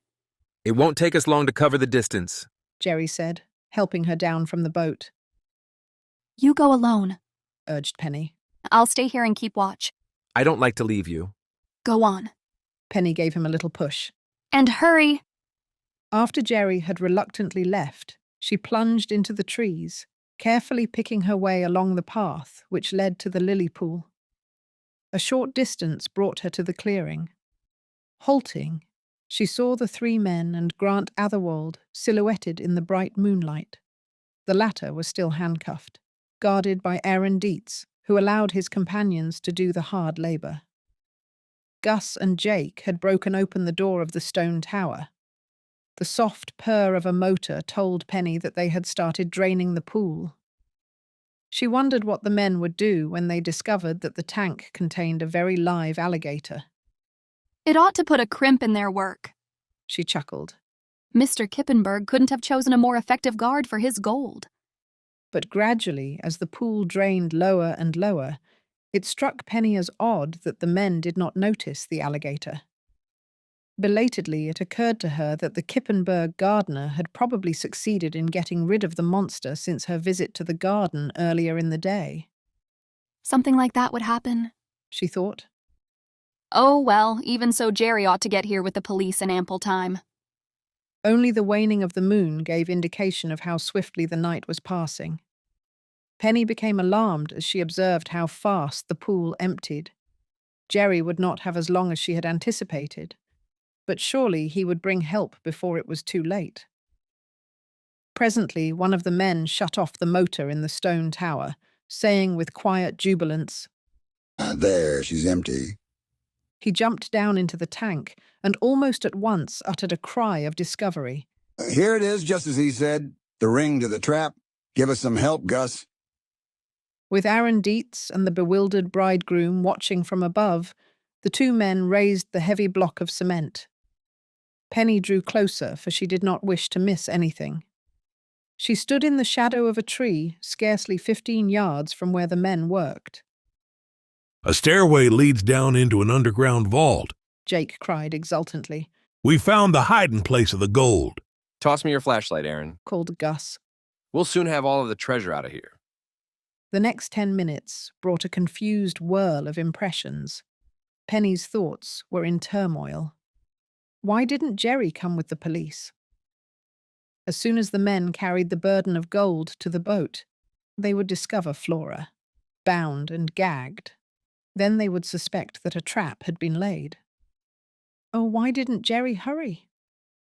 Gus and Jake had descended into the underground vault.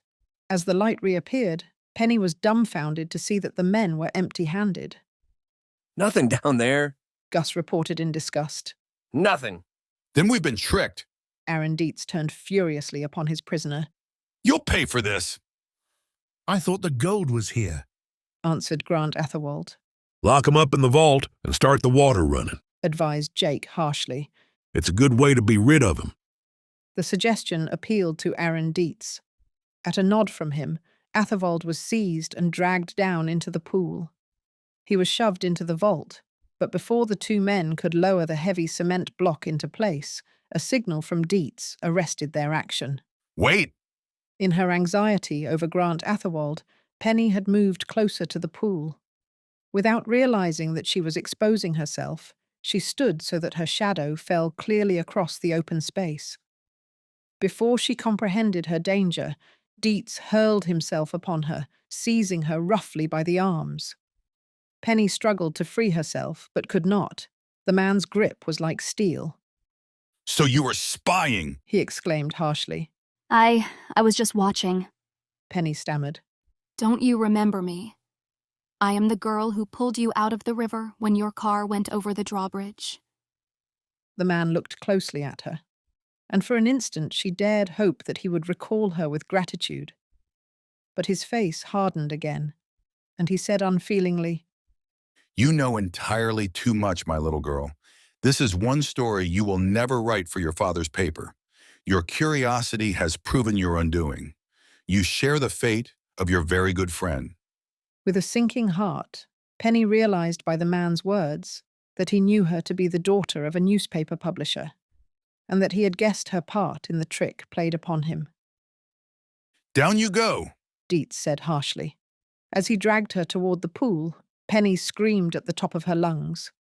A hand was clapped over her mouth. She bit it savagely, but her efforts to free herself were of no avail. The men shoved her headlong down the stone stairway into the pit. Now scream as much as you like, Aaron Dietz hurled after her. No one will hear you. The heavy stone slab dropped into place. Penny picked herself up from the steps. Terror gripped her, and with a sob she called frantically, Mr. Atherwald, Mr. Atherwald. Here at the bottom of the steps, he answered with a groan. Are you hurt? Only bruised, but my hands are still in cuffs. Penny limped down the stairway and helped the man to his feet. We're done for now, he said. No one will ever look for us down in this vault, and our cries will never be heard. Don't give up, Penny murmured encouragingly. We may be able to lift the stone. Come, let's try. Mounting the stairs, They applied their shoulders to the massive door, but their best efforts did not raise it an inch. Listen! Cried Atherwald suddenly. They both could hear the sound of water running into the empty pool. In an hour's time, no one will ever guess that a hidden vault lies beneath the tank. Atherwald groaned. We're doomed! If we can hear the water splashing above us, our voices might carry. Penny reasoned. Let's cry out for help, now, together! They shouted over and over until their voices failed them. Then, completely discouraged, they sagged down on the stairway to rest. Nothing went as I planned, Penny said dismally. I really thought the gold was hidden in this vault. If the men had found it, they would have spent hours removing the loot to their boat. Jerry would have come with the police and everything would have been all right. Grant Atherwald was not listening to the girl's words. He struggled to his feet, pressing his ear against the trap door. The water has stopped running. Are you sure? Penny sprang up and stood beside him, listening. Yes, and I hear voices. With one accord, they shouted for help. Could it be imagination, or did they hear an answering cry? As they repeated their frantic call, there was a scraping on the stone above their heads. Stand away! Ordered a muffled voice. Before Penny and the bridegroom could obey, the great door lifted. A deluge of water poured in, its force nearly washing them from the steps. But in another moment, the passage was clear, and they stumbled up through the rectangular opening. Jerry grasped Penny's hand, helping her out of the vault. One of the blue-coated policemen aided Atherwald, unfastening the handcuffs which held him a prisoner. You're all right, Penny? The reporter asked anxiously. I feel like a drowned rat, she laughed, shaking water out of her hair. Then, with a quick change of mood, she asked, Did you get Aaron Dietz and his men? No, Jerry answered in disgust. When we crossed the river 5 minutes ago, the cruiser was still there, no sign of anyone around. I brought the police here, and now I suppose they've made their getaway. Oh, Jerry, we can't let them escape. Send the police. Now don't get worked up. The reporter soothed. A squad started back just as soon as we found out what had happened here. Dietz and his men must have seen the police crossing the river, speculated Penny. They may have hidden in the bushes, biding their time. By now, they've slipped away in their boat. I'm afraid of it, Jerry admitted. I traveled as fast as I could. As one of the policemen lifted Penny out of the pool, a noise which sounded like the backfiring of an automobile broke the stillness of the night. It was followed by a volley of similar sounds. Gunfire, exclaimed Penny. The policeman started at a run through the woods toward the place where the white cruiser had last been seen. Penny hesitated and then took the opposite direction, coming out of the woods at a point directly opposite the drawbridge. Gazing far up the river, she could see the white cruiser, flashes of fire coming from the cabin window as the desperadoes exchanged shots with the police, who were concealed in the woods. That boat will try to run for it in another minute, Penny thought. If only the drawbridge were down. Kicking off her shoes, she dived into the water, swimming diagonally across the river to take advantage of the swift current. Her powerful strokes brought her to shallow water, and she waded ashore through ankle-deep mud. As she scrambled up the slippery bank, her wet clothing plastered to her body, she heard the roar of the cruiser's motor. They've started the engine, she thought. In another minute, the boat will be at the bridge. Hurry! Hurry! Penny could force herself to no greater effort. Breathless, she reached the gearhouse and groped frantically under the door. Had Thorny failed to hide the key there? No. Her fingers seized upon it. Trembling with excitement, she turned it in the lock. The door of the gearhouse swung open. Now could she remember how to lower the bridge? Any mistake would be costly, for by this time she could hear the cruiser racing down the river at full speed.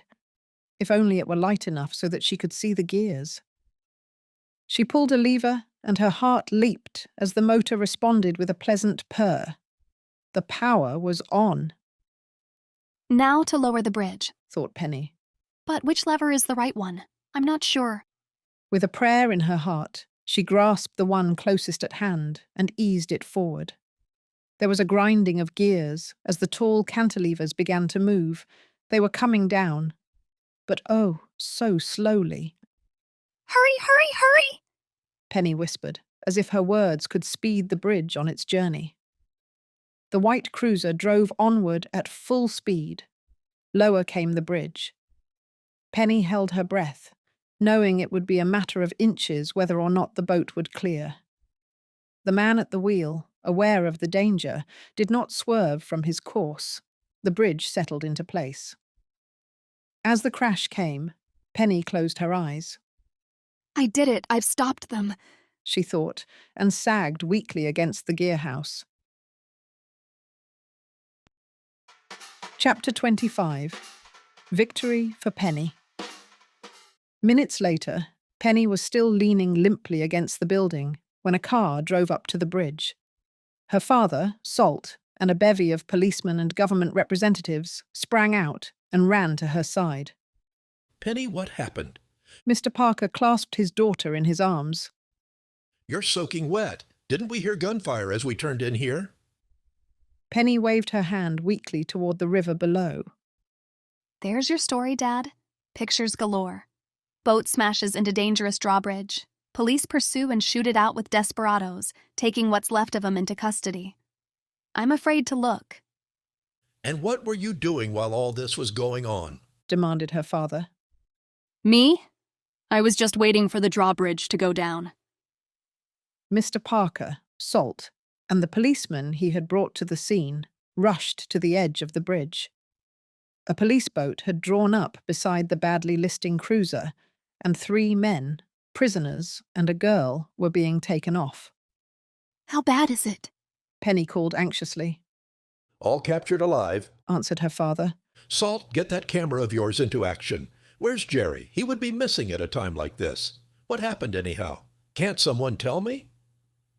Penny had fully recovered the power of speech, and with a most flattering audience, she recounted her adventures. Excuse me just a minute, she interrupted herself. Turning her back, she pulled a sodden photograph from the front of her dress and handed it to her father. This picture is in pretty bad shape, she said. But it's clue number 1. You see, it's a photograph of Miss Kippenberg, and on the back is written, "To Father, with all my love." I found the picture this afternoon in room 381 at the Colonial Hotel. Then you've located Kippenberg? One of the G-men demanded. I have. He's been masquerading as the Kippenberg gardener, coming back here no doubt to witness the marriage of his daughter. We'll arrest him right away, said the government man, turning to leave. Thanks for the tip. I am confident Miss Kippenberg and her mother had nothing to do with Grant Atherwald's disappearance, Penny went on. Aaron Dietz plotted the whole affair himself. I guess he must have learned about Kippenberg's cache of gold while he worked for the man. He believed that Grant Atherwald shared the secret and could tell where the money was hidden. You've located the gold, too, I suppose, Mr. Parker remarked whimsically. No, Dad, I slipped up there. I thought the gold was in a secret vault under the alligator pool. But I was wrong. I don't know where it is. We'll let the G-men solve that mystery when they take Kippenberg into custody, replied her father. Our work is cut out for us now. We'll find Jerry, talk with young Atherwald, and route Miss Kippenberg and her mother out of bed for an exclusive interview. And this time I am sure they'll answer questions, declared Penny. During the next hour, the story was taken entirely from her hands. Jerry, her father, and Salt knew exactly how to gather every fact of interest to the readers of The Star. Sylvia Kippenberg, overjoyed to find her fiancé alive, posed for pictures with him and answered all questions save those which concerned her father. Not until a telephone call came from the Colonial Hotel saying that Mr. Kippenberg had been taken into custody would either Sylvia or her mother admit that the man had posed as the gardener. Very well, it is true, Mrs. Kippenberg acknowledged at last. James has been trying to avoid government men for over a year. Wishing to return for Sylvia's wedding, he disguised himself as a gardener. Then, after Grant's disappearance, He remained here trying to help. And it was your husband who managed to get rid of the alligator? Penny interposed. Yes, we were afraid police might ask embarrassing questions. James disposed of it to a zoo late yesterday afternoon. And the cache of gold under the lily pool, said Mr. Parker. What became of that? There is no gold. None at all? None. And there never was any? Questioned Penny incredulously. Then why was the vault ever built? Tell her the truth, Mother, Sylvia urged.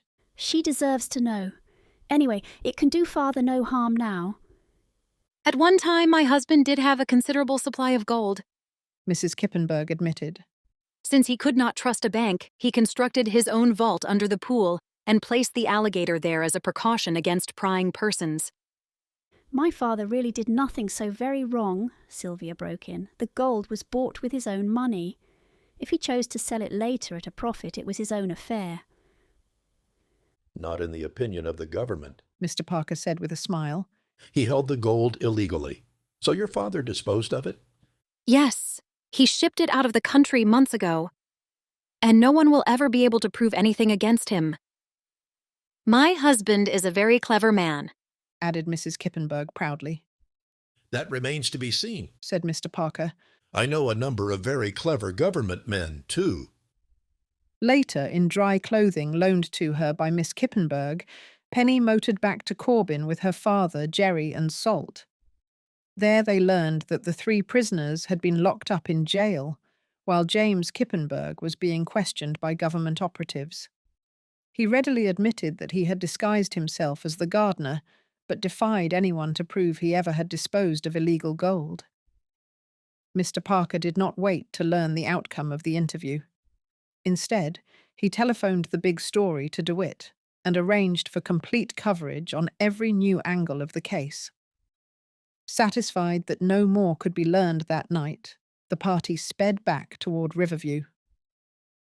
Aaron Dietz and his Confederates ought to get long prison sentences, Penny remarked as they drove through the night. But what will happen to Mr. Kippenberg, Dad? Do you think he will escape punishment as his wife believes? He'll get what is coming to him, replied Mr. Parker. A government man told me tonight that Kippenberg's income tax reports had been falsified, and Kippenberg knew they had evidence against him or he never would have gone into hiding. No, even if it can't be proven that he held gold illegally, he'll certainly be fined and given a year or so in prison for tax evasion. I hope he receives a light sentence for Sylvia's sake, said Penny. After a moment, she added, Sylvia and Grant Atherwald are going to be married tomorrow. They told me so. There's a fact we missed, declared Jerry. Penny always is showing us up. Oh, I didn't prove myself so brilliant tonight, responded Penny. When I was down in that vault, I decided I was just plain dumb. If you hadn't had sense enough to guess where Grant Atherwald and I were being held, well, Dad would have had to adopt a new daughter. It was easy enough to tell what had happened, said Jerry. You had told me you thought there was a secret vault beneath the pool. Then, too, I found your handkerchief floating in the bottom. The water had only been running in a few minutes. He fished in his pocket and brought out a pin which he handed to Penny. I also found this. Thanks, Jerry, said Penny. That's Louise's Cameo Pin. She dropped it the day we were on the Kippenberg estate together. The police gave you full credit for the capture of those men, Penny, said her father with pride. You yanked the drawbridge just in time to trap them. Salt did his share too, mentioned Penny generously. He went for the police just as soon as he realized Jerry and I had been carried away on the cruiser. The only trouble was that the cops wasted too much time searching for you downriver, the photographer drawled. We finally went back to Corbin and ran into Mr. Parker, who suggested we come to the estate. How did you happen to be in Corbin, Dad? Asked Penny curiously. You might know. I was looking for you. Isn't that my usual occupation? You're not provoked at me, Dad? No, of course not, the publisher answered warmly. You've all done fine work tonight. This is the biggest story we've run into in over a year. We'll score a beat on the rival papers.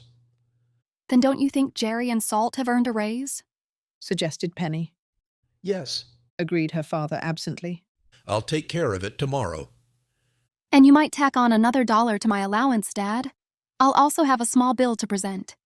There will be several dollars for gasoline, lunches going and coming from Corbin, 2 ruined dresses, a pair of torn silk stockings, and— That's enough, broke in Mr. Parker with a laugh. If you keep on listing your expenses, I'll be broke. You turned out to be an expensive reporter. It was worth it, wasn't it? Penny demanded, placing her hands on her hips. Her father agreed heartily. It certainly was, Penny. The Riverview Star obtained a smashing story to scoop all the other newspapers, and I've got my elusive daughter back again safe and sound. Penny moved closer to her father. She grasped the lapels of his coat in her slender fingers and tipped her weary but still lovely face toward him. Dad, will you promise me one thing? That depends on what you are after, Mr. Parker told her gravely. Whenever the Riverview Star has a baffling mystery to be run down to earth, will you promise to call in your ace sleuth? And who would that be? Demanded Mr. Parker with a puzzled frown. Then, as Penny laughed gaily, he also started to grin. So you are the ace sleuth. I guess I was a little slow in understanding, but you seem to be right. This is the 3rd mystery you've solved.